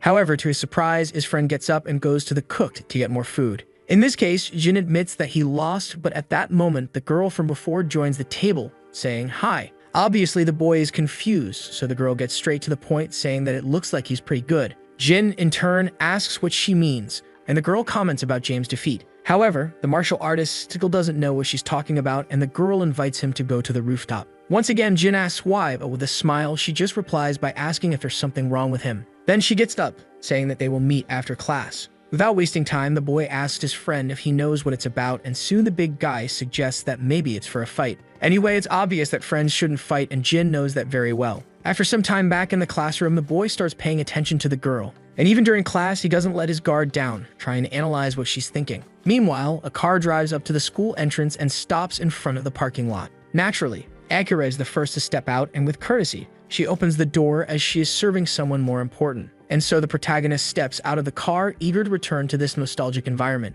In the principal's office is the protagonist's uncle, and suddenly he hears some sounds at his door. With that, Akira enters alongside the hero, making the man stand up immediately, as he knows that the seat he is sitting in belongs to Seth. In this case, the boy asks what his uncle thinks of it and if he's enjoying his new job. Being a man of few words, he doesn't respond, so the boy asks about his mother, and the man informs him that she got a student a few days ago. Once again, the two stare at each other for a while until the boy questions the paperwork. However, the uncle doesn't care, and this attitude surprises Seth quite a bit, but in any case, he tells him to keep it that way. Thus, the protagonist starts changing into his new clothes, adjusting everything carefully. However, since this is the same uniform he used to wear, it brings a nostalgic feeling to Seth. After a few seconds of silence, the uncle asks if his nephew will continue with the plan, and Seth's look alone is enough of an answer. In this case, the man makes it clear that finding him is impossible, but Seth finds it very annoying that both he and his mother are acting like cowards. Besides, the boy doesn't think that finding his father's killer is such a wrong thing. However, his uncle tries to break that illusion by saying that even the triad couldn't stop him. But with a confident smile, Seth states that that's precisely why he's doing his best.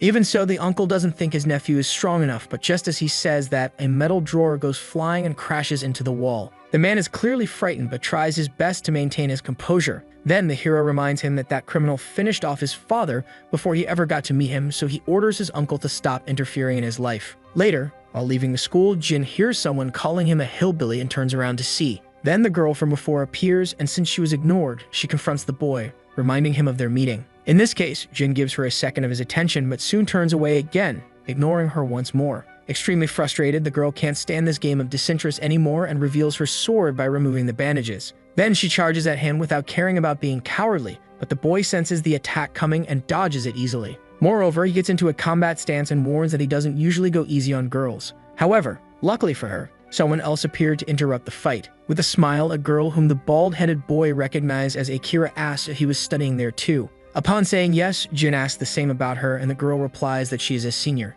In this case, the boy finds it strange since the teacher didn't mention anything, but in any case, he invites her to his house to eat together. Clearly, Akira doesn't seem comfortable with this proximity, but soon she sees the protagonist. And so she bids farewell, saying they will see each other tomorrow since she will be staying for a month. Then, leaving the boy talking to himself, she walks toward the car where Seth is, and seeing this, Jin's expression changes to a more serious one. Naturally, the car drives away with the two inside, and the girl from before, sensing this tense atmosphere, asks if the boy is done. However, he doesn't respond and continues staring at the man who left with Akira. Changing the subject, the girl asks if the bald-headed boy knows that person, which makes him confused. Without thinking much, he says she is a friend, but the girl was talking about the guy. And to clarify, she informs him that the man is Seth Kang, the student who reached the highest peak of the school. Seeing no reaction, the girl asks if he doesn't watch videos on his phone. However, it turns out the boy doesn't even know what a phone is, and he apologizes for never having one, which mentally exhausts her. Later, at a random diner, the bald boy enjoys some dishes that look delicious and doesn't hold back from praising them after every bite.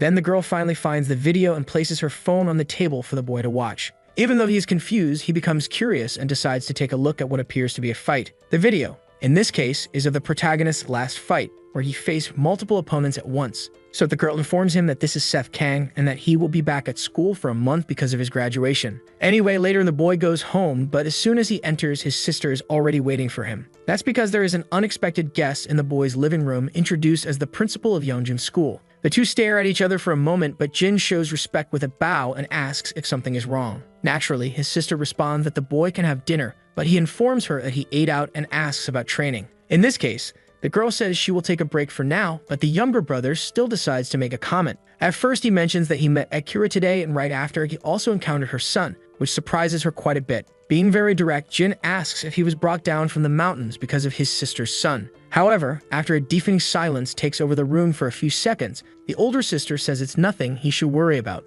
Thus, the boy accepts and prepares to leave, but states that he will always be ready to help whenever needed. Then he starts climbing the stairs until his sister calls him, and even though she is somewhat reluctant, she asks that if Jin meets her son again, he should tell him to come home. So the boy asks what he should do if Seth refuses, and without thinking much, the sister asks him to convince him. Currently, her son doesn't listen to her, but that is enough for the boy to agree to do something. Later, at the Sunshine Group headquarters, 3 of the protagonist's allies stand before him. As he waits, each one seems more prepared than the other, wielding undoubtedly powerful bladed weapons. Then, without a hint of fear, the boy provokes his partners, telling them to attack already. Since it was an order from the boss, the warriors waste no time, and the first to move is the girl, who throws several blades toward the protagonist. As the knives approach, the other two advance to set up an ambush, but Seth only smiles and dodges both the blades and the boy's attacks. With a sweeping kick, one of them falls, and though the other manages to land a punch, Seth retaliates in a far more brutal manner. Akira does her best to take advantage of the distraction, but the hero dodges once again.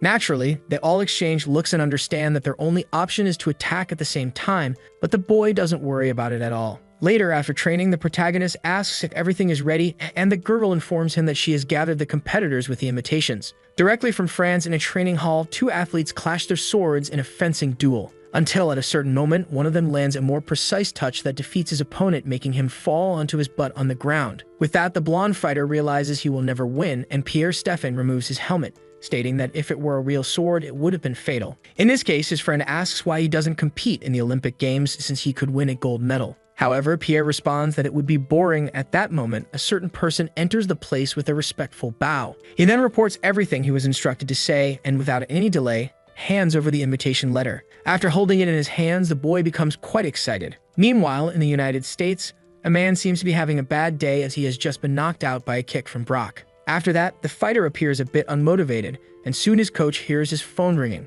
Upon answering, everything is explained over the phone, even without the physical presence of the invitation. In this case, after hanging up, the coach informs Brock that the boss wants him to return, and without much thought, the fighter understands. At the same moment in Japan, the messenger from the Sunshine Group also arrives there. He quickly enters a dojo, greeting Master Oscar, as it has been a long time since they last saw each other. Back at school, as the students walk toward their classrooms, a luxurious car drives by, making noise and startling some students with its roaring engine. Clearly, they are annoyed at someone so inconsiderate passing through. However, when the car door opens, it turns out to be none other than Seth Kang himself. And in response to this unexpected opportunity, someone suddenly appears. With a serious expression, Jin simply asks to talk with the protagonist for a moment. Clearly, this request makes Seth a bit thoughtful, and soon all the people around them show some concern. For that reason, the hero doesn't respond right away, so Akira shouts in concern, questioning what Jin is trying to do. Additionally, she explains who this boy is to satisfy everyone's curiosity, which only leaves Seth even more surprised.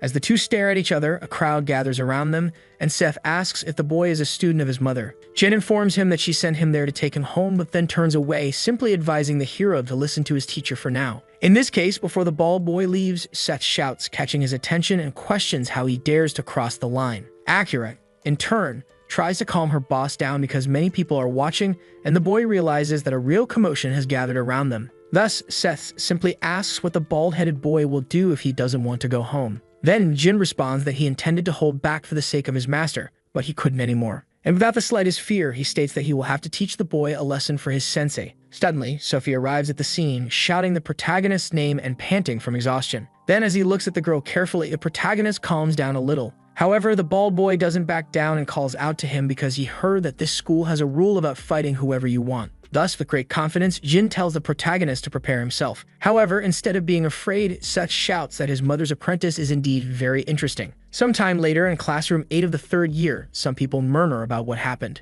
Then the hero decides to ask Kira about this boy since she seems to know him. At that moment, memories return to her from when she and Seth's mother went to the dojo to pay respects to the master. There his mother talked about some things while Akira stayed outside with Jin. Then, as they were leaving with Akira feeling anxious, the hero's mother greeted the master, turned to her, and told her to stay there for a while to erase the past. By accepting that, this was how she met Jin exactly 2 years ago. However, Akira reveals that even at that time, he was already stronger than her and even Seth, which leaves him completely surprised. Among the most striking memories, one stuck in her mind when Jin kicked a tree without protection and practically knocked it down. Back in the first-year classroom, the Kendo girl asks the bald boy if it's really true that he wants to fight Seth Kang. However, he doesn't say a single word, unlike the others who can't stop gossiping. In this case, she asks again but still gets no response, and at the same time, the legendary Brock and his coach arrive at the school. Naturally, all the gossip stops as the students are more interested in Brock's return. As the two walk in a relaxed manner, the coach suggests that they go to the principal's office first. However, the boy refuses because he needs to relax a bit before thinking about that kind of thing. Without wasting time, Brock heads to the training hall and slowly, they begin to approach the ring. Until there, he prepares by removing the clothes that limit his movements and throws a straight punch with all of his strength into a punching bag. Next, he lands an even more precise cross punch, and as the sounds echo through the place, Victor is drawn by the noise and approaches Brock to greet him. While training, they start talking about the latest news, but there isn't anything new. In this case, Victor comments on Brock raising the standard of his opponents, and the fighter responds by asking about his friend's boxing championship. However, since the Asian leagues didn't appear on TV, he lost motivation, so Brock suggested a fight between them for old time's sake. But Victor declined with a smile, saying he didn't want to die, and after staring at each other for a moment, the fighter accepted his decision. Changing the subject, they talk about the news of the protagonist's return, which is also the main reason Brock is there. However, even without saying anything, it's clear that the boy is still not capable of defeating Seth, and that leaves Victor a bit disappointed because he thought he would be strong enough. But regardless, the protagonist's power is still engraved in Brock's memory. Sometime in the past, during routine training, the two had a fight, but Seth simply dodged everything while smiling. And many other times, he avoided all the blows until he was eventually pushed against the wall. At that moment, the fighter believed it was his chance to win and prepared a full-force punch, but Seth dodged, making him hit the wall instead. And he only threatened to counterattack, stopping at the last moment to avoid causing damage. With his usual confident smile, he wished Brock good luck in his competition. Keeping that in mind, the fighter knows that if he himself is a monster, the protagonist is something much worse. In this case, Victor suddenly remembers something worth mentioning because the protagonist got involved with the strange guy. So he says they will fight soon, and then it's a freshman, which naturally piques Brock's interest. Later in the first-year classroom, some students talk about going to a cyber cafe. However, one of them asks if his friend didn't hear that the mysterious guy from their class is going to fight the boss, which despite seeming unreal is actually happening. At that moment, before the confrontation, an unexpected person enters the classroom, causing surprise among the students. Wasting no time, Brock walks up to Jin and asks if he is the one who will fight Seth. After staring at each other for a moment, the fighter places a hand on Jin's head as a way to provoke him. Then the boy asks why the big guy is touching him without his permission. Brock is trying to teach the boy a lesson in humility before he faces Seth. However, suddenly his arm is easily pulled by someone, leaving him very surprised. And then the bald boy's friend tries to explain that fights are not allowed there. Given this, Brock asks who the student in front of him is, which only makes him even more nervous. Then he decides to continue, but Jin simply places a hand on the fighter and politely asks him to stop. Even while being held back by two people, the fighter only gets more irritated. So Jin understands that it's inevitable and rotates his hand, delivering a strike that sends the big guy flying. For a few seconds, Brock keeps being pushed back until he finally manages to stabilize himself and stand firm. Jin, on the other hand, remains serious, but the fighter gets very excited about this unexpected display. Naturally, Brock starts advancing again to retaliate, but soon he feels something in his body that makes him drop to his knees. Then Jin stands up and informs him that it will be difficult for the fighter to move for a while and advises him to rest for a few days. However, Brock only laughs at this arrogance and immediately stands up, saying he is completely fine while mocking the boy. Suddenly, the classroom door opens again, but this time, it's the trainer who enters. Noticing the tense atmosphere among the students, he mentions Brock's UFC career. However,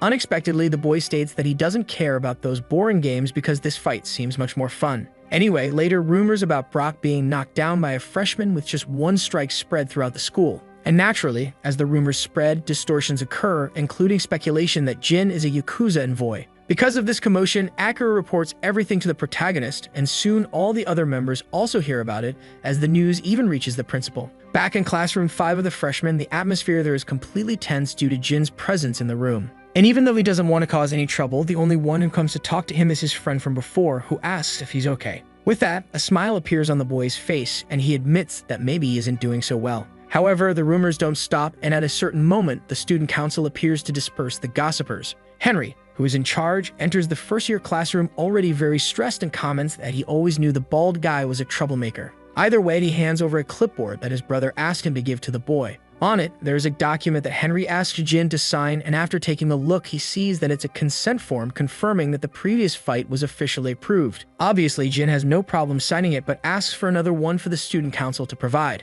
Upon hearing this, Henry asks why, hoping that the bald guy doesn't want to fight him. And to his relief, the paper is because Jin will have a match against Seth Kang later. Sometime later at the school's boxing gym, the coach questions what his athlete is doing. With a certain disappointment, he asks if Brock thinks he has time to fight all the students there. This really leaves the coach disappointed, but the fighter insists that this guy is special. And while taking off his shirt to show the result of the last punch, he comments that Seth must already know. Noticing the injury, the two stare at each other in silence for a moment until new visitors arrive. Making those already there apprehensive, Jin's group enters the gym with determination. The kendo girl, in turn, warns that the hillbilly isn't following the right order since he is skipping too many steps to challenge Brock. There's a process to reaching the top of the school. Brock is someone even UFC champions avoid. However, Jin confidently asks if she thinks he will lose, which leaves the girl very surprised. Then, while the bald boy stares at Brock, the girl advises him to apologize before it's too late. However, Jin trusts his own strength, and with a single leap, he enters the ring in style. He then faces the fighter with his hands still in his pockets, and before those two, the crowd goes wild. Unlike Akira, who is also watching, Seth is extremely excited to see the outcome, while Victor coldly observes the entire situation. Before the fight starts, the coach asks them to maintain good sportsmanship, and within a few seconds, the sound of the gong is heard. At the very instant the fight begins, Jin lands a powerful kick on the fighter, knocking him to the ground and kicking up a lot of dust. While the audience cheers, Seth gets even more excited, and Jin provokes him, calling him out to be the next to fight. Just a few seconds later, the fighter gets up, asking where the bald guy is looking. Despite his injuries, he recovers, and Seth praises Brock because he has always had the best endurance. Without wasting time, the UFC fighter charges forward, trying to grab the boy, but Jin continues dodging every single time until one hand finally grabs onto his jacket. Then another manages to grab his leg, making it possible to execute a technique that brings the bald guy to the ground in submission. Even in this position, Jin doesn't seem worried, but the fighter doesn't care about the oddness and attacks with everything he has. The sounds of punches landing are enough to bring agony to the audience and concern to Seth. The fighter keeps attacking until the coach decides to intervene, but at that moment, Brock realizes the reality. Because beneath him was Jin, completely unharmed, who simply asked if he was done. And since he didn't hear a response, he changed his expression and announced that now it was his turn. Not understanding what was happening, the fighter tried to attack again, and the strike came very close to the bald guy's face. However, before that, Jin landed a knee strike on his back, and after Brock lost his stance, an extremely fast punch followed straight to his face. This made him fall face first onto the ring, forcing him to use his hands and knees to keep himself from collapsing. Naturally, even though the fighter isn't knocked out, a second takedown makes the crowd go wild. And this time, the protagonist doesn't seem very satisfied with the fighter's performance. Even so, he gets up once again to continue fighting. At the moment, he turns to attack and raises a high kick aimed at Jin's head. Jin simply dodges by jumping over it and counterattacks with an incredibly powerful punch. Brock tries to stay on his feet at all costs, but the bald boy closes the distance between them, and he lands that same strike from before, this time with full force, right into the fighter's stomach. Even while trying his best to endure it, the fighter is sent flying with an unreal impact. As Brock slides across the ring, trying to regain his balance, the injury is already visible to everyone in the audience.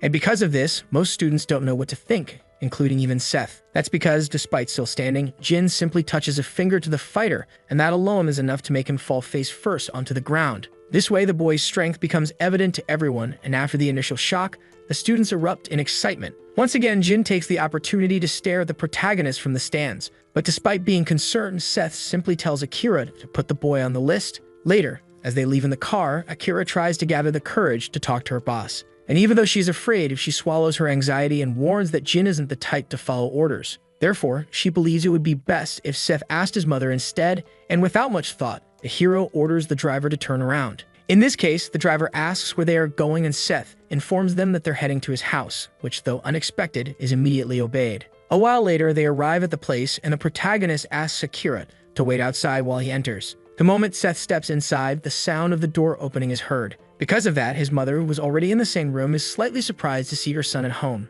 Without wasting time, Seth walks straight to the table and sits down in one of the chairs. Then he asks her who that bald kid is, the one she brought home, causing a heavy silence. However, suddenly, his mother states that if he manages to defeat him, she will finally tell Seth the name of his father's killer. In front of a mountain somewhere far away, Joan tells his companions to wait there. Then he begins passing through a festival happening on the mountain, and after making his way through, he reaches a stunning location at the top where the dojo is. However, the boy doesn't seem very confident about being there, and the reason becomes clear as he approaches his master. Joan bows deeply, offering the proper respects to Master Wang and introduces himself as a member of the Black Group. Upon turning around, just the master's gaze is enough to send chills down his spine, and Wang asks if the warning wasn't given, and if the boy's father didn't tell him what would happen if he ever appeared before him again. In this case, fearing for his life, Joan tries his best to apologize as respectfully as possible. However, there was something he needed to say, so the master thought for a moment and stated that this information would decide whether Joan would live or die today. Shaking in fear, the boy announces that they are organizing a competition where many strong people will participate, betting their lives on it. But the master starts approaching and strikes the boy's throat with an unreal force.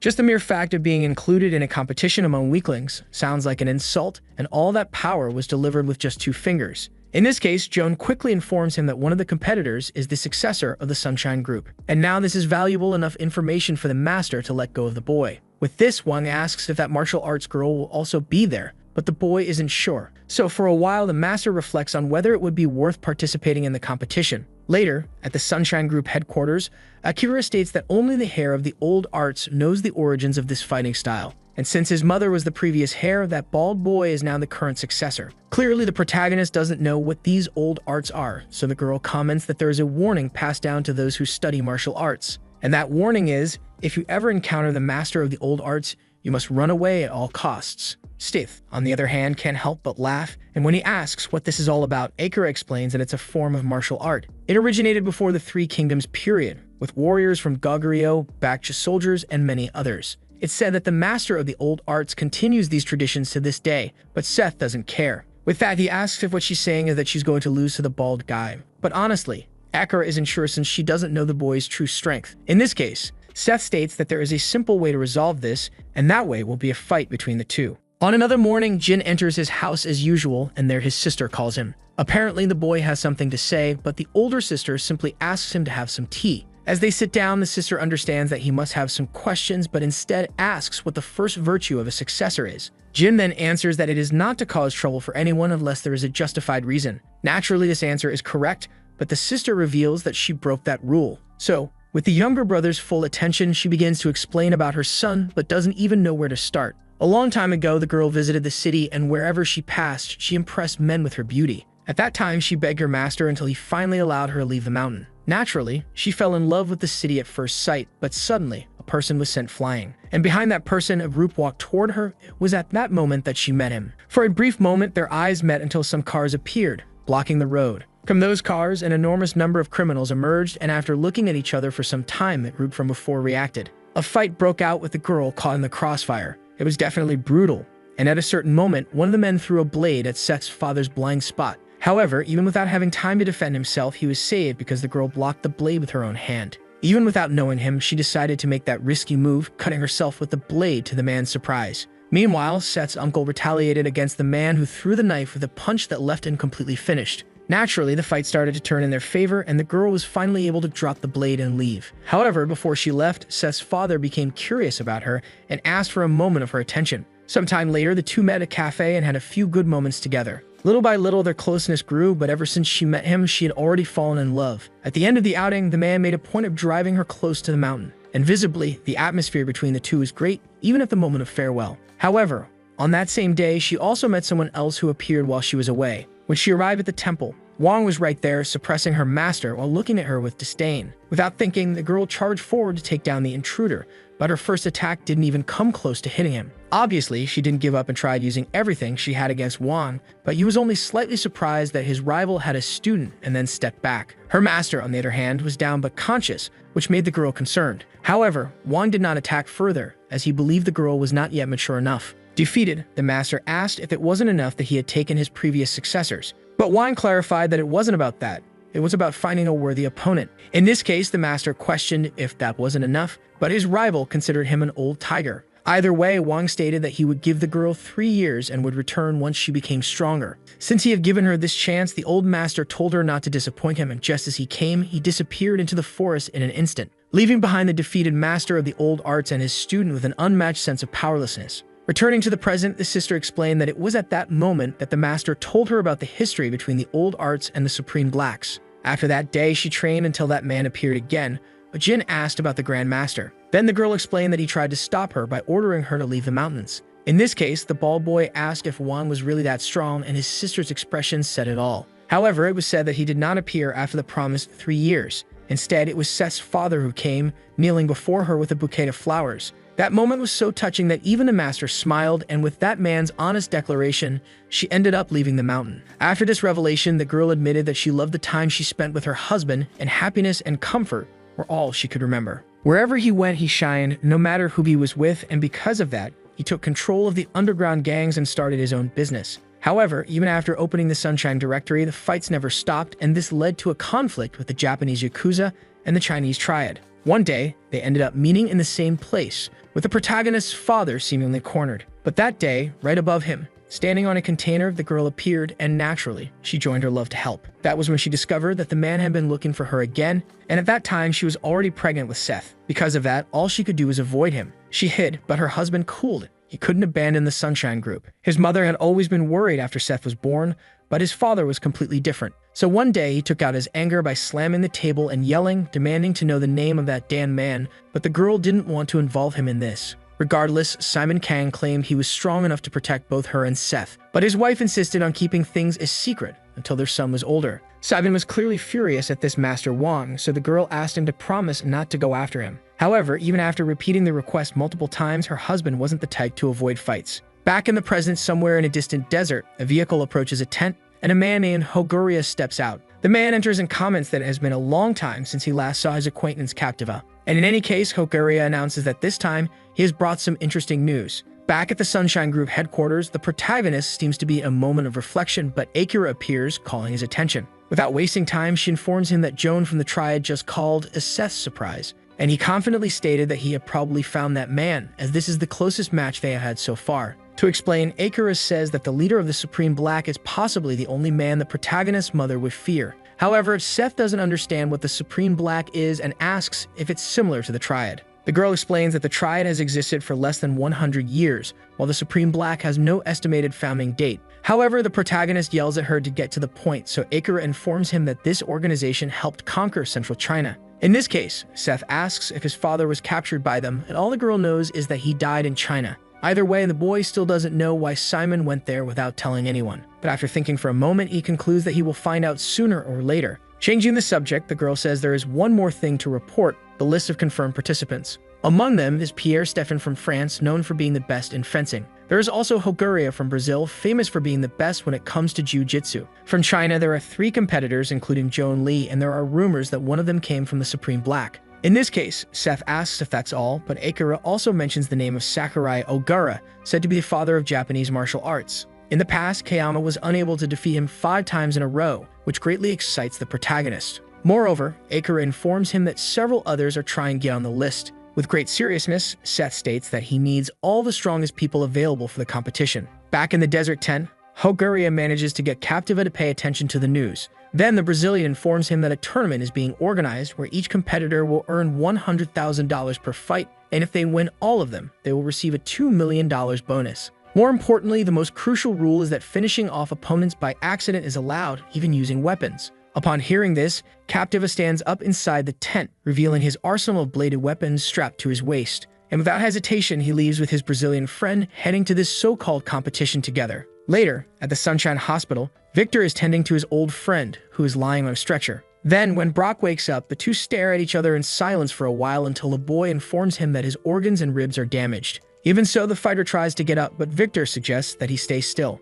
Brock starts feeling agonizing pain as he tries to move, because after what happened, he will have to rest for at least 2 months. Even now, the memories of the fight with Jin return to his mind clearer than ever, and the fighter remembers every blow he took while failing to land a single hit. Both on his face and chest, the attacks were brutal until that last one hurt him in a way he had never imagined. Victor, in turn, asks if Brock knows who that guy is for his friend to have lost. But upon receiving no response, he comments that it's depressing, and that being the case, he announces that he will face the bald guy. However, he asks his colleague not to worry about his well-being because he will use boxing. Sometime after school, Henry watches over the entrance as a member of the student council, until suddenly Jin's footsteps make him break into a cold sweat until he finishes passing by his side. At that moment, however, a girl with a camera calls the student, making him question what she wants. Then she comments that she prefers a smile and introduces herself as Kathy Yoon, a reporter for Daily Sports. Wasting no time, she states that she heard about Jin's victory over Brock and therefore wanted an interview. However, Jin claims he has nothing to say, simply leaving the girl behind with a feeling of defeat until suddenly,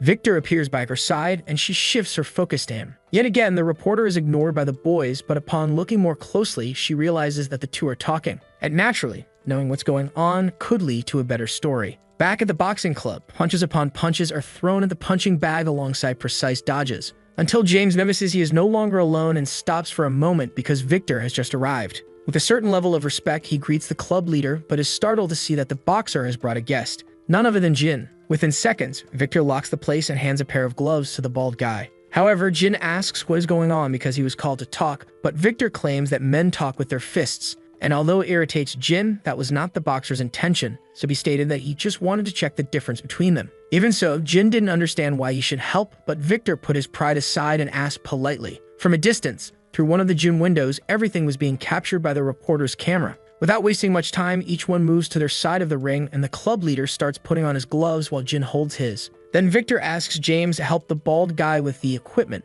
and although he doesn't want to, who asks the boy to raise his hands and then fits the gloves for him. Jin, for his part, still doesn't understand what's happening, but James says the bald guy should feel honored to fight against a boxing champion. Either way, Victor announces that he is ready and asks to get it over with before classes start. Before anything else, the boxer asks if this is the bald guy's first time in the sport and explains that there will be 3 rounds of 3 minutes. Also, James will manage everything as the referee, so Jin understands and calls the boy to get started right away. With that, Victor gets more excited than ever and orders the bell to be rung. The moment James strikes the gong, both prepare and the boxer tries to make the first move. However, even being extremely fast, none of his jabs hit the target, and besides that, not even his straight punch comes close to the bald guy. In this case, the boy tries to close the distance between them to attack from above, but Jin repositions himself and dodges effortlessly. Clearly, Victor becomes quite frustrated for failing to land a hit, and suddenly, a kick approaches. However, Jin stops at the last second and apologizes upon remembering that boxing is a sport that only uses hands for the fighter's luck.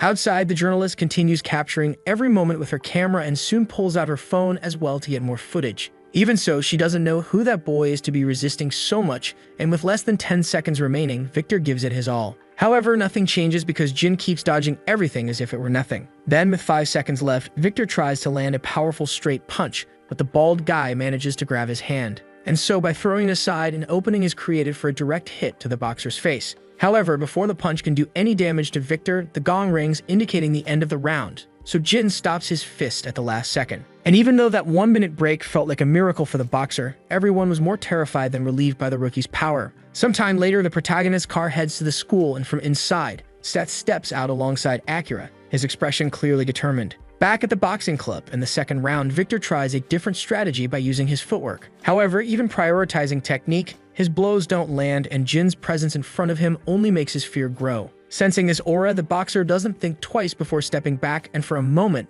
the two just stare at each other. Once again, outside the gym, Kathy is amazed by the footage she's capturing. But at that moment, the protagonist appears, asking what she's doing there, which obviously startles her at being caught. Kathy comments that they scared her, but she pays no mind to it, saying that she's a reporter working at the moment. Because of this, she even asks if the two could go somewhere else, but Akira instead asks for the reporter's camera. And after not getting an immediate response, she orders the girl to hand over the camera. Obviously, Kathy refuses and starts bragging, saying that she is the famous sports reporter, but at that very instant, Akira snatches the camcorder from her hand. The movement was so fast that the reporter barely saw when she lost the object, and meanwhile, Akira took the opportunity to remove the memory card. In response, Kathy yells, questioning if he knows who she is, but the two simply turn away and leave. Still, the girl insists that this is unforgivable and that she will tell the principal. Then Akira decides to respond to leave no doubts and clarifies that the man in front of her is the owner of the school. It took her a long time to reflect and understand the situation, but even in disbelief, she realized that the boy was Seth Kang from the Sunshine Group.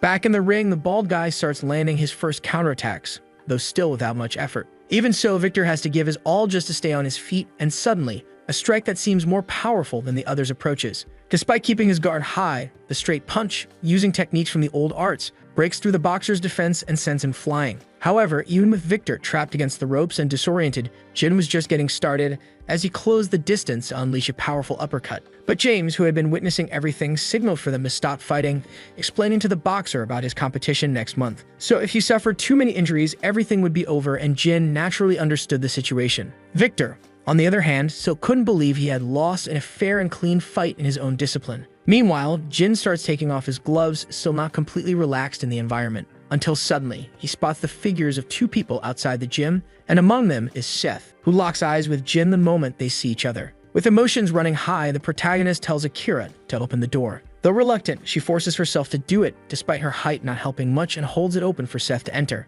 Then the protagonist walks in with short steps, and once in front of the ring, he shows his excitement by smiling and asking if it's his turn. As Victor looks extremely surprised, Seth asks if there's a problem, but Jin interrupts, telling the protagonist to step into the ring, which only increases the tension among everyone. However, Seth refuses and instead tells the bald guy to come down, to his surprise, because the ring will be too small for both of them to fight. Moreover, the protagonist tells the rookie to take off those gloves, and after thinking about it for a moment, Jin does so. While Seth can barely contain his excitement, the gloves fall to the ground and the boy jumps out of the ring, standing face to face with the son of his master. And with a few more steps, the two stand mere centimeters apart, and then Jin asks what the rules will be. But true to the protagonist's personality, he scoffs at the question and asks if they really need them, making the bald guy feel a bit pressured. So he simply suggests that they get started right away, and without any warning, a punch lands directly on the rookie's face, making him spin through the air while Seth revels in ecstasy. Jin quickly managed to get back on his feet, keeping his balance, but Seth's strength was greater than expected.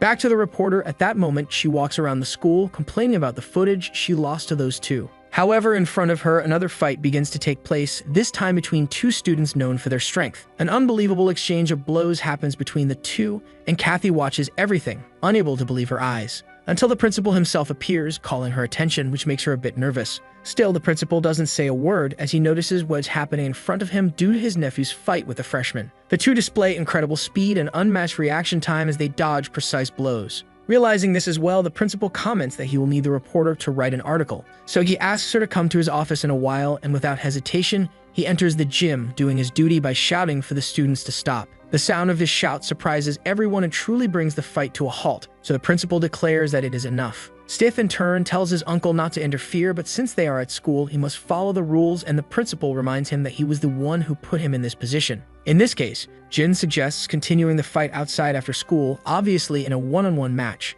With that, he starts to leave, but Seth calls the bald guy's attention and asks who is the strongest. That's because the protagonist is curious to know whether the strongest is Jin or his mother. After hearing this and thinking for a moment, the boy simply reveals that he has never lost to anyone. And to Seth, there couldn't possibly be a better answer than that. Somewhere in Japan at the headquarters of the Three Phantom Heads gang, two people are in a room, Kageyama and Sakurai Oga. At that moment, however, the vice president of the black group, Joan Lee, also appears, commenting that the others arrived early. Regardless, they don't respond, so Joan approaches Sakurai with arrogance, and when their eyes meet, Sakurai is clearly irritated. Another person arrives at the location, this time the French fencing champion, Pierre Stephan. And quite boldly, he asks the man with dark sunglasses to serve him some tea, as well since he enjoys drinking it. Even though he feels disrespected for some reason, Kageyama does it, but Pierre notices this feeling of hostility. For a while, the two stare at each other, and the red-haired man seems to be enjoying himself. In any case, Pierre focuses on his tea, and suddenly, the Brazilian competitor is the next to arrive, alongside his colleague Capativa.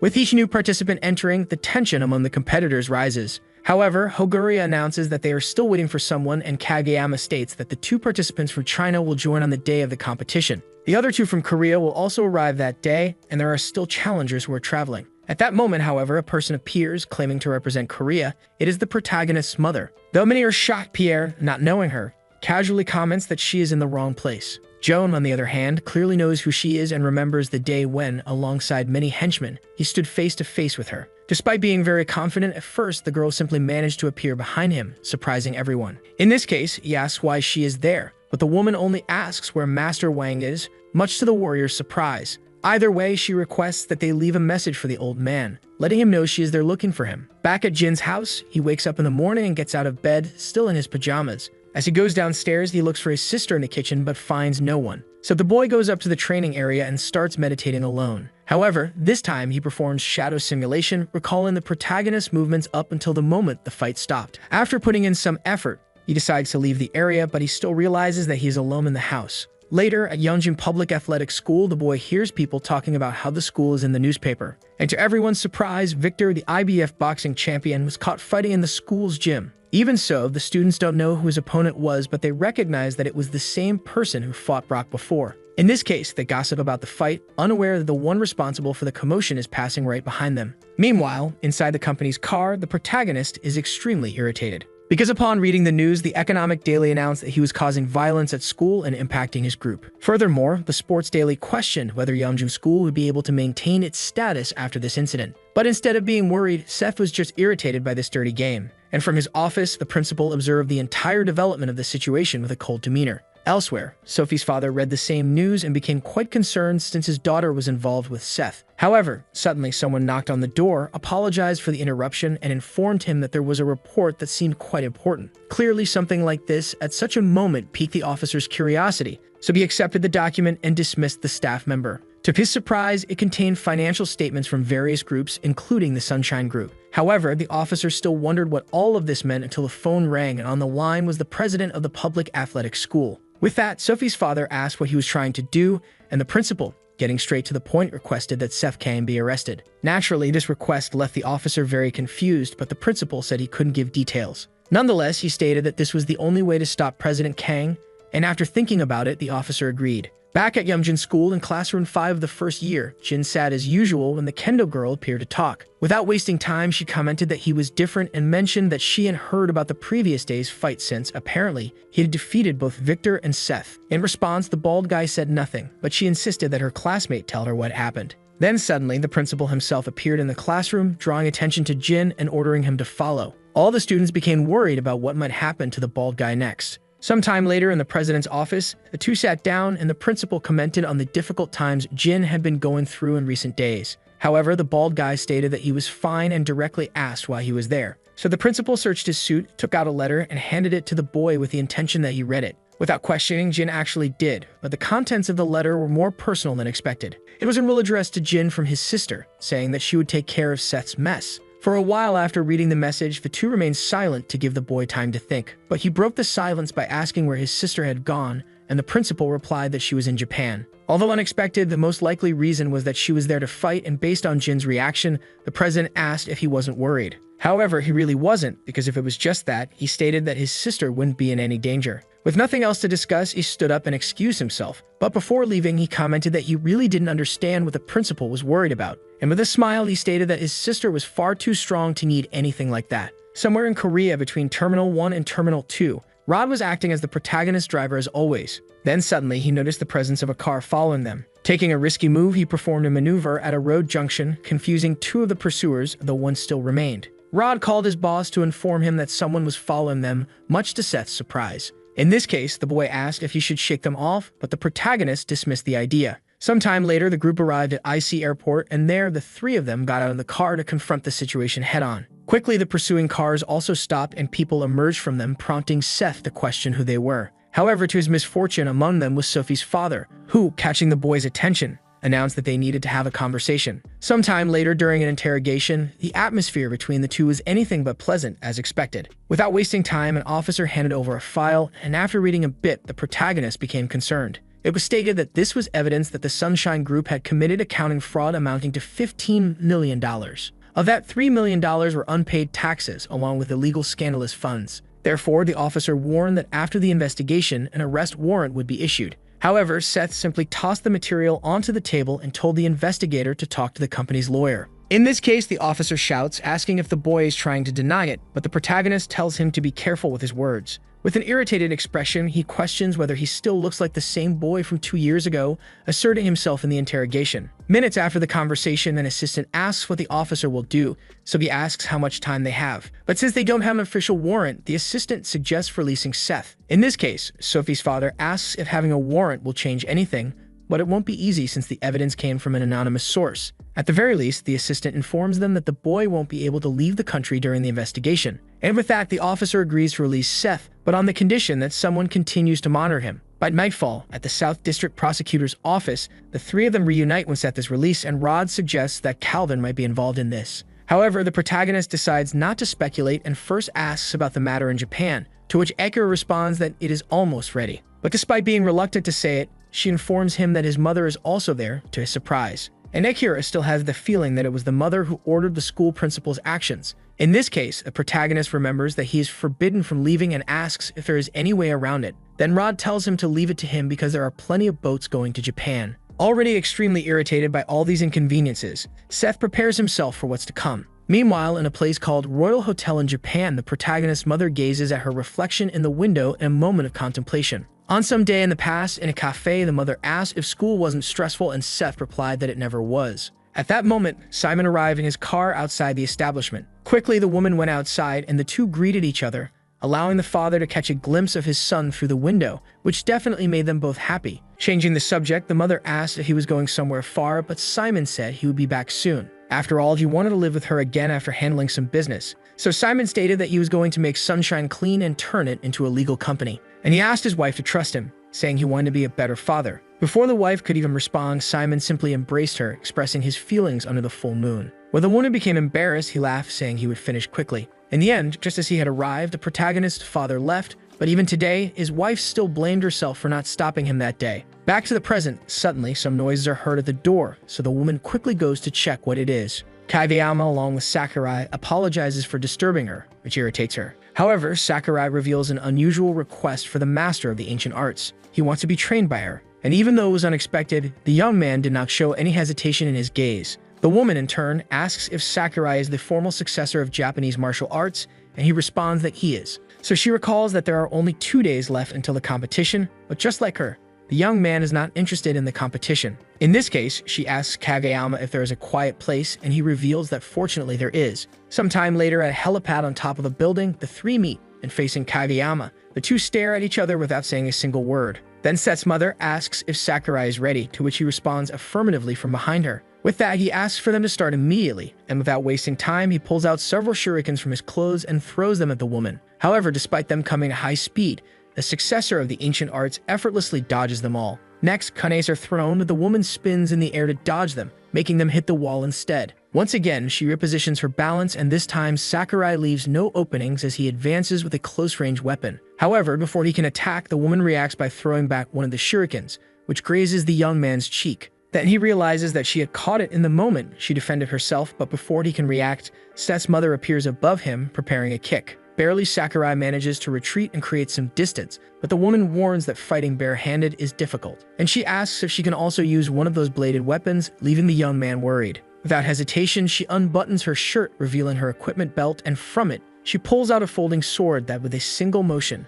takes on a rigid form. That way, she asks what the boy is doing just standing there, and if he wants her to make the first move. Meanwhile, Jin continues his rigorous training in the basement of his house. After noticing his improvement, he decides to keep training until a noise at the door catches his attention. Naturally, the boy asks if Akira isn't coming in, making the girl very embarrassed at being caught. However, Jin still doesn't understand why, since they are friends. But noticing her strange behavior, he asks if she is there on Seth's orders, and inevitably, Akira admits it. In this case, Jin reassures her that everything is fine because he knows his friend has her reasons. So he asks where he has to go now to fight Seth, but Akira clarifies that this is not what it's about and hands him a letter. Though reluctant, the girl informs him that Seth is waiting for him in Japan, and since it's so unexpected, she says she will come up with an excuse. However, Jin simply asks if his sister will be there too, and when Akira answers yes, he decides that he will go. Even so, the boy sets a condition, greatly increasing the girl's concern. However, Jin's only condition was that they travel by plane, which Akira obviously accepted. In this case,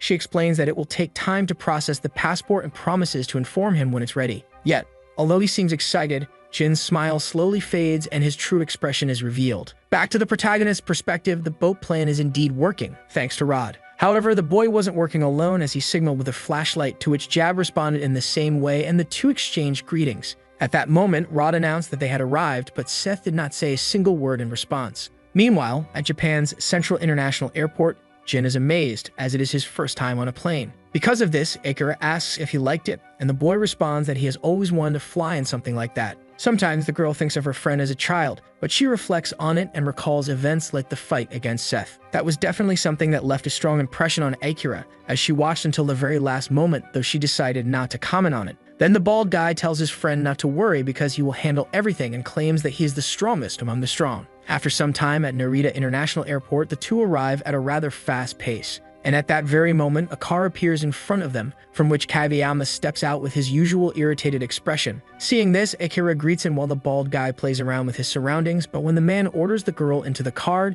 Jin asks where they are going. In this case, the girl simply tells him that he will find out when they arrive, and Jin trusts her. However, before getting in, the bald guy suddenly feels a chill run through his entire body, prompting Akira to ask what's wrong. Yet Jin does not respond, and his expression quickly turns extremely worried. He begins scanning the people around him until, among them, he spots the Supreme Black Cult's master. And beside him, in the middle of the crowd, stands a seemingly dangerous martial artist. In this case, Akira asks what the problem is, but the boy remains silent, confusing the two. Sometime later, the three continue their journey normally in Kageyama's car, but the girl asks if something is bothering her friend. Not wanting to worry her, he dodges the question, saying he is just feeling a little carsick, then changes the subject by asking where they are going. In this case, Akira informs him that she has booked a hotel room for him to rest tonight, and once again the boy shouts in excitement. Jin asks if his sister will be there too, and she replies that she probably will, making the bald guy think more seriously about it. Meanwhile, the protagonist is greeted by Jab, who treats President Kang with the utmost respect. However, Rod questions what that piece of trash in the shape of a car is, to which the boy explains that it was all he could get. Regardless, they need to use it, and Rod is disappointed that he won't be able to drive since he lacks an international license. To his surprise, however, Jab comments that he has one, saying he is always prepared. In this case, Rod agrees to let him take charge for now, and after some more time on the road, the protagonist asks how much farther they have to go. But Jab informs him that it will be a long journey and advises the president to get some rest, which in the end he accepts. Sometime later, the arena finally comes into view and the car approaches a barrier. Quickly, some guards order the visitors to stop, but Jab identifies himself, and at that moment, the henchmen step aside to clear the way. This way, the protagonist finally steps out of the car, witnessing the full moon of Japan firsthand. At that moment, Joan appears, greeting Seth and commenting that everything better be ready, but the boy does not respond to his provocations. In any case, another car arrives at the arena, so Joan adds that at least they are almost ready. And from that car, no ordinary people step out, but rather Master Wong along with his representative from the Supreme Black Group. Immediately, the protagonist feels the pressure of their presence and Joan greets the master. Additionally, he leads them to the proper location, but before that, Wong locks eyes with the protagonist for a second and suddenly shifts his attention to Jab, who is standing right beside him. Seeing this, the master asks Joan if this boy will also participate because he smells like blood. However, Joan responds that he will not, while pointing to Seth as the competitor, and Wong understands after exchanging glances once more. Rod, on the other hand, is a bit confused by the old man's words, but the master simply turns away and leaves with his group. However, before departing, he warns Seth in a threatening tone that he hopes today's event will be worth his time. As they leave, Jab comments that the old man is quite rough and Rod finds his eyes unsettling. However, Seth merely tells the two to hurry up and his subordinates obey his orders. Back at the Royal Hotel, Jin continues his training routine even while on this trip. This time in his mind, he tries to visualize the master of the Supreme Black Group, but just the presence of that figure in his imagination forces him to wake up, leaving him extremely weakened from the attempt. A few seconds later, the boy hears a noise at the door, and to his delight is his master. Without wasting time, his sister apologizes for making him come all this way, but Jin doesn't mind until he notices an unexpected companion with a woman. Noticing their gazes crossing, Sakurai says that it's a pleasure to meet the boy, which confuses him. Logically, after a few more seconds of staring at each other, his sister explains that she brought the young man because she thought he might be helpful. But this only confuses Jin more. She then clarifies that his practice and training are good but different from the real tournament. Because of this, the master looks at Sakurai for a moment, which makes him recall the fight they had before. At the moment the woman decided to go on the offensive, he became extremely concerned. Instinctively, he intercepted her advance, attacking first with his kunes. However, this time, the successor of the old arts was fully equipped and managed to defend herself without even meaning to dodge. Seeing this, Sakurai moved to mid-range and used his Kusarigama to attack from a still advantageous position. But the moment the attack came from above, the master managed to dodge it, and with the blade stuck in the ground, she advanced. At this moment, it seemed that victory would be hers, but Sakurai managed to detach the Kusarigama to pull off an attack from behind. However, the master not only predicted this, but also managed to grab the chain with her hands while simultaneously throwing her sword at the young man. With this precise move, he was completely pinned against the wall, unable to break free. Taking advantage of the situation, Set's mother disappeared and reappeared behind him, using the flexibility of her sword against him. With no other choice, Sakurai admitted his defeat to the successor of the old arts. With everything explained, Jin understands that, apparently, Sakurai will be his training partner, and his older sister confirms it. The next day, at Osaka Stadium, the protagonist's group slowly walks toward the control room. Upon arriving, Seth enters, surprising those inside, but they quickly show him the proper respect. The eldest among them informs Seth that everything is ready and that all competitors have already arrived. At this point, the conversation pauses for a moment so the protagonist can look at the big screen displaying the participants. It is stated that including him, there are a total of 10 competitors, and among them, the protagonist notices that even his mother will be fighting. Additionally, the name drawing for matchups will take place tomorrow morning, and people from all over the world are eager to bet on this tournament. The old man proudly comments that the minimum bet is $100,000. However, to his surprise, Seth declares that he is not interested in the money and tells them they can keep it all. After all, he is there to fight, and that is something the staff can understand. Regardless, the protagonist's attention turns once again to the competitors, especially to his mother and most notably, Wang. Sometime later, Akira drives with Sakurai in the front seat, while Jin sits in the back with his master. At a certain moment, they stop in front of the stadium, and from there, Jin steps out looking extremely serious about the situation. The four of them walk down the corridor, and at the end, they see the light leading to the arena. At the center of the venue, all the participants are already there, along with the organizers. And now, with the last 3 competitors who arrive with Akira, the preparations are complete. For a while, Set's mother stares at her son, but he does not show a friendly expression. Then suddenly, Wang breaks the silence by stating that all the weaklings are finally here. Naturally, this draws the attention of all the competitors toward him. To prevent things from heating up further, Joan speaks up, thanking everyone for being there. He then announces that they have gathered to give everyone some time to greet each other before the competition starts tomorrow. As everyone already knows, this tournament will be held with locked exits, meaning a match ends when an opponent surrenders. Alternatively, the fight can continue until one fighter is incapable of expressing themselves on their own. Additionally, Joan maliciously remarks that accidents can happen and warns that there is still time to withdraw. However, to his surprise, not a single one of them steps forward to leave the competition. In this case, Joan decides to move on and informs them that the fighters can now choose their opponents. It is stated that each participant will earn $100,000 just for competing, with an additional equal amount for every victory, plus 10% of the bets. At this, Kogaria becomes greedy and declares that he will start with an easy one. However, he points at Seth as his chosen opponent, which obviously infuriates him due to the disrespect. Next, Captiva follows suit and selects the protagonist's mother because of her fragile appearance, and so the two accept each other as opponents. Kageyama is the third to choose, deciding to go after Joan as he has a personal matter to settle with him. Since Joan was the opponent Pierre wanted, the redhead rethinks his choice and instead picks Sakurai due to his relaxed expression. However, despite the redhead trying to engage with him, Sakurai simply ignores him and turns his back. Instead, he walks over to the Supreme Black Master and bows,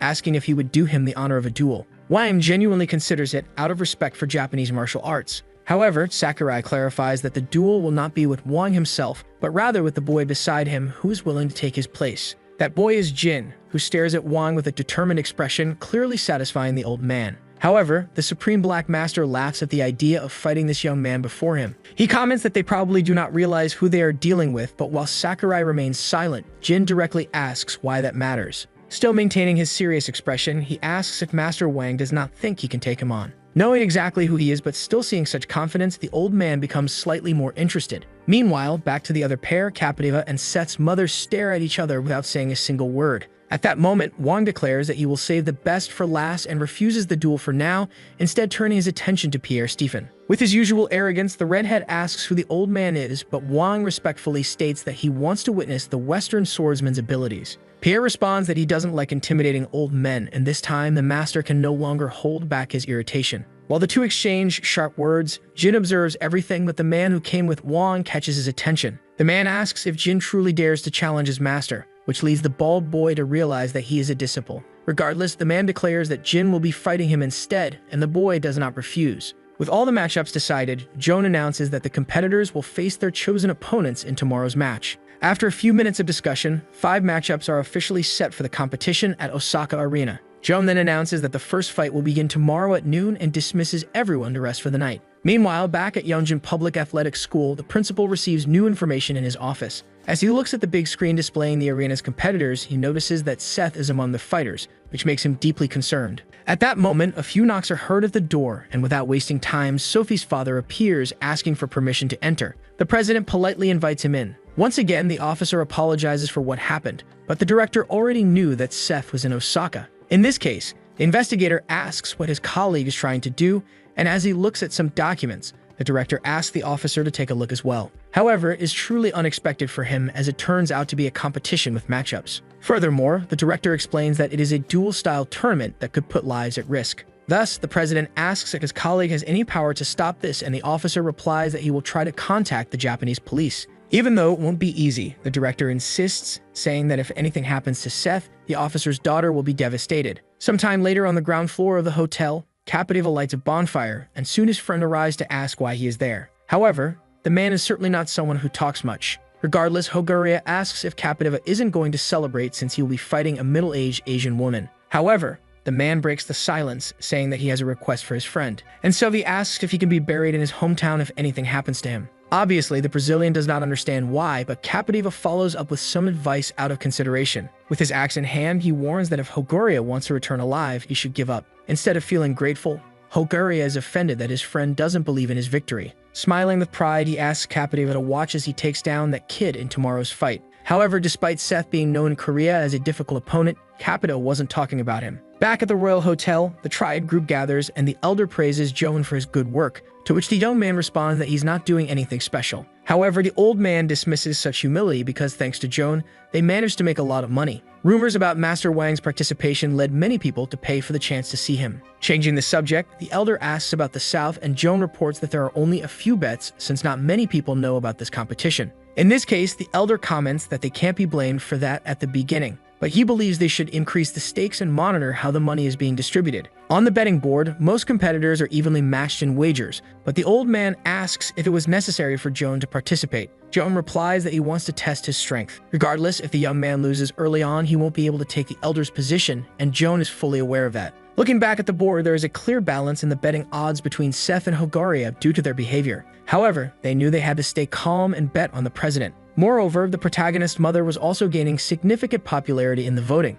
Only now did the elder realize that she was participating, prompting him to place a $1 million bet on her. He justified it by saying there was no reason for her to lose, as she was the only person who had ever faced Master Wang. Minutes later, still in the arena's control room, the protagonist's team notices that the Triad has started to move. Believing they should also get involved, they place their bets. One of them wagers everything on Seth's mother, while the other bets on the boy himself. The elder, meanwhile, notes that the other matches aren't drawing as many bets, and it is explained that this is due to a lack of information. In this case, the old man asks what they should do, but his colleague suggests that people tend to make more informed decisions when they have money at stake. Naturally, people's intuition is more often right than wrong in such cases. The next day, the cameras are already set up in the arena to broadcast the competition. Akira mentions that she ordered a suit for the protagonist and asks if it fits well. Meanwhile, in his mother's group, Jin announces that he is ready, and little by little, everyone starts gathering with their respective allies. Despite the imminent danger, the competitors seem excited about what is to come. At that moment, the venue's sound system announces that the match order will depend on the highest bet, and now the first matchup has been decided. As a result, Hoguria approaches the boy with his head lowered and declares that he will finally put an end to the brat that everyone is praising so much. However, the protagonist maintains an unwavering expression as he stares at the blonde man. Without further delay, the production team calls the two into the arena, and with their hands in their pockets, the boys step forward to introduce themselves. However, with the cameras rolling, Hoguria appears very confident and questions whether the young man really intends to fight. After all, it's still not too late to back out, but that only irritates Seth. In this case, the blonde man asks if the boy isn't afraid of him, as well as if he hasn't heard about his last opponents. One lost his legs and another wet himself. Hearing this, Seth remarks that the Brazilian talks too much, making Hoguria even more aggressive. Finally, the last minute for betting ends with the total reaching $4.3 million, meaning the winner will take 10% of the pot. Additionally, as mentioned before, there are no rules, and with everything clarified, the fight begins. Without wasting time, Hoguria charges in with confidence, but the protagonist intercepts his advance with a precise punch, putting him back in his place. Clearly, it was more of a warning than an attack meant to eliminate the opponent. As a result, Hoguria becomes extremely irritated by the humiliation and switches to grappling. Using everything he knows, he works his footwork and shifts his body weight in his favor to execute a takedown. However, before he can succeed, a slap lands directly on his ear, disrupting the fluids in his auditory canal. The sensation of dizziness becomes constant, and within seconds, the Brazilian's ear collapses. With his inner ear thrown into disarray, his balance is severely affected along with his hearing. Even though he is still conscious and willing to fight, Hoguria sees things moving erratically and can barely close his hand properly. He tries several times to regain his footing, but Seth turns his back on him, prompting him to shout for the boy to wait, insisting that it's not over yet. At this point, the protagonist looks directly at the cameras and asks if this really needs to continue. From all the screens in the arena, the next competitors watch the situation unfold, some with surprise, others with a sense of excitement. Once again, Seth asks the Brazilian if he really wants to keep going with this meaningless fight. However, ignoring the chance to walk away with fewer injuries, Hoguria curses at the boy only to receive another blow. But this time, the attack is much stronger, sending him to the ground instantly. With Hoguria no longer moving, unconscious and incapacitated, Seth shows his clear disgust toward him, while his team celebrates the victory. As a result of the match, the betting stakes soar, and for the next fight, Wang's odds become comparable to Pierre's. Some time later, the next competitors face off in the arena, but the redhead still questions why he has to fight an old man. Fearful that something illegal might be going on, Pierre asks if his opponent will truly fight alone. Then he warns that he will go easy, but he can't guarantee the old man's safety, which this time doesn't faze Wang at all. Since the fight is about to start anyway, the old man advises the redhead to do his best. Naturally, Pierre insists that this is not a sport, but the master replies that if Pierre doesn't defeat him, he will be exterminated. At this, the redhead abandons his hesitation and prepares to take down this boastful old man. The moment the production announces the start of the match, Pierre charges forward at high speed, aiming a thrust with his sword. However, Wang dodges, so Pierre tries his second strike, but the same thing happens. At this point, the young man abandons precision to focus on raw speed, but nothing changes and Pierre begins to grow frustrated. The protagonist group is impressed by the old man's skill, and Jab finds it bizarre that such speed is even possible. In the arena, Pierre is thinking the exact same thing, feeling incredibly frustrated at being unable to land a single hit. At one point, Wang mocks him, asking if this is really all he has. But instead of getting angry, the redhead becomes afraid and backs away, repositioning himself in the arena. Sweating nervously, he wonders if this old man is even human, until suddenly, Wang disappears and reappears behind him. As if caught in a psychological game, Pierre begins to lose his sanity and swings a lateral strike. However, Wang questions this move, pointing out that Western fencing is meant for thrusting attacks. Without waiting any longer, Wang delivers his first strike, hitting Pierre in the stomach and launching him at high speed into the wall, where he collapses to the ground, severely weakened. The master then steps in front of the fallen boy and orders him to get up so he can show his true strength. Pierre is no longer in any condition to fight, and upon witnessing the old man's unwavering confidence, he admits that Wang is indeed incredibly strong. Gathering all the strength he has, the boy stands up to surrender to Wang, and with all his breath, he begins to shout, admitting defeat. However, the instant he was about to do so, Wang advanced at high speed and slashed his vocal cords. With just one movement, he declared that it was not up to Pierre to decide when the fight would end. Pierre found himself in a situation he had never imagined. He couldn't even scream for help. But the old man warned that if he came prepared to exterminate, then he should also be prepared to be exterminated. Without wasting time, Wang grabbed the boy by the neck and delivered another powerful attack to the already wounded area. Then, as Pierre floated in the air, the Supreme Black Master struck the fencer's eardrums. This time, the boy completely lost consciousness, collapsing onto his knees before falling face first to the ground, defeated. With that, Wang turned to the cameras, reminding everyone that he had been granted permission to finish off opponents. However, even though they knew something like this could happen, everyone disapproved of such brutality. Even Joan, who had brought Wang into the tournament, knew the old man was insane, as in the past, Wang had nearly done the same attack to his throat, stopping at the last second only to listen to some news, which saved Joan from the same fate. Meanwhile, in Korea, inside the principal's office, Sophie's father shouts that these bastards are committing murder on live broadcast.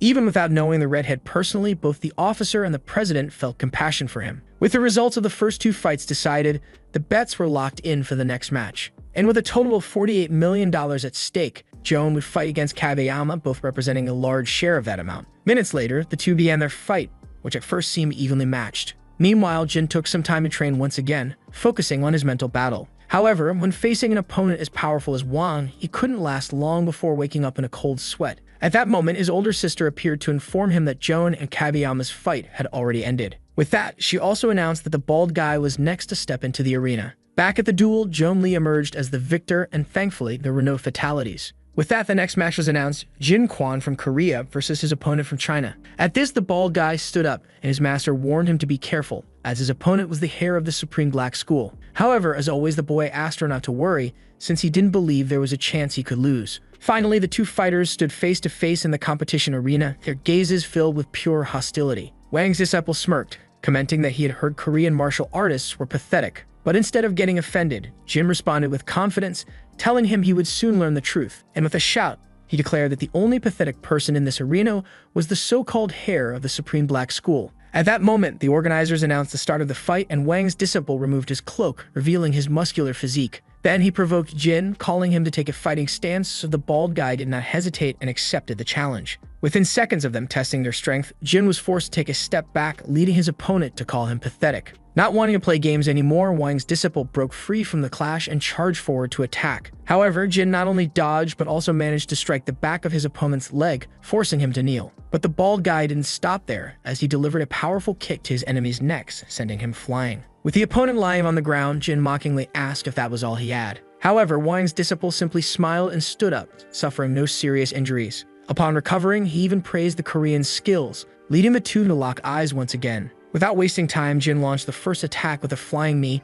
but even after taking the hit, Wang's disciple countered with a devastating elbow to the ribs. In response, Jin grabbed his opponent by the ponytail, preparing one of his most powerful palm strikes. The attack landed cleanly on his opponent's face, slamming him into the ground at an incredible speed. As Jin stood over his fallen opponent, all the competitors watched the scene attentively. While Joan looked surprised, Wang appeared slightly intrigued. Minutes later, as the victor walked through the corridor, he was congratulated by his older sister, to which he casually replied that it had been easy. With that, the betting for the next match was locked in, and this time, Jin's master would be fighting. At that moment, her expression changed as she made her way toward the arena, while Captiva appeared just as serious. However, the moment she leaves, Jin relaxes his posture and begins to tremble in pain, because that elbow strike from before really hit him worse than expected. With both of them in the arena, the announcer declares the start of the next fight, and deciding to attack first, Captiva throws an axe toward the lady. Immediately after, while she dodges, he jumps in her direction to finish her off but ends up hitting the ground instead. Without giving up, he advances again and this time manages to grab the shirt of the successor of the old arts. Then he draws another of his bladed weapons to take advantage of this opportunity, but Seth's mother disarms him with a quick vertical kick, and then strikes the young man's head with another even more powerful kick. However, Captiva is not defeated and takes advantage of her blind spot being below to retaliate with another axe charge. Once again, Seth's mother dodges, but the attack causes a light cut on the girl's chin, and from the look in his eyes, her opponent shows that he is determined to go even further. At this moment, the two rush forward to finish the fight, and Captiva is the first to attack. However, Seth's mother manages to dodge and use her mobility to her advantage, landing an aerial kick to her opponent's face. Clearly, the impact causes considerable damage and Captiva practically falls backward. But at the last second, he manages to stabilize himself on the ground and threatens another charge toward the girl. Faced with this, the successor of the old arts uses a fallen axe on the ground to defend herself, barely managing to intercept the strike with the blade. However, the opponent's weapon is more resistant and cuts hers in half. Then the young man strikes the girl's ribs, throwing her toward the arena wall. With this, Seth's mother opens her shirt to grab her flexible sword,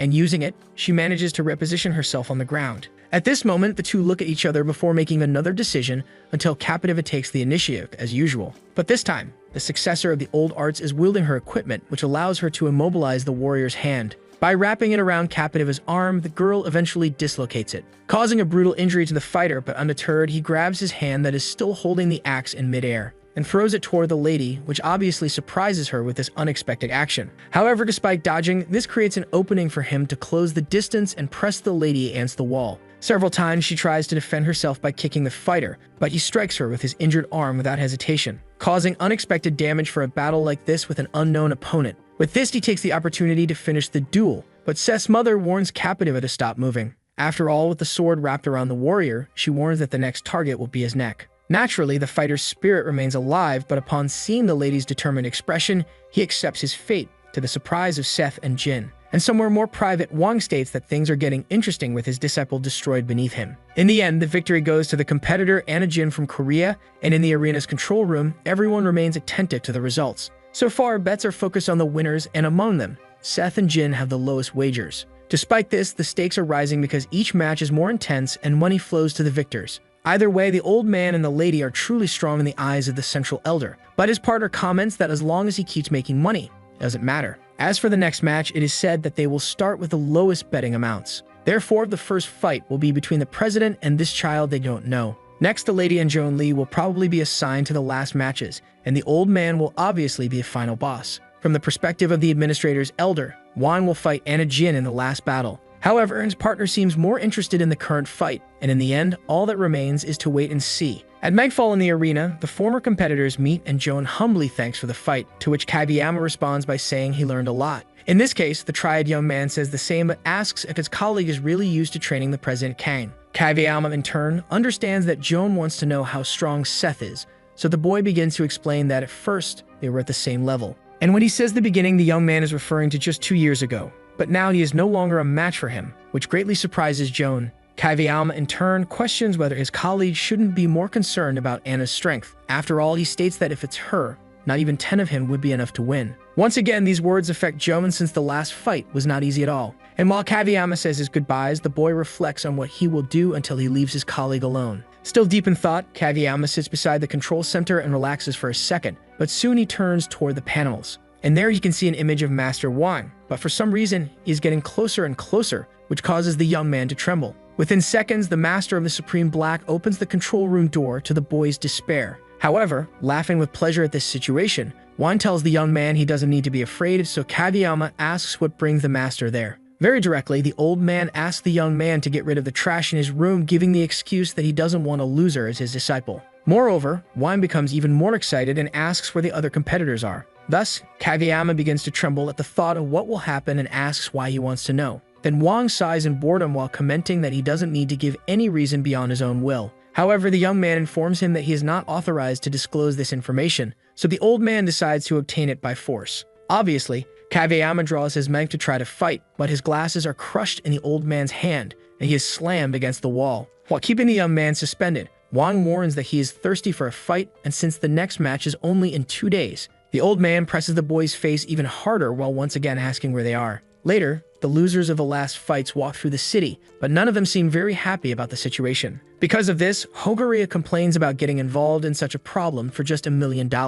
However, Capitava asks his friend to be happy since at least they are still alive. In this case, the blonde accepts but keeps thinking that things would have been different if he hadn't let his guard down. Until suddenly, he realizes that his friend's attitude is different, which makes him ask what's wrong. But Capitava not only doesn't respond, but also draws his weapon, leaving his colleague even more confused. Because of this, the Brazilian asks what is wrong with him, and at that moment, he also realizes why. Right in front of them is Juan. Hogaria questions why the old man is there, so Capitava tells his friend to be careful, even though they are not in the stadium. Wang, in turn, merely comments that this should be fun. And upon noticing the way Capitava stares at him, he gets even more excited by the fact that this Western boy feels his threat. In this case, the old man throws away all good manners and decides to embrace savagery. Still, the blonde does not understand what Wang is doing, so Capitava tells his friend to stay back and warns that this old man finished Pierre. Naturally, Hogaria is shocked and his partner informs him that a lot has happened since he was knocked out. Either way, as the Master of the Supreme Black walks toward them, Capitava grips his axe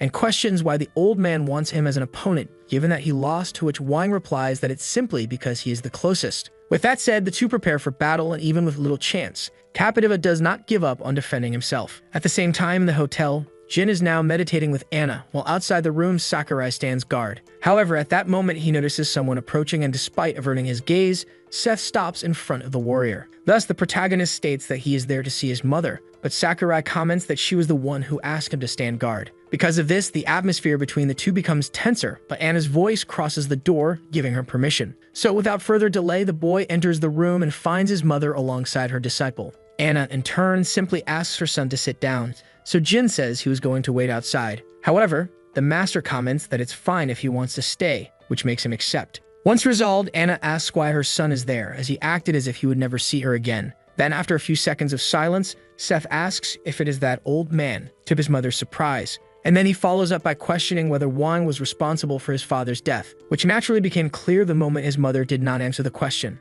In this case, even though Anna does not seem very pleased, Seth is satisfied and stands up as his suspicion has been confirmed. However, in a desperate act, his mother screams that her son will not be able to defeat him, repeating it a second time. Jin continues watching in silence, and Seth decides not to argue this time. At dawn, Rod has a conversation with Jab, and the two agree that everyone is on another level. Rod, in turn, highlights Anna for being truly strong, but Jab also praises the Indian fighter from before. In this case, the short one comments that he wants to fight him too, but his colleague states that he will be destroyed. Rod claims that he is powerful since he is called Rodney the Bloody, but Jab assures him that gangs are easier to face. Suddenly, both feel a striking presence, and in a second, Wang appears there with traces of his last game. Thus, the protagonist's allies gather their strength to remain calm. Clearly dirty from his last clash against the losers, Wang comments that it seems he is in the right place. Back in that alley, the traces of the fight were imprinted both on the ground and on the walls. And while Hoguria had marks on his body from finger-sized holes and completely shattered bones,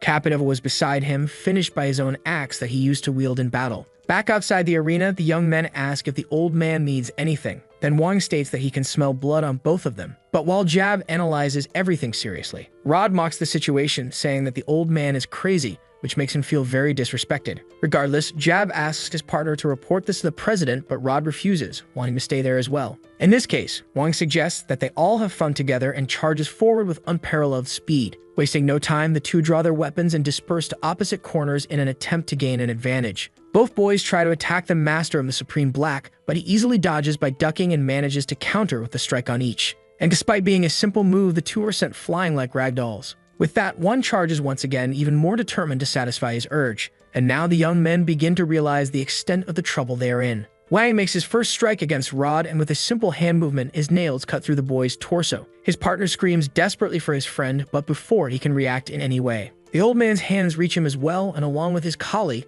the two are pinned to the ground. With the young men subdued, Wang gradually begins to increase the pressure on their necks. But fortunately, at the last second, a few blades approach the old man, forcing him to retreat to dodge. Within seconds, the old man fully stabilizes and then finds himself facing his new opponent, Akira. Seeing that she is a girl who knows martial arts, Wang gets even more excited to fight, saying that it has been a long time since he eliminated one. However, Akira is visibly terrified of this battle, so Jab shouts for her to run away. Fortunately, her martial arts skills gave her an advantage, allowing her to dodge the attacks. And before things could get worse, Seth appeared, interrupting the fight by flying in Wang's direction. Seconds after catching sight of the boy, he closes the distance with a kick. And since Wang dodged the first, a second strike follows, but once again, it is unsuccessful. All of the old man's arrogance only makes the boy angrier, so he declares that he will put an end to Wang, but the master merely enjoys how serious Seth is. Dodging yet another of the protagonist's eager attacks, the old man counterattacks for the first time, making Seth feel a strike to the stomach. Just Seth's expression of pain is enough to make Wang ecstatic. However, instead of collapsing to the ground like the others, a protagonist remains standing and merely spits a little onto the ground. Thus, Seth's fury increases exponentially, but Wang continues to enjoy how the fight unfolds. The protagonist rushes to finish off the old man and tries to land multiple blows, but none manage to hit him. With that, after dodging the last attack, Wang takes advantage of their proximity to grab the boy's arm and counter with a strike to his face. Thus, the old man waits to see if Seth is already defeated, but the hero proves to be very resilient by not showing any injuries and grabbing onto his opponent's clothing. Wang tries to understand what is happening, and the protagonist laughs uncontrollably. Naturally, the old man recalls Simon, who was an opponent with a very similar attitude to this young man. Without wasting time, Seth moves in and lands a headbutt on the master of the Supreme Black with all his strength. This makes Wang tremble a little, and despite also getting hurt, Seth feels proud. Extremely irritated, the old man shouts, questioning the boy's audacity, and to the protagonist's surprise, the sharp nails of the master of the Supreme Black touch his throat in an instant. However, before anything could happen, a Kusarigama appears from above, directly above both of them, and it quickly moves to attack the old man, who is forced to retreat to avoid being hit. With that, as he repositions himself on the battlefield, new participants appear, Seth's mother and his ally Sakurai. Clearly, the master of the Supreme Black was not expecting this, as he now has 4 opponents capable of fighting. Even with help present, the protagonist declares that he will be the only one to fight the old man. However, Anna reminds her son that he had to be saved just moments ago because he was nearly eliminated. With that said, with all 6 of them now on the ground floor of the hotel, Anna asks if they can just finish things already. However, despite laughing, the old man condemns the girl for interfering with his fun. In response, the successor of the old art states that she will only allow Seth to proceed at the right time. After a few more seconds of tense silence, Wang realizes that the boy is the son of that man and comments that they really do look alike, which obviously irritates the family. In this case, the old man continues his provocation, saying that he used this hand to finish the job. And without the slightest shame, he laughs loudly, saying that he tore out his heart and showed it to him while he was still conscious. Unable to endure this mockery any longer, both become furious, and Wang waits for them to come at him. However, suddenly Jin appears first, nearly landing a flying kick on the master of the Supreme Black.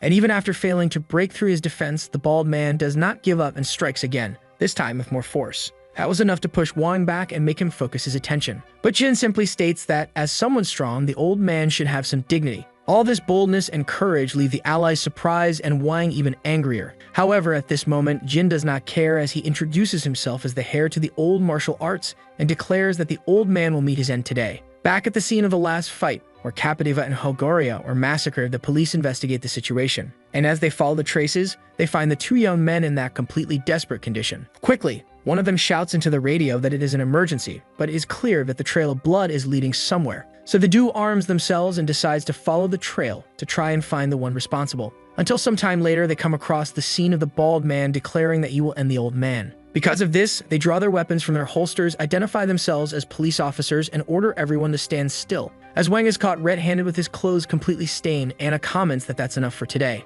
However, the old man states that she is not the one who decides and remarks that his blood is boiling for a fight. In this case, to continue his fun, the master of the Supreme Black first turns toward the officers, and quickly he picks up one of Akira's blades from the ground, so the moment the officers react, he intercepts the gunfire with a blade, striking one of them. And before the second officer can do anything, he is also finished off, with Wang telling him to shut up. Obviously, all this brutality makes Rod and the allies see Old Man as completely insane. But now that there is no one left to interfere, Wang only wishes to return to his previous matters. Naturally, Jin steps forward since he had volunteered to fight him minutes ago. However, the protagonist walks past him, brushing against his shoulder, to warn that he will be the one to fight. Wang, in turn, provokes them by saying he doesn't care even if they all come at him at once. However, the protagonist states that it won't be necessary, which makes the old man angry enough to take the initiative. Within seconds, some lights are seen along with another noise, and everyone's attention turns to it. Then, realizing he can no longer continue, Wang asks them to wait for him because he will certainly return. However, before he can disappear into the forest, Seth charges forward,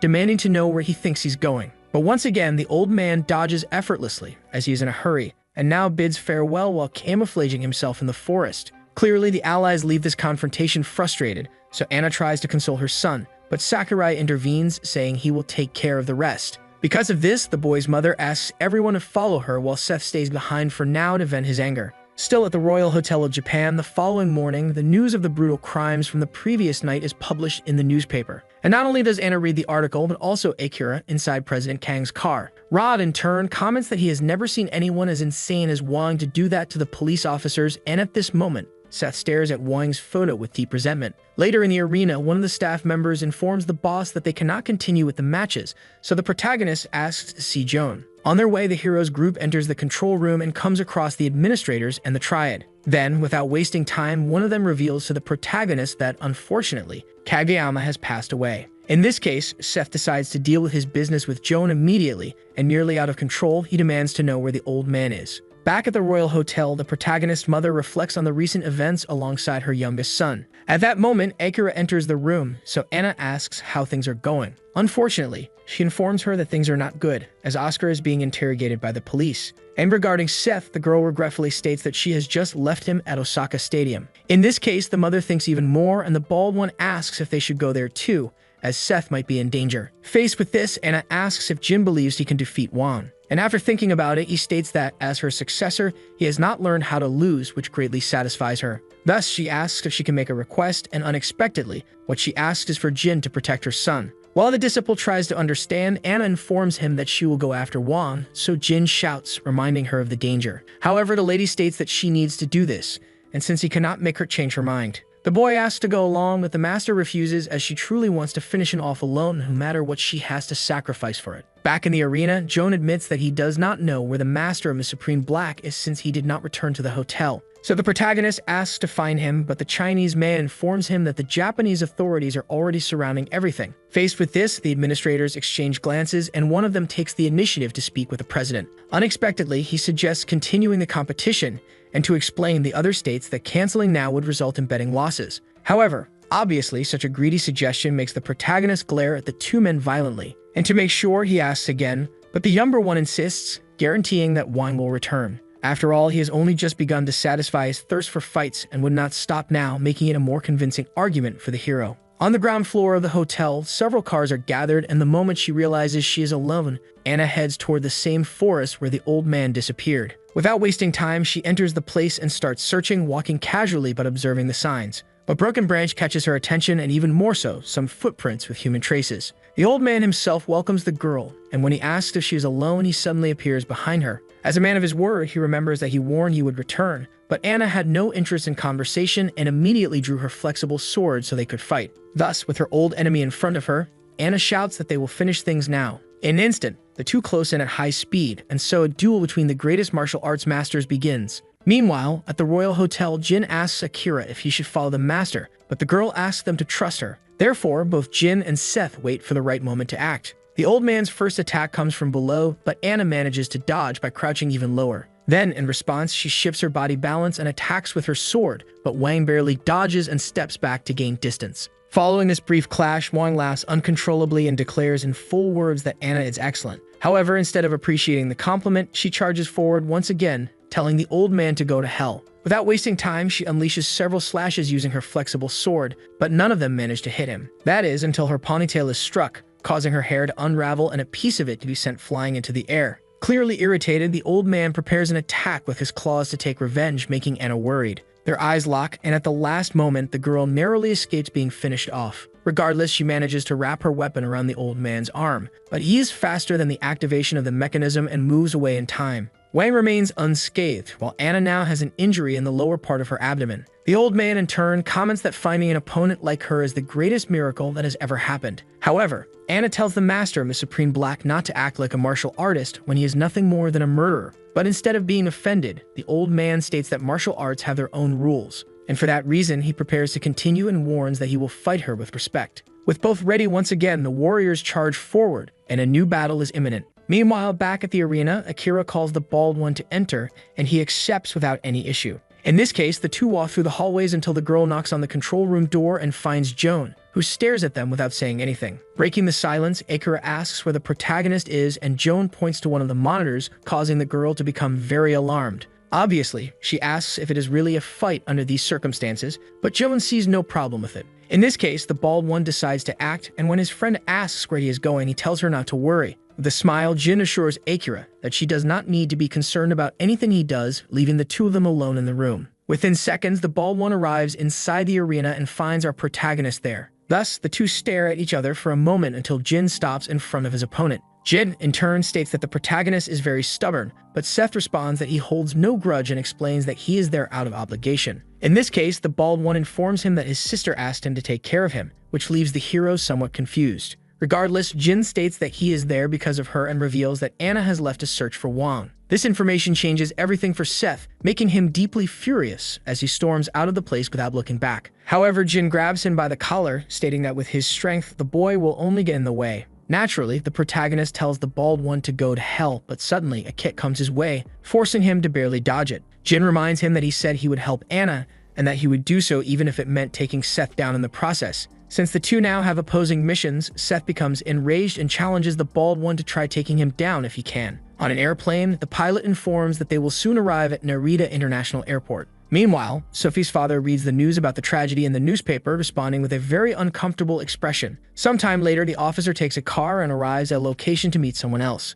Introducing himself as Nakamura Junichi from the Japanese police department, the two men greet each other. On the way to another place, Sophie's father asks if Nakamura knows where Seth Kang is. However, the Japanese department officer asks his colleague to look at the tablet first. The moment he lays eyes on it, he cannot believe what he is seeing, as it is a live broadcast of the underground competition. In this case, the officer asks why the authorities are not stopping them, and Nakamura informs him that the killer has disappeared and the stadium has been surrounded. Thus, Sophie's father demands to be informed in advance and declares that both Seth and the others will be detained by him. Back to the fight on the tablet, the protagonist is unable to land a hit on the bald one, and in contrast, Jin does not find the fight easy either. At one point, both retreat in the arena to gain more distance. With their feet sliding across the ground, they finally manage to regain their balance. Sith, in turn, is extremely irritated with Jin, and as he rips off his tie, he declares that he will end him if his mother gets hurt. However, the bald one assures him that such a thing will not happen because he trusts his master. Naturally, the protagonist's fury reaches a desperate point, so he charges forward and Jin sprints as well without cowardice.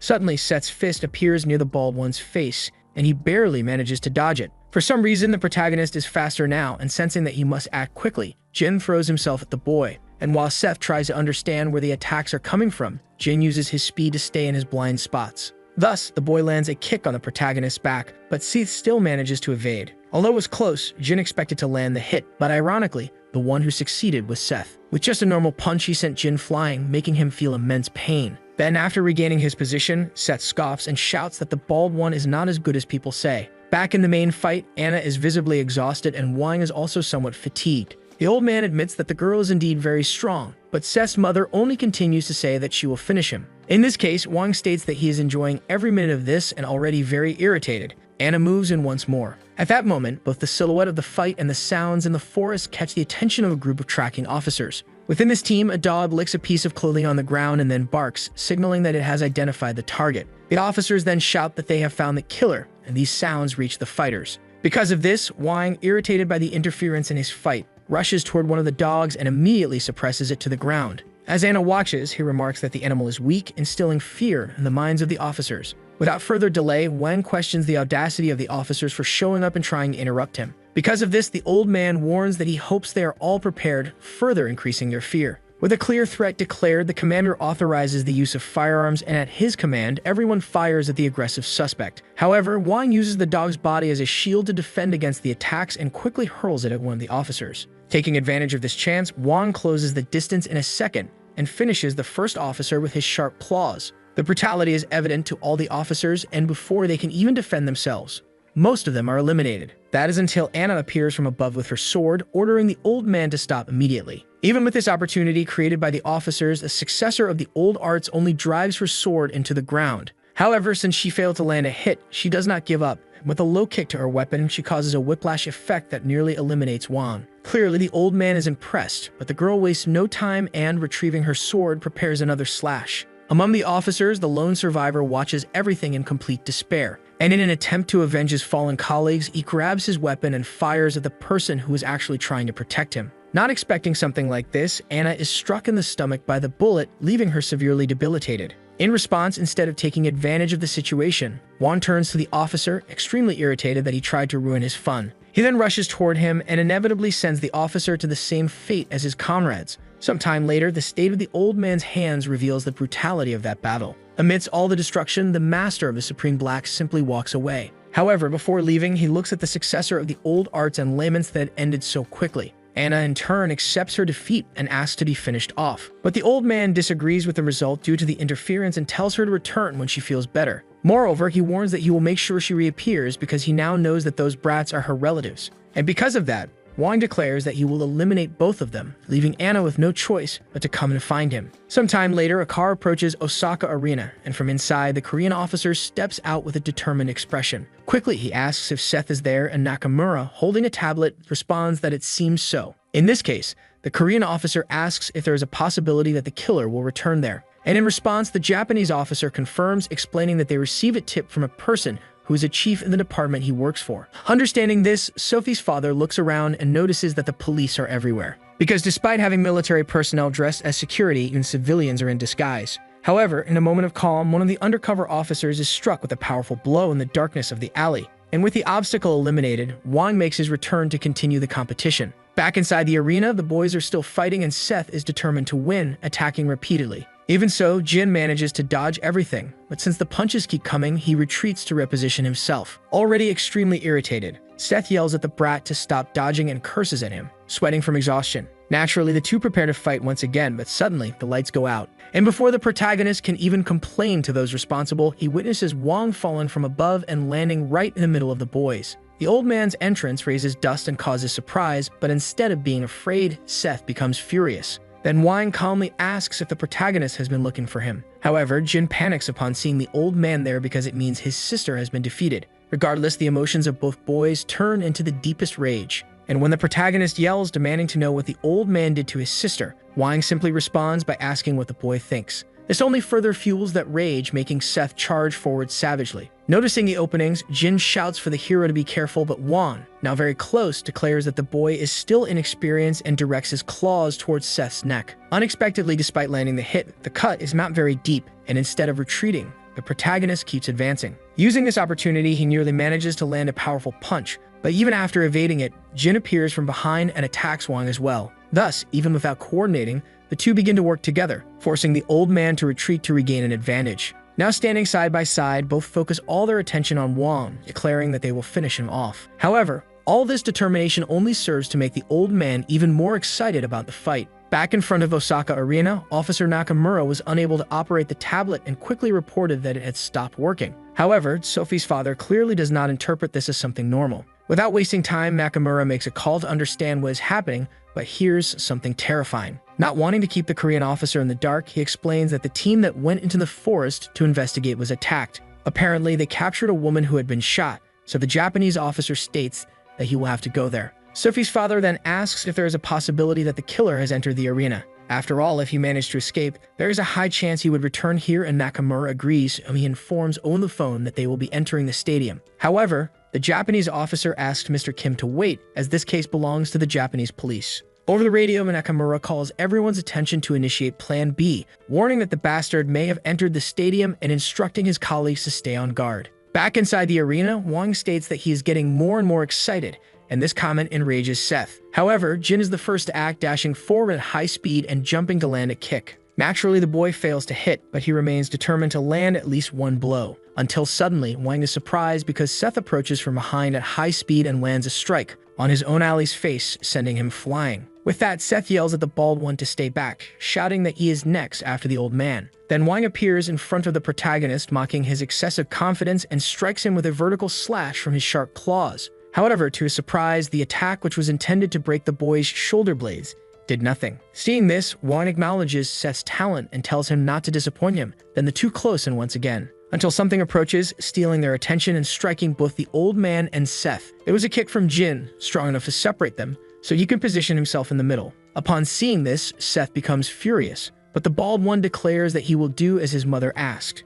And with his battle stance firmly set, the boy is certain that he will destroy Wang. In this case, Wang accepts this feeling and grants Jin a chance to attack. However, the protagonist only becomes more enraged at this exchange and declares that he will take down anyone who stands in his way. Then the three fighters, separated across the arena, charge at each other with speed, initiating a legendary battle. Taking the lead, Jin leaps into the air with a powerful kick, forcing Wang to defend. However, right behind it comes a punch filled with the protagonist's determination, passing just beside the bald one and nearly striking the old man, who has to crouch to evade. But as soon as he crouches, Jin wastes no time and takes advantage of the opening to strike again. This time, Wang's guard is broken, and noticing this from behind, our hero charges forward once more. With all his accumulated rage, the boy lands a powerful punch on the chest of the master of the Supreme Black, sending him flying. Obviously, this is not enough to defeat him, but the boys have no intention of stopping, and Wang feels extremely disrespected by being hit. Jin, in turn, remembers his promise to Anna, but Seth tells him to shut up. Instead, the boy suggests that they fight together. However, the protagonist has a better idea. He suggests that the bald one just watch. Determined to face the old man once again, Seth tries to land another punch like before. But alone, the protagonist stands no chance and takes a counterattack that opens his defense, though he narrowly dodges the second strike that could have finished him. Seeing this, Jin decides not to stand idle and comes from above again with a kick,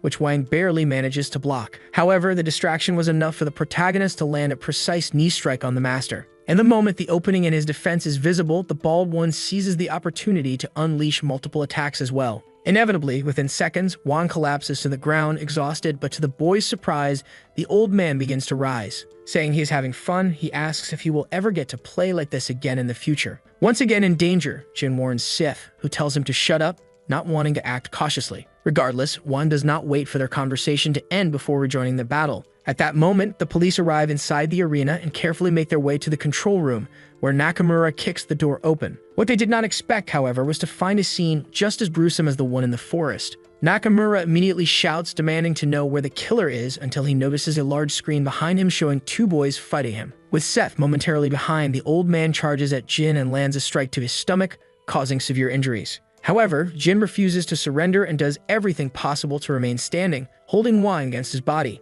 This allows Seth to close in, preparing his most powerful punch, which gradually nears the master's face until it lands perfectly. Even then, the old man still opens his mouth to praise the boy's talent, provoking him by saying he is better than both his mother and father. Seth becomes enraged like never before, and at that moment, Wang's hand releases Jin, leaving him in extreme pain. Quickly, the old man retreats to the back of the arena, stopping in front of both boys. Wang inevitably feels the injuries he has sustained from the fighters, but Jin collapses to his knees as his condition is even worse. Sith in turn scolds the bald one, reminding him that he told him to stay back and does not even let him explain. Because now the protagonist has decided that he no longer needs his colleague's interference. Facing Wang once again, Seth demands to ask one last time what happened to his mother. However, the old man does not give him a straight answer, instead stating that if the boy is curious, he should finish him off and search for her himself. Furious at what he heard, Seth charges forward with all the rage in the world to put an end to Wang. Back in the forest, Anna is still slumped against a wall, but Sakurai appears among the officers asking for permission to take care of her, which is granted. Without wasting time, the young man apologizes for being so late and Seth's mother thanks him. Seeing Anna's condition, the officer suggests taking her to a hospital, but the woman insists that she must go there and Sakurai accepts without arguing. Returning to the battle between the protagonist and the old man, Seth is unable to land a single hit while repeatedly being struck by the master of the Supreme Black. However, at one moment, a punch from the hero breaks through Wang's defenses, and just as he tries to recover, another, even stronger strike follows, but this time the old man manages to dodge and escape. Nevertheless, the protagonist chases after him and lands a solid blow straight to his stomach, sending Wang flying. Once again, the two reposition themselves in the arena, but Seth takes the initiative, charging from above. Both fighters scream, demonstrating the intensity of the battle until the old man feels something. He realizes that despite his injuries, Jin is grabbing onto his feet. However, before he could finish the boy off, Seth sees the opportunity to appear from behind and deliver the most powerful punch of his life, unleashing all of his fury. As Wang tried to recover, he was slammed forcefully against the ground. Now completely subdued, he was forced to endure a relentless series of consecutive attacks that did not stop. Even so, the protagonist could not let go of his rage, forcing Jin to stand up and stop him. Because, whether he realized it or not, Master Wang was already completely defeated. However, instead of feeling satisfied, Seth only grew angrier at how quickly his revenge had ended. A bit further back, the police officers rush, reporting over the radio that there were more victims. The response was to leave the rest to the SWAT team while the front line maintained their position. Little by little, the officers approached the center of the arena, and from the command room, Nakamura warned them to be careful, as the killer had already attacked some of them. Therefore, he authorized them to eliminate him if he resisted, a command that was clearly understood by all. Back in the fight, Jin held onto the old man's foot, and at that moment, Nakamura gave the order for the officers to move in. They ran swiftly through the dark corridor, but inside, Seth was still venting all of his rage at a level where Jin had to stop him. Continuing to fight was meaningless, as Master Wang was no longer in any condition to fight back. The immediate thought was to search for the protagonist's mother, but just hearing about it reignited Seth's hatred for that man. In a desperate act, Seth dropped to the ground again, taking out his frustration on Wang's lifeless body, leaving Jin utterly shocked. Again and again, he continued, shouting between blows for the bastard to get up, until, to everyone's astonishment, Wang actually showed some kind of reaction and suddenly woke up, asking if he had blacked out. However, Jin coldly informed him that he had already passed away, and even though he didn't understand how he was revived, Seth grabbed him by the neck, declaring that you would never let the old man escape punishment so easily, because, as he had said before, he was not done with him yet. Wasting no more time, the protagonist resumed the fight, striking Wang and launching him against the wall before landing a devastating knee strike in the opposite direction. At this moment, the old man's condition was completely degrading, but Seth continued to hold on to him, saying he was still not finished. Meanwhile, Jin watched everything unfold, unsure of what to think, until suddenly the group of police officers arrived at the scene, ordering everyone to freeze. To show they were serious, one of them warned that he would fire at any sudden movement. However, the protagonist declared that he did not care if he was shot. He would finish off the old man as many times as he could. Naturally, the officers trembled at this attitude, but witnessing such overwhelming violence, the command to open fire was given. At that moment, Jin reacted immediately, shocking the protagonist, and because he had promised Seth's mother to protect him, he placed himself in front of Seth. The boy, in turn, became furious at this heroic act. But just then, alongside Anna, Sakurai appeared, ordering everyone to stand down. Both boys were confused by Anna's presence, and for the first time, Seth showed a hint of happiness. However, his mother simply walked past him to face Wang's battered body on the ground. Jin then declared that the master of the Supreme Black was finished, but Anna still drew her sword and approached, leaving Seth curious. Thus, the woman finally took out her vengeance for what the old man had done to her family. While some watched the scene in shock and others in fear, Anna firmly stated that she had eliminated Wang, and she asked if everyone had seen it, but when she spoke, she was looking deeply into her son's eyes. Faced with all of this, the officers felt deeply intimidated, and from the command room, Nakamura ordered the corporation to arrest everyone. Following their superior's orders, they pointed their weapons at the group of suspects standing near the old man. And naturally, they took Anna into custody, who surrendered willingly without any resistance. Stith in turn felt disrespected by the officers, but his mother let out a commanding shout, signaling him to stop, and as he looked more closely, she even shook her head in silent refusal. Thus, Nakamura gives the order once again, and even though he didn't want to, Jin is arrested alongside the protagonist. At that moment, another person arrives at the scene a little late. It is Officer Kim. He came there because of Sith, but the boy was already restrained by the Japanese police, leaving nothing to be done. In this case, Anna, who was in the same situation, asked the officer to take good care of the children. And as the group was taken to the police station, Kim felt an overwhelming frustration at being powerless in such a critical moment. Sometime later at the Japanese police department, the Korean officer commented that things were not going as agreed. That was because Nakamura had promised to let the suspects return to their countries to be judged. However, the Japanese officer felt personally attacked by such an insinuation, considering the situation at hand. So far, 12 police officers had lost their lives, so Kim argued that the one responsible for this had already been eliminated. However, Nakamura slammed the table in anger, stating that this was exactly the problem they were facing. The fact was that the department would look pathetic if they let everyone go free, which meant they couldn't simply release them. In this case, Kim suggested that Nakamura speak with the International Alliance, given that Wang was Chinese, but the officer refused. After all, having another country take over the case would also be a humiliating outcome. As a last resort, Kim asked if his colleague could at least allow Seth and Jin to return to Korea. Then Nakamura admitted that he might be able to arrange it for Jin, but it would be difficult for Seth. After all, not only had he entered the country illegally, but he was also responsible for organizing the underground competition, which meant that there was no way they could let him go, and with his veins bulging from anger, the officer declared that the boy would be punished for his crimes in Japan. At Narita International Airport, the director of the athletic school stepped out of a taxi. Later, at Japan's General Hospital, Rod celebrated the fact that they were alive, while Jab asked about Akira. It was then revealed that she had been placed in a private ward, but had yet to regain consciousness. At that moment, the school president suddenly appeared in the hospital room, and the boys were obviously very surprised to see Jake there. Both tried to stand up to show respect, but the director told them it wasn't necessary. Still, the two knew what they had done, so they apologized, though it didn't make Jake any less irritated. Suddenly, the director's phone rang, and on the other end, Congressman Genzo contacted the Sunshine Group. After some conversation, Jake commented that now was the perfect time for him to show his appreciation for the corporation. And so the school president bid farewell, saying he would see Genzo at the designated location. As for the two hospital patients, the director informed them that they would be finished once they returned to Korea, and both accepted their punishment. Sometime later at Japan's City Hall, Jin approached and out of jail alongside the director. And soon his eyes met with the police officers, though the bald one tried to avoid any interaction. Regardless, Jake informed him that Seth would return to Korea in 2 days because the Korean public prosecutor had agreed to take over the case. However, he also said that there was nothing he could do about Anna, who would be judged in Japan. In any case, Jake was sure he could leave the rest to Kim, but before leaving, he asked him to keep in mind the kind of person Wang had been. And as the officer remained deep in thought, the director stated that they would meet again in Korea before parting ways with Jin.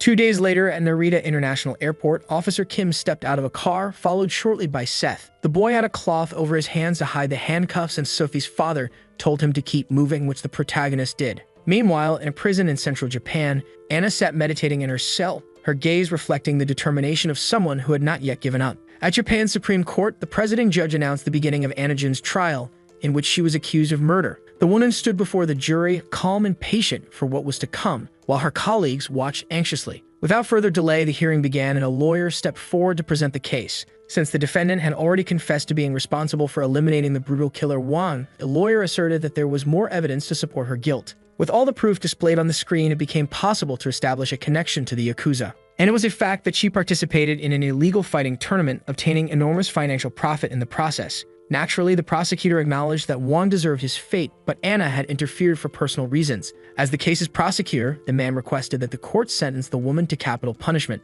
With these words, indignation filled the courtroom. Both Rod and Jab were furious, in contrast to the accused herself, who remained expressionless. However, the case did not end there, as the defense attorney objected and the judge granted him permission to speak. As was already clear, the bald one reminded everyone that Wang was responsible for the deaths of many Japanese police officers, and despite reinforced search efforts, law enforcement had been unable to capture him. However, he was finally defeated thanks to Anna, who, had she not acted, would have left a madman loose on the streets. And most importantly, according to the defense, was the fact that Master Wang had publicly threatened the life of the defendant's son. Therefore, he concluded his argument by asking if it was wrong to protect one's own child and stated that he had nothing more to say. The prosecutor, in turn, asked everyone to pay attention to the video he was about to present, as it contained footage of the crime. He explained that the defendant's son was known as the strongest gangster in Korea. that being Seth Kang, the president of the Sunshine Group. But as shown in the video, the boy himself had already subdued Master Wang before the murder. Thus, the argument that she committed the crime for the sake of her son was proven to be a lie,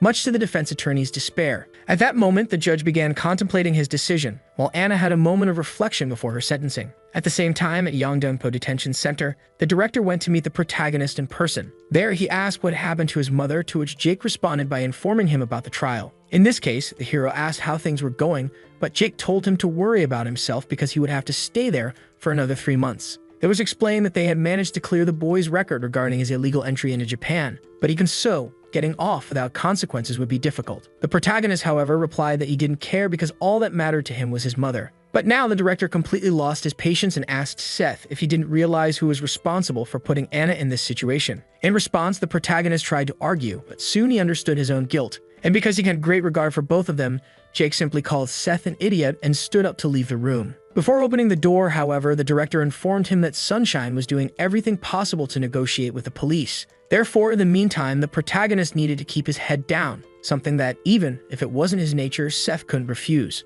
Sometime later at the Southern District Court, a slightly smaller hearing was taking place. Both the defense and the prosecution were preparing to present the case of Seth Kang, who waited as the accused. At the bench, besides the director and Jin, even Sophie was present to witness the outcome, and soon the judge reviewed the documents. From what he read, the judge understood that the boy had not only entered the country illegally, but had also organized an illegal fighting tournament. And despite being the president of the Sunshine Group, he was just a 19-year-old boy. However, since this was his first offense and due to Sunshine's influence in the country, the judge announced a fine of $100,000 along with 120 hours of community service until Seth suddenly interrupted the sentencing by shouting that he had something to say. Logically, this unexpected action caused tension in the courtroom to rise dramatically, and without any fear, the protagonist confessed that he was the one who killed the master. At that moment, all of his allies could not understand his reasoning, but Seth reaffirmed his guilt before the judge, declaring with absolute conviction that he was the one responsible for ending Wang in Japan. And as the trial unfolded, Anna remained in prison,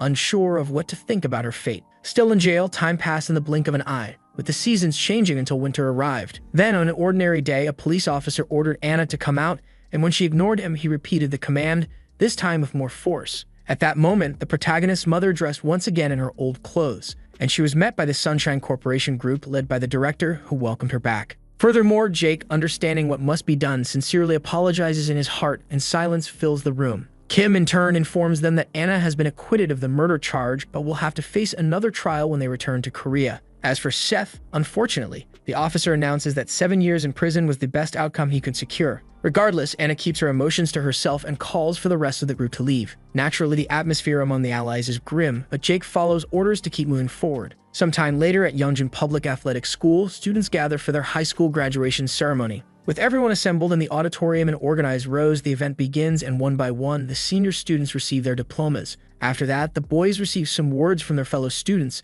and although it is a happy moment, Sophie cannot bring herself to smile. Victor, on the other hand, is pleased that they have finally completed this stage of life and asks Brock if he will be going to the United States now. However, Brock responds that for now, he will continue pursuing martial arts, prompting his friend to ask what he plans to do next. In response, Brock clearly states that there is a place he must visit as soon as possible. Later, at the Sunshine Group headquarters, all the executives are gathered, and naturally, the mood is just as tense as it was at the graduation. Jake explains that they are being blamed for the triad member Joan Lee, and on top of that, Bakgu reports that many Chinese people have been entering Incheon. Sang Madam in turn reminds them that the Yakuza are also making moves, and in response, the director suggests they should strike first. However, Anna, who is now the new person in charge of the presidential seat, believes it is better to keep an eye on them for now. She asserts that she herself will take control if things spiral out of hand, whether in China or Japan, and all the executives understand without questioning the president. Sometime later on the same day, but in a mountainous area surrounded by winter snow, Jin continues his training with even greater intensity than before.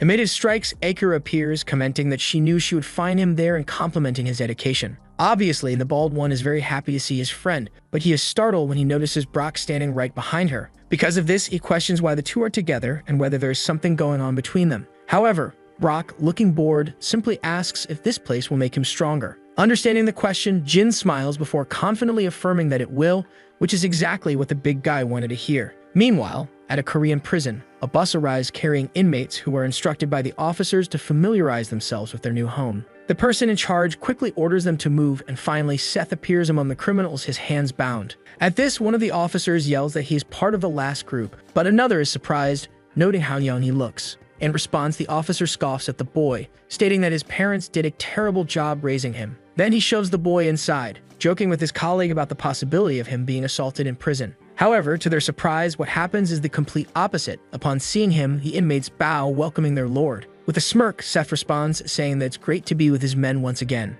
At the same time, at Cheongsong prison, the prisoners are led inside the facility, until suddenly, one of them bumps into a rough-looking bald man who tells him not to get in his way and asks if he wants to die. The bespectacled man quickly apologizes. Seeing this, the officers converse among themselves and decide to send the bully to room 404. One of them finds it odd to place a tax criminal in a violent ward, but they mention that someone has been looking for him. Regardless, the smaller of the two prisoners continues to be intimidated until the officer announces that the bespectacled man will also be sent to room 404. This leaves the bespectacled one in utter despair, while the bald one becomes very excited. Between the cells, various moral plaques are displayed advocating for the establishment of law and order. Soon, the officer leads the bespectacled man to his designated room. Moreover, the bald one is also assigned there, so the officer informs the other inmates that two new arrivals have joined them. Naturally, he asks the veterans not to harass the newcomers too much, as there is no longer a backup cell for them. Regardless, the bald one still feels unsettled by the earlier bump at the entrance.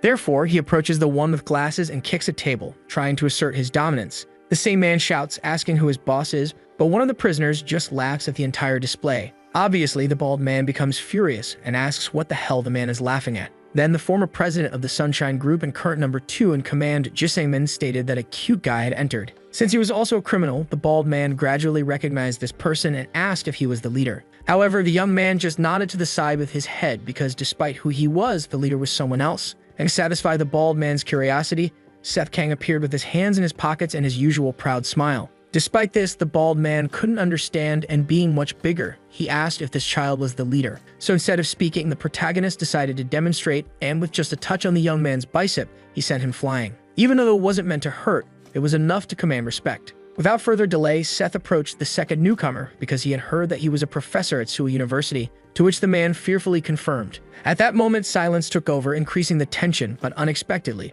the hero asked to be taught, surprising the professor, because as strange as it seemed, the truth was that once he got out of there, the protagonist wanted to go to college. Meanwhile, at some venue, spectators were impressed by a fight that was happening because one of the competitors no longer seemed to be in good shape. Then, with another quick punch landing on his defense, the fighter staggered backward. And so another blow came, a kick to the ribs that drained all of the opponent's strength. Thus, the fighter fell to the ring floor, defeated at the feet of Brock, who was crowned the undefeated champion of the tournament. At the end of the fight, the host congratulated the boy for becoming the strongest human. And with great excitement, he handed the microphone to Brock to explain how he was feeling. However, instead of being happy, the boy questioned that title, making the Sunshine allies proud but leaving the host confused. And with the UFC Championship belt in hand, Brock revealed that his contract had ended with this match. He announced that he would no longer participate in these boring fights, dropping the prize onto the ring floor. Obviously, the host didn't understand anything, but the coach congratulated him, unlike Victor, who found his attitude shameful. However, Brock didn't care about that because his attention was on another young man who, despite his changed appearance, was Jin.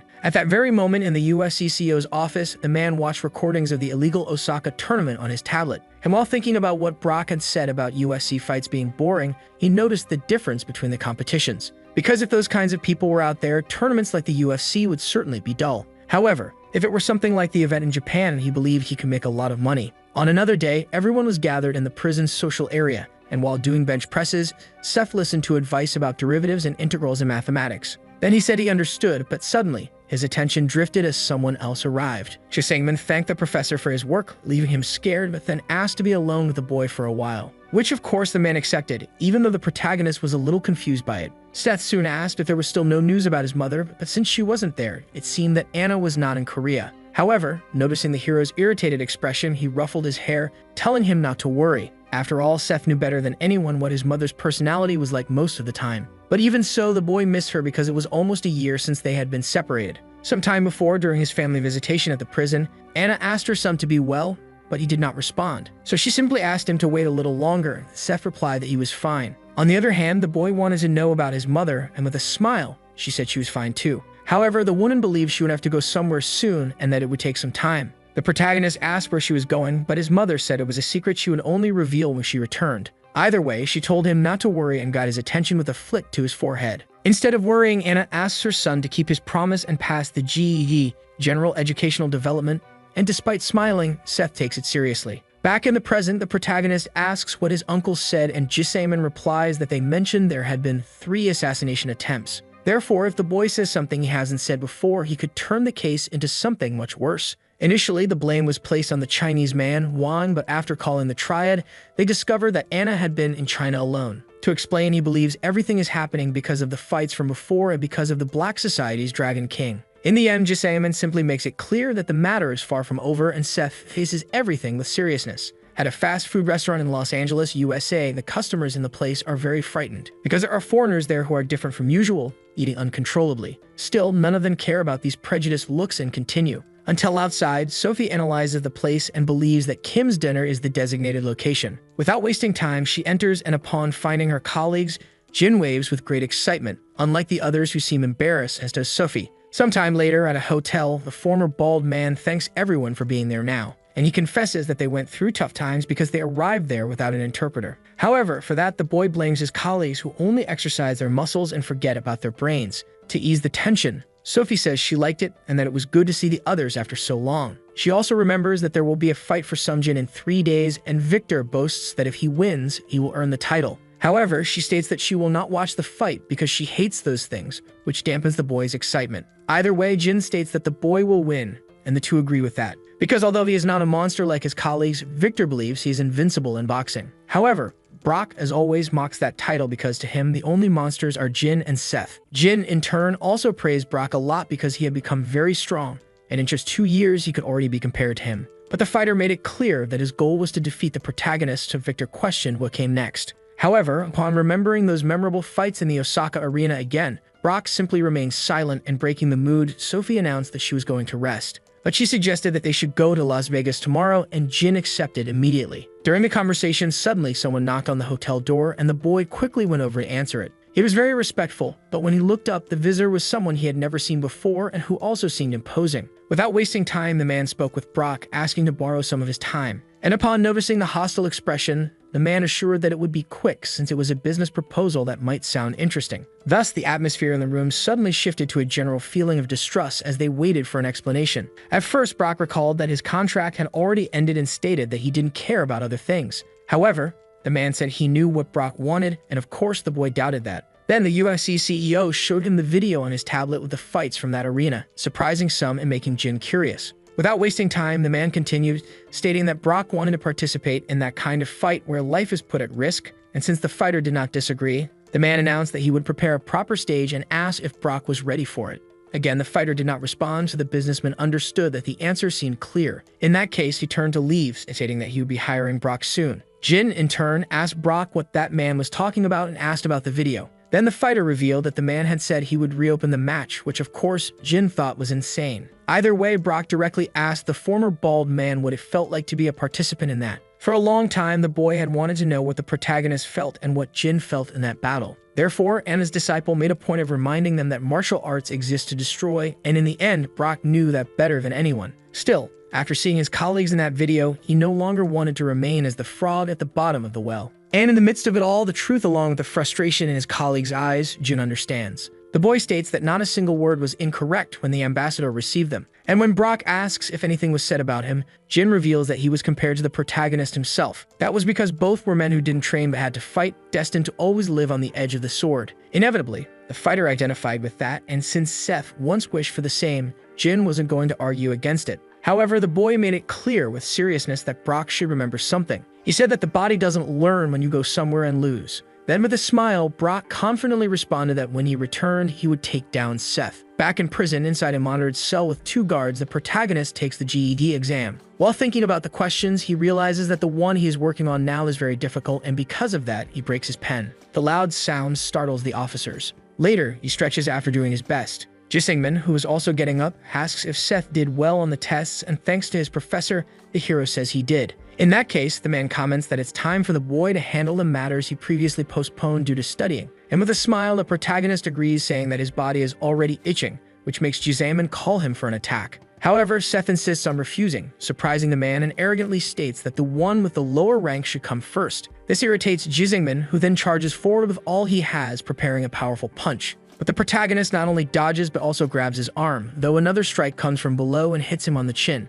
Even a small cut is caused, and seeing this, Seth makes the best decision: retreat to think of a new strategy. The protagonist comments that he has seen this move somewhere a few times before. But Jisaemon only remarks that he trained all this time and that even so, the protagonist was still dodging. Sif in turn questions how his uncle learned it, so Jisaemon decides to explain everything. After nearly dying by falling into a river, he learned many things while wandering the continent. And seeing the protagonist's serious expression, he asks if the boy is scared. However, Seth denies it, explaining that he is just disgusted and threatens his uncle, saying he will take him down if he uses Wang's technique again. Instead of being afraid, Jisaemon simply provokes him, telling him to try if he is capable. With both of them filled with emotions, they rush at each other again, and while Seth is furious, his uncle enjoys it immensely. After some time fighting, Jisaemon collapses to the ground in exhaustion while his nephew remains standing. Then he admits that the protagonist has become very strong, to which Seth responds that he could take down anyone. At this, his uncle asks if that includes his mother, but Seth tells Jisaemon to stop talking nonsense because a son would never do such a thing.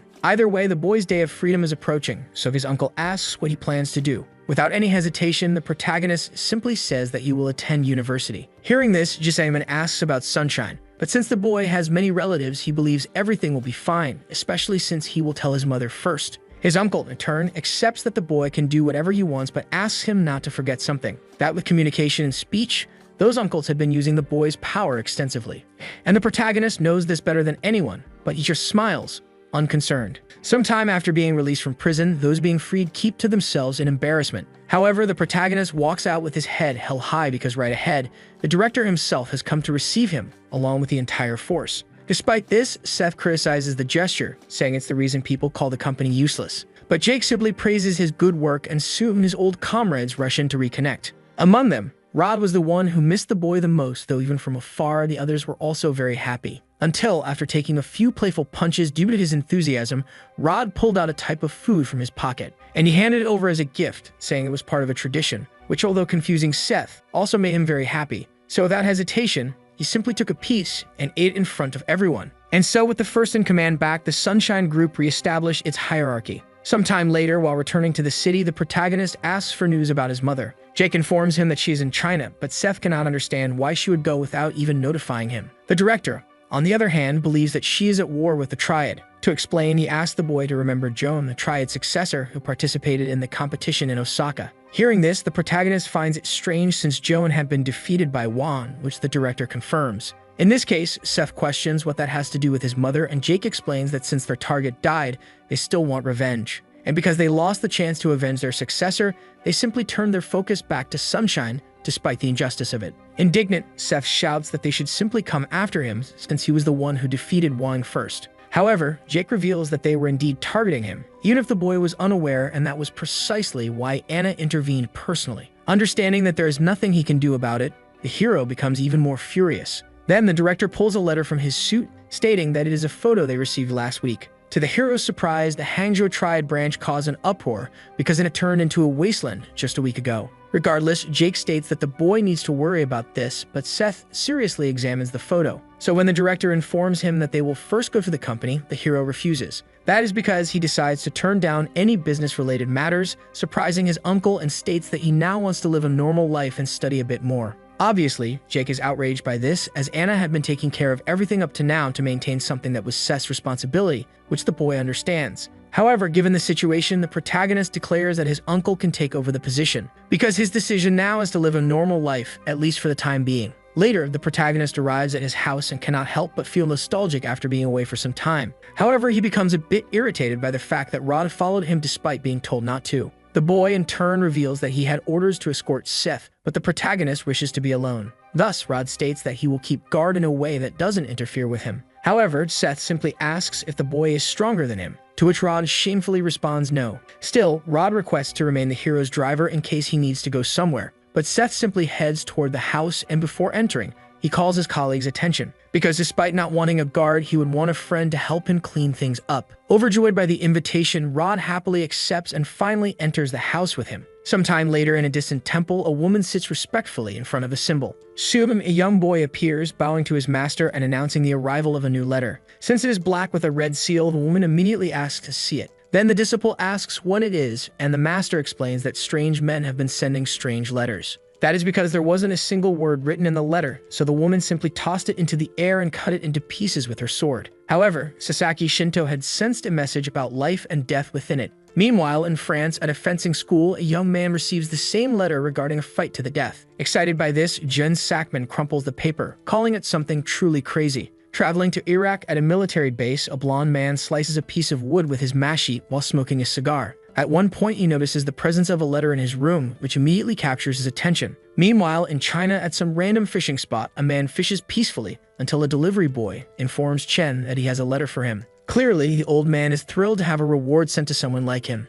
Nonetheless, the delivery boy simply drops it on the ground before leaving, and without even turning around, Chen easily picks it up with his fishing rod. Little by little, the old man examines the parcel with slight curiosity, but soon becomes serious as he realizes what it is about. Then, with a simple motion, he wraps the fishing line around the letter and tears it apart completely, letting the pieces fall into the calm river. Back at the protagonist's house, he is preparing lunch while Rod patiently waits at the dining table. Naturally, the sight of his boss makes him feel down, so he shouts that he will cook, but Seth says it's almost ready. Still, the boy tries to insist, but the hero says again that he is no longer a representative of sunshine, to his colleagues' despair. Moreover, the protagonist states that Rod no longer needs to use the company's nicknames, but this only makes him feel worse instead of happy. That's because he wanted to continue being the #1 subordinate of his boss. At that moment, someone knocks at the door, drawing attention. To show he's useful, Rod runs to answer. Stiff, in turn, asks what has arrived, and quickly the boy appears with a black letter in hand. It seemed like a registry, but when opened, Rod was shocked by the content. In this case, the hero asks if it's news about his mother, but it turns out to be an invitation to choose the strongest in the world. Although everything was in English, Rod didn't know what it meant either. At this point, the protagonist takes the letter to look for himself, making his former subordinate admire him even more for his fluency. However, apparently, even though the boy knew mathematics, he wasn't so good with English. But instead of being disappointed, Rod shifts focus and praises Seth's honesty, which makes him feel overwhelmed. Anyway, the two decide to eat some ramen first before continuing. In an abandoned factory in the United States, a crowd is gathered to watch a fight. With just one punch, one of the competitors falls to the ground, defeated, crowning the victory of a very muscular blonde man. Recording everything on his phone, the boy comments that it's as expected and asks who will be the next challenger. Moreover, he says he will give $500 to whoever beats Jimmy, and since no one responds, the boy asks if there are only cowards there. The guy states that if they keep this way, he won't get any views, so he raises the bet to $1,000. He gets ready to raise it more until someone finally appears to challenge Jimmy one-on-one. Seeing the new competitor, the boy recording is impressed by his monstrous stature. Brock, in turn, with his usual irritated look, asks if the cameraman wants him to fight with this man, and obviously, Jimmy feels disrespected. Suddenly, the CEO of the UFC appears, laughing behind the previous boy, and then asserts that it won't be like that. That's because from his own pocket, he pulls out $100,000 and shows it to everyone. Thus, the businessman claims he will give the money to whoever defeats the champion, even if they fight in groups. At this point, both Jimmy and the guy recording become desperate and continuing. The CEO says he doesn't mind if weapons are used, because all that needs to be done is to defeat the champion, and to show his seriousness, he increases the reward to $1 million. Upon hearing this, Brock questions what the businessman is doing, but the latter just tells the boy to follow the script, which the fighter accepts in the end. Obviously, all the spectators arm themselves with something to try their luck and soon surround the former UFC champion. Back at the top of the abandoned building, the businessman asks if the boy isn't going to film. He tells him to do so, as he's only there because he said he had 7 million subscribers. Reluctantly, the boy starts recording again, making the CEO very excited. Without wasting any more time, all the fighters and spectators combine forces to defeat the champion. Confident that they can win, they approach, while Brock still seems bored. Then, at the first sign of a threat, one of the batons flies off from a kick by the fighter. Then another kick finishes off one of the guys who dared try to defeat him. Witnessing everything, the businessman raises the bet again to $10 million, and in desperation, he raises it once more to $20 million.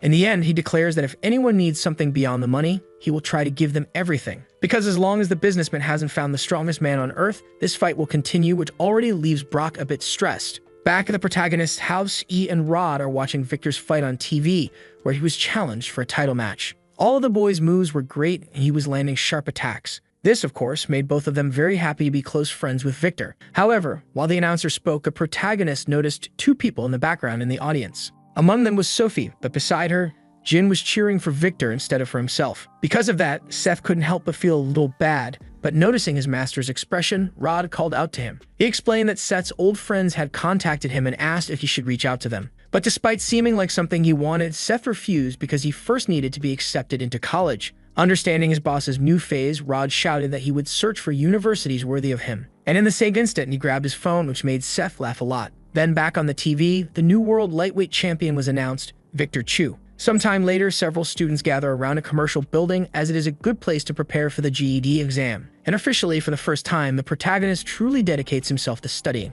Sometime later, both the hero and his subordinate leave the building and head to a public table. But even there, Seth doesn't stop studying. He doesn't pay any attention to Rod, who is already getting bored. Because of this, the boy starts entertaining himself with his phone until he comes across a YouTuber's video. He notices that the channel had streamed a fighting tournament in which Brock was participating. Sometime later, the time finally comes for the academic ability test at Korea University, and the protagonist is among the candidates taking the exam despite feeling quite nervous. Later, as he exits the test, Rod, who is waiting outside, shouts congratulating him. But the embarrassment of that happening in front of everyone makes Seth think his college life is already over. Either way, Rod asks if his boss did well on the test, and with a smile, the protagonist says he probably did. In this case, even more excited than before, Rod suggests they eat pork belly and drink soju to celebrate, which Seth agrees to. At a restaurant, the subordinate praises the boy's hard work over the past months. He asks Seth to grab a glass for the drink, but when he calls Rod by name, the latter embarrasses him again by bowing down. While they eat, the boy clarifies that for him,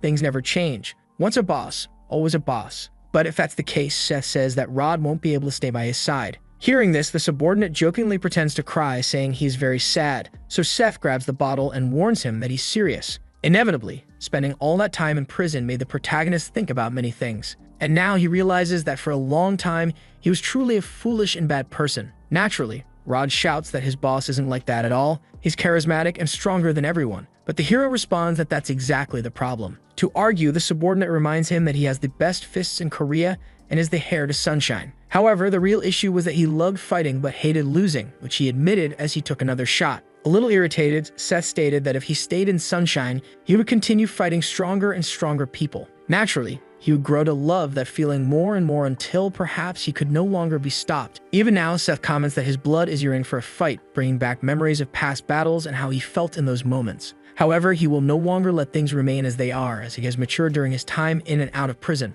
More than anything, Seth knows he is responsible for what happened to Anna, because he sought revenge for a father he never even knew, without caring that he was putting his mother in danger. Rod, in turn, tells his boss not to worry because Madame is strong and sometimes calls to say she's fine. But despite knowing that the hero understands how he would feel if something were to happen to her, because he knows he wouldn't be able to hold himself back and would use it as an excuse to return to fighting, which terrifies him, the possibility that he might never be able to stop. Hearing this, Rod simply places his hands on his boss's shoulders and comments that this is who he is. After all, he is the one they call the best fist in Korea and the leader of Sunshine, whom everyone respects. So Rod assures him that no matter what anyone says, he will always be the best. After those comforting words, he goes back to drinking with as much enthusiasm as possible. And soon, already a little out of it, he shouts for everyone to protect the boss, until he collapses onto the floor. And then he shouts even louder for them to come to him, leaving Seth speechless. Later, the protagonist has to carry his subordinate back home. Even now, Rod doesn't stop shouting nonsense like "get them,"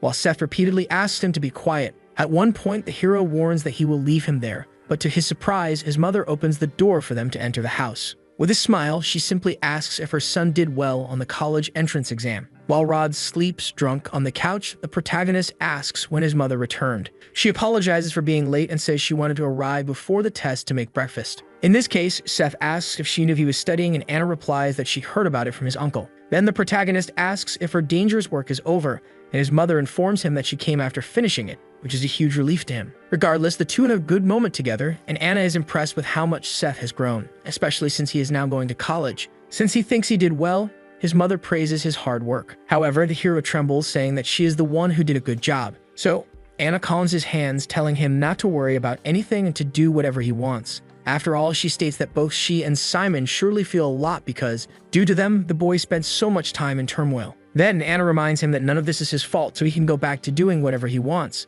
And so, the hero's indignant expression gradually transforms into an honest smile. Sometime later at the Sunshine Group, the director congratulates Anna, as it is said that the triad will no longer trouble them. Still, Jake mentions that there is one more thing to discuss. Then from his suit, he pulls out a black letter with a red symbol. After investigating, he discovered that the person behind it is someone influential. However, upon reading its contents, Anna asks if it has no relation to them and if they can simply ignore it. The director confirms that they can, but even so, Jake hands her his tablet, which leaves her very surprised. Currently, Brock is at the center of a competition where fights without rules are taking place, drawing a massive audience, just like what happened with the tournament Seth opened in Japan. Anna then asks if Jun won't stop this, but Jake informs her that he's in college, fully dedicated to his studies. Understanding this, the woman simply lets the director go about his work. However, before he leaves, she calls his attention again and without even looking, asks if Jake is going to hold a full board meeting. After all, Seth wants to live a normal life now, and she admits that she also wants to be a normal mother with him.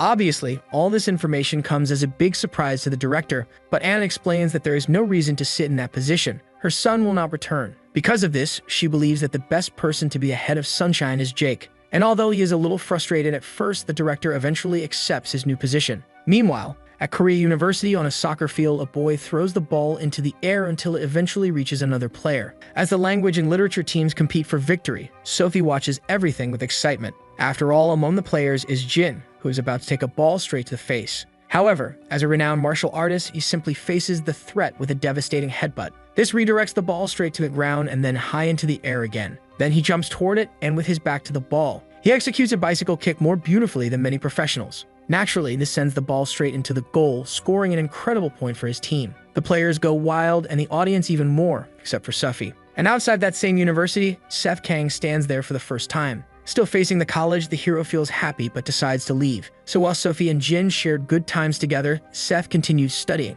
Naturally, the seasons pass from autumn to winter until finally, spring arrived at Yenhee University. And because of the season, several orientation signs for freshmen were put up. Later in the gymnasium, one of the professors congratulates the new freshmen and leaves the rest of the work to the seniors. Then everyone applauds, and at the same moment, the older undergraduate students appear, expressing their gratitude. Seeth, now with a new look, watches as Lee Gang-wook introduces himself as the president of the Gymnasium Student Council. It is said that Yenhee Corporation takes pride in its 100 years of tradition, so the freshmen must remember this. To clarify, Lee asks everyone to shout together that the seniors are like the sky. Not hearing it loud enough, he shouts for them to say the phrase with more enthusiasm to initiate themselves, and so everyone repeats it, though he still wants it louder. So even the protagonist joins in willingly, unlike the others who already seem exhausted. Regardless, Lee continues his speech by stating that the athletic department requires discipline. He mentions that one student has repeated a year 4 times, which happens to be Seth's case. However, he uses this as an example to say that in the department,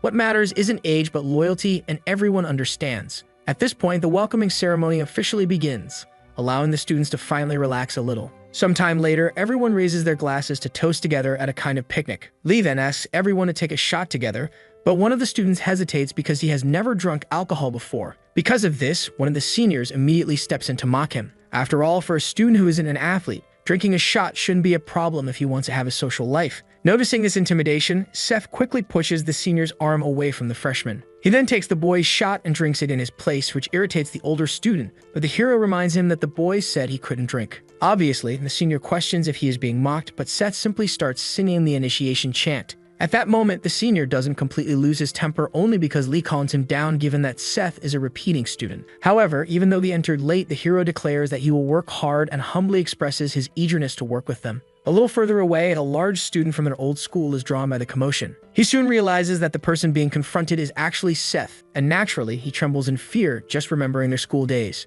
Back at the center of the conflict, one of the seniors gives the protagonist a moral lesson. But the senior remains irritated because Seth keeps smiling, which only makes the big guy even more anxious. After some time, Lee notices the strange way his clubmate is acting. Later, as Seth leaves the gathering, he remains happy despite everything and suddenly sees the big student in front of him saying, "Hi." Without wasting time, the guy explains that he's a former student of Youngjin High, which makes the hero understand that they must know each other. Agreeing, the guy comments that he was in Jin's class when they met. However, the protagonist asks him to keep everything a secret because he wants to graduate this time, and the big guy complies. Regardless, Seth suggests that they start working together, but before they can continue their conversation, someone suddenly calls out to the hero provocatively. From the depths of an alley, 3 members of the athletic club are waiting for the freshman to approach them. While his new friend trembles in fear, the hero understands that things might get a little complicated. Sometime in the past, the protagonist's mother had heard about him joining athletics and questioned why, since he had said he wanted to study literature or languages. Unfortunately, that was the only department he could enter with his grades.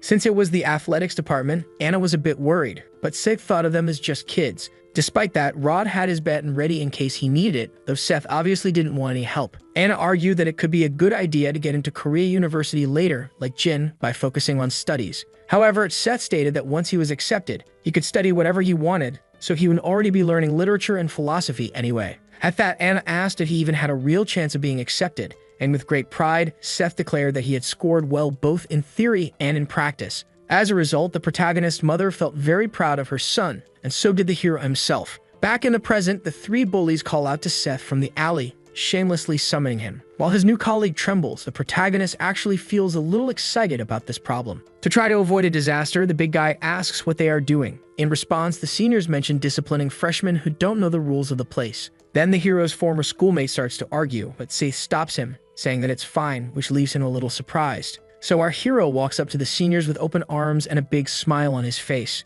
However, the big guy wasn't worried about the hero. He was more concerned about what would happen to those guys. Sometime later in the auditorium, Lee asks for everyone's attention, saying that they are about to be completely impressed. That's because the senior he brought to speak was someone very difficult to get in touch with, then announcing him as the pride of the university, as well as the athletics department in Korea. Victor is called onto the stage, feeling a little embarrassed by the exaggeration. The moment he steps up, the students cheer as if they are seeing a celebrity, so Chu waves to everyone.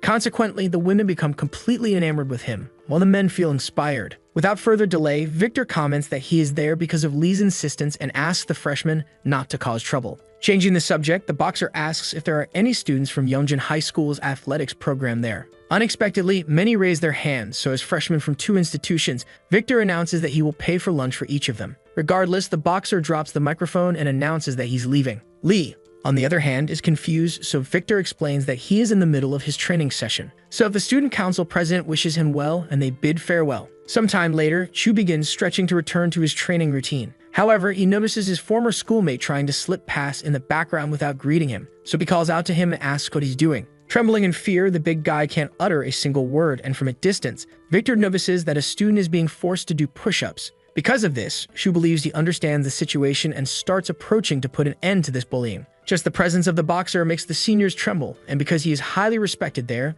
they all bow without even thinking. One of the bullies becomes very irritated with the protagonist for not standing up to show respect. Then Victor questions what's going on, and it is explained that this is a lesson for a disrespectful freshman. Regardless, the senior asks if a newcomer will continue without greeting Chu. However, upon hearing this name, the protagonist grows curious because he remembers it, making the big guy think that everything is over. At the moment when the bullies start insulting the hero for remaining silent, Victor finally realizes who this freshman is. And then Seth simply says that it's been a long time, which makes Shu's blood boil with excitement. Without thinking twice, he charges forward at high speed with his most powerful punch. However, it doesn't even come close to landing, but despite the easy dodge, Victor doesn't give up and shifts his center of mass to throw another strike. This time, however, Seth catches the punch effortlessly with one hand. Now more excited than ever, Victor asks when Seth arrived there, and of course, the bullies from before are left in total disbelief. Blocking the punch of a world boxing champion with just one hand is not something you see every day. To explain, the big guy comments that they should only know that Seth is a legend at Yeongjin High,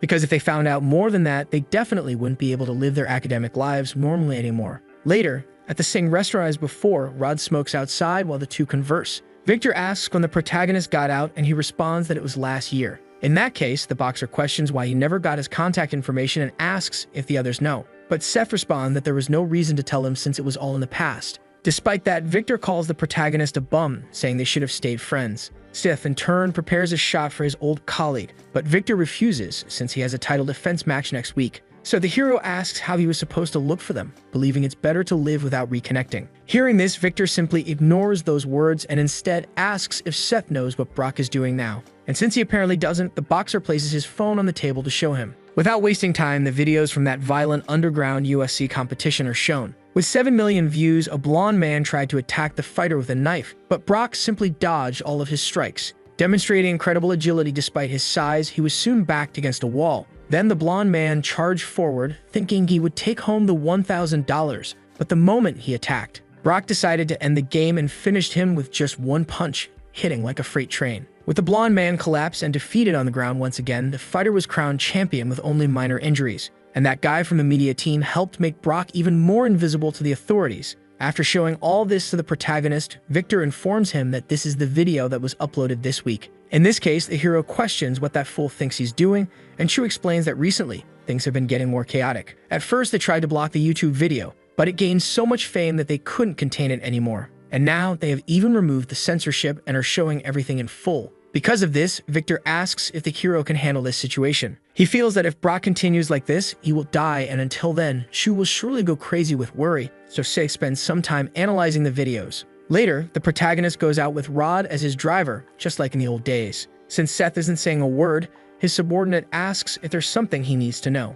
But at that moment, the hero is lost in thoughts about his past, making him hide his intentions. Regardless, Rod notices that this is not the expression of someone who is okay, but he doesn't press the matter, and soon they arrive home. Back at home, Rod acts more like a son than the protagonist, so Anna gives him some attention. Changing the subject, his mother comments that Seth is a bit late, but what matters is that he enjoyed his day of studying. Back to the underground tournament recordings, the mastermind behind it watches everything and concludes that Brock is his true gold mine. So he gets up from his chair and facing the window smokes a cigar to clear his mind. With a highly excited expression, he believes that the time is finally approaching to properly open the ring. It seems the businessman has received confirmation from the competitors he sent letters to. And in addition to that, he counts on the presence of people like Jin, Anna, and even Seth. The next day at the protagonist's house, he tells his mother that he is heading out, and she asks him not to cause any trouble. With a gentle smile, the hero assures her that he is no longer a child and leaves together with Rod. Little by little, Anna's expression turns more serious because the director is also there for a conversation.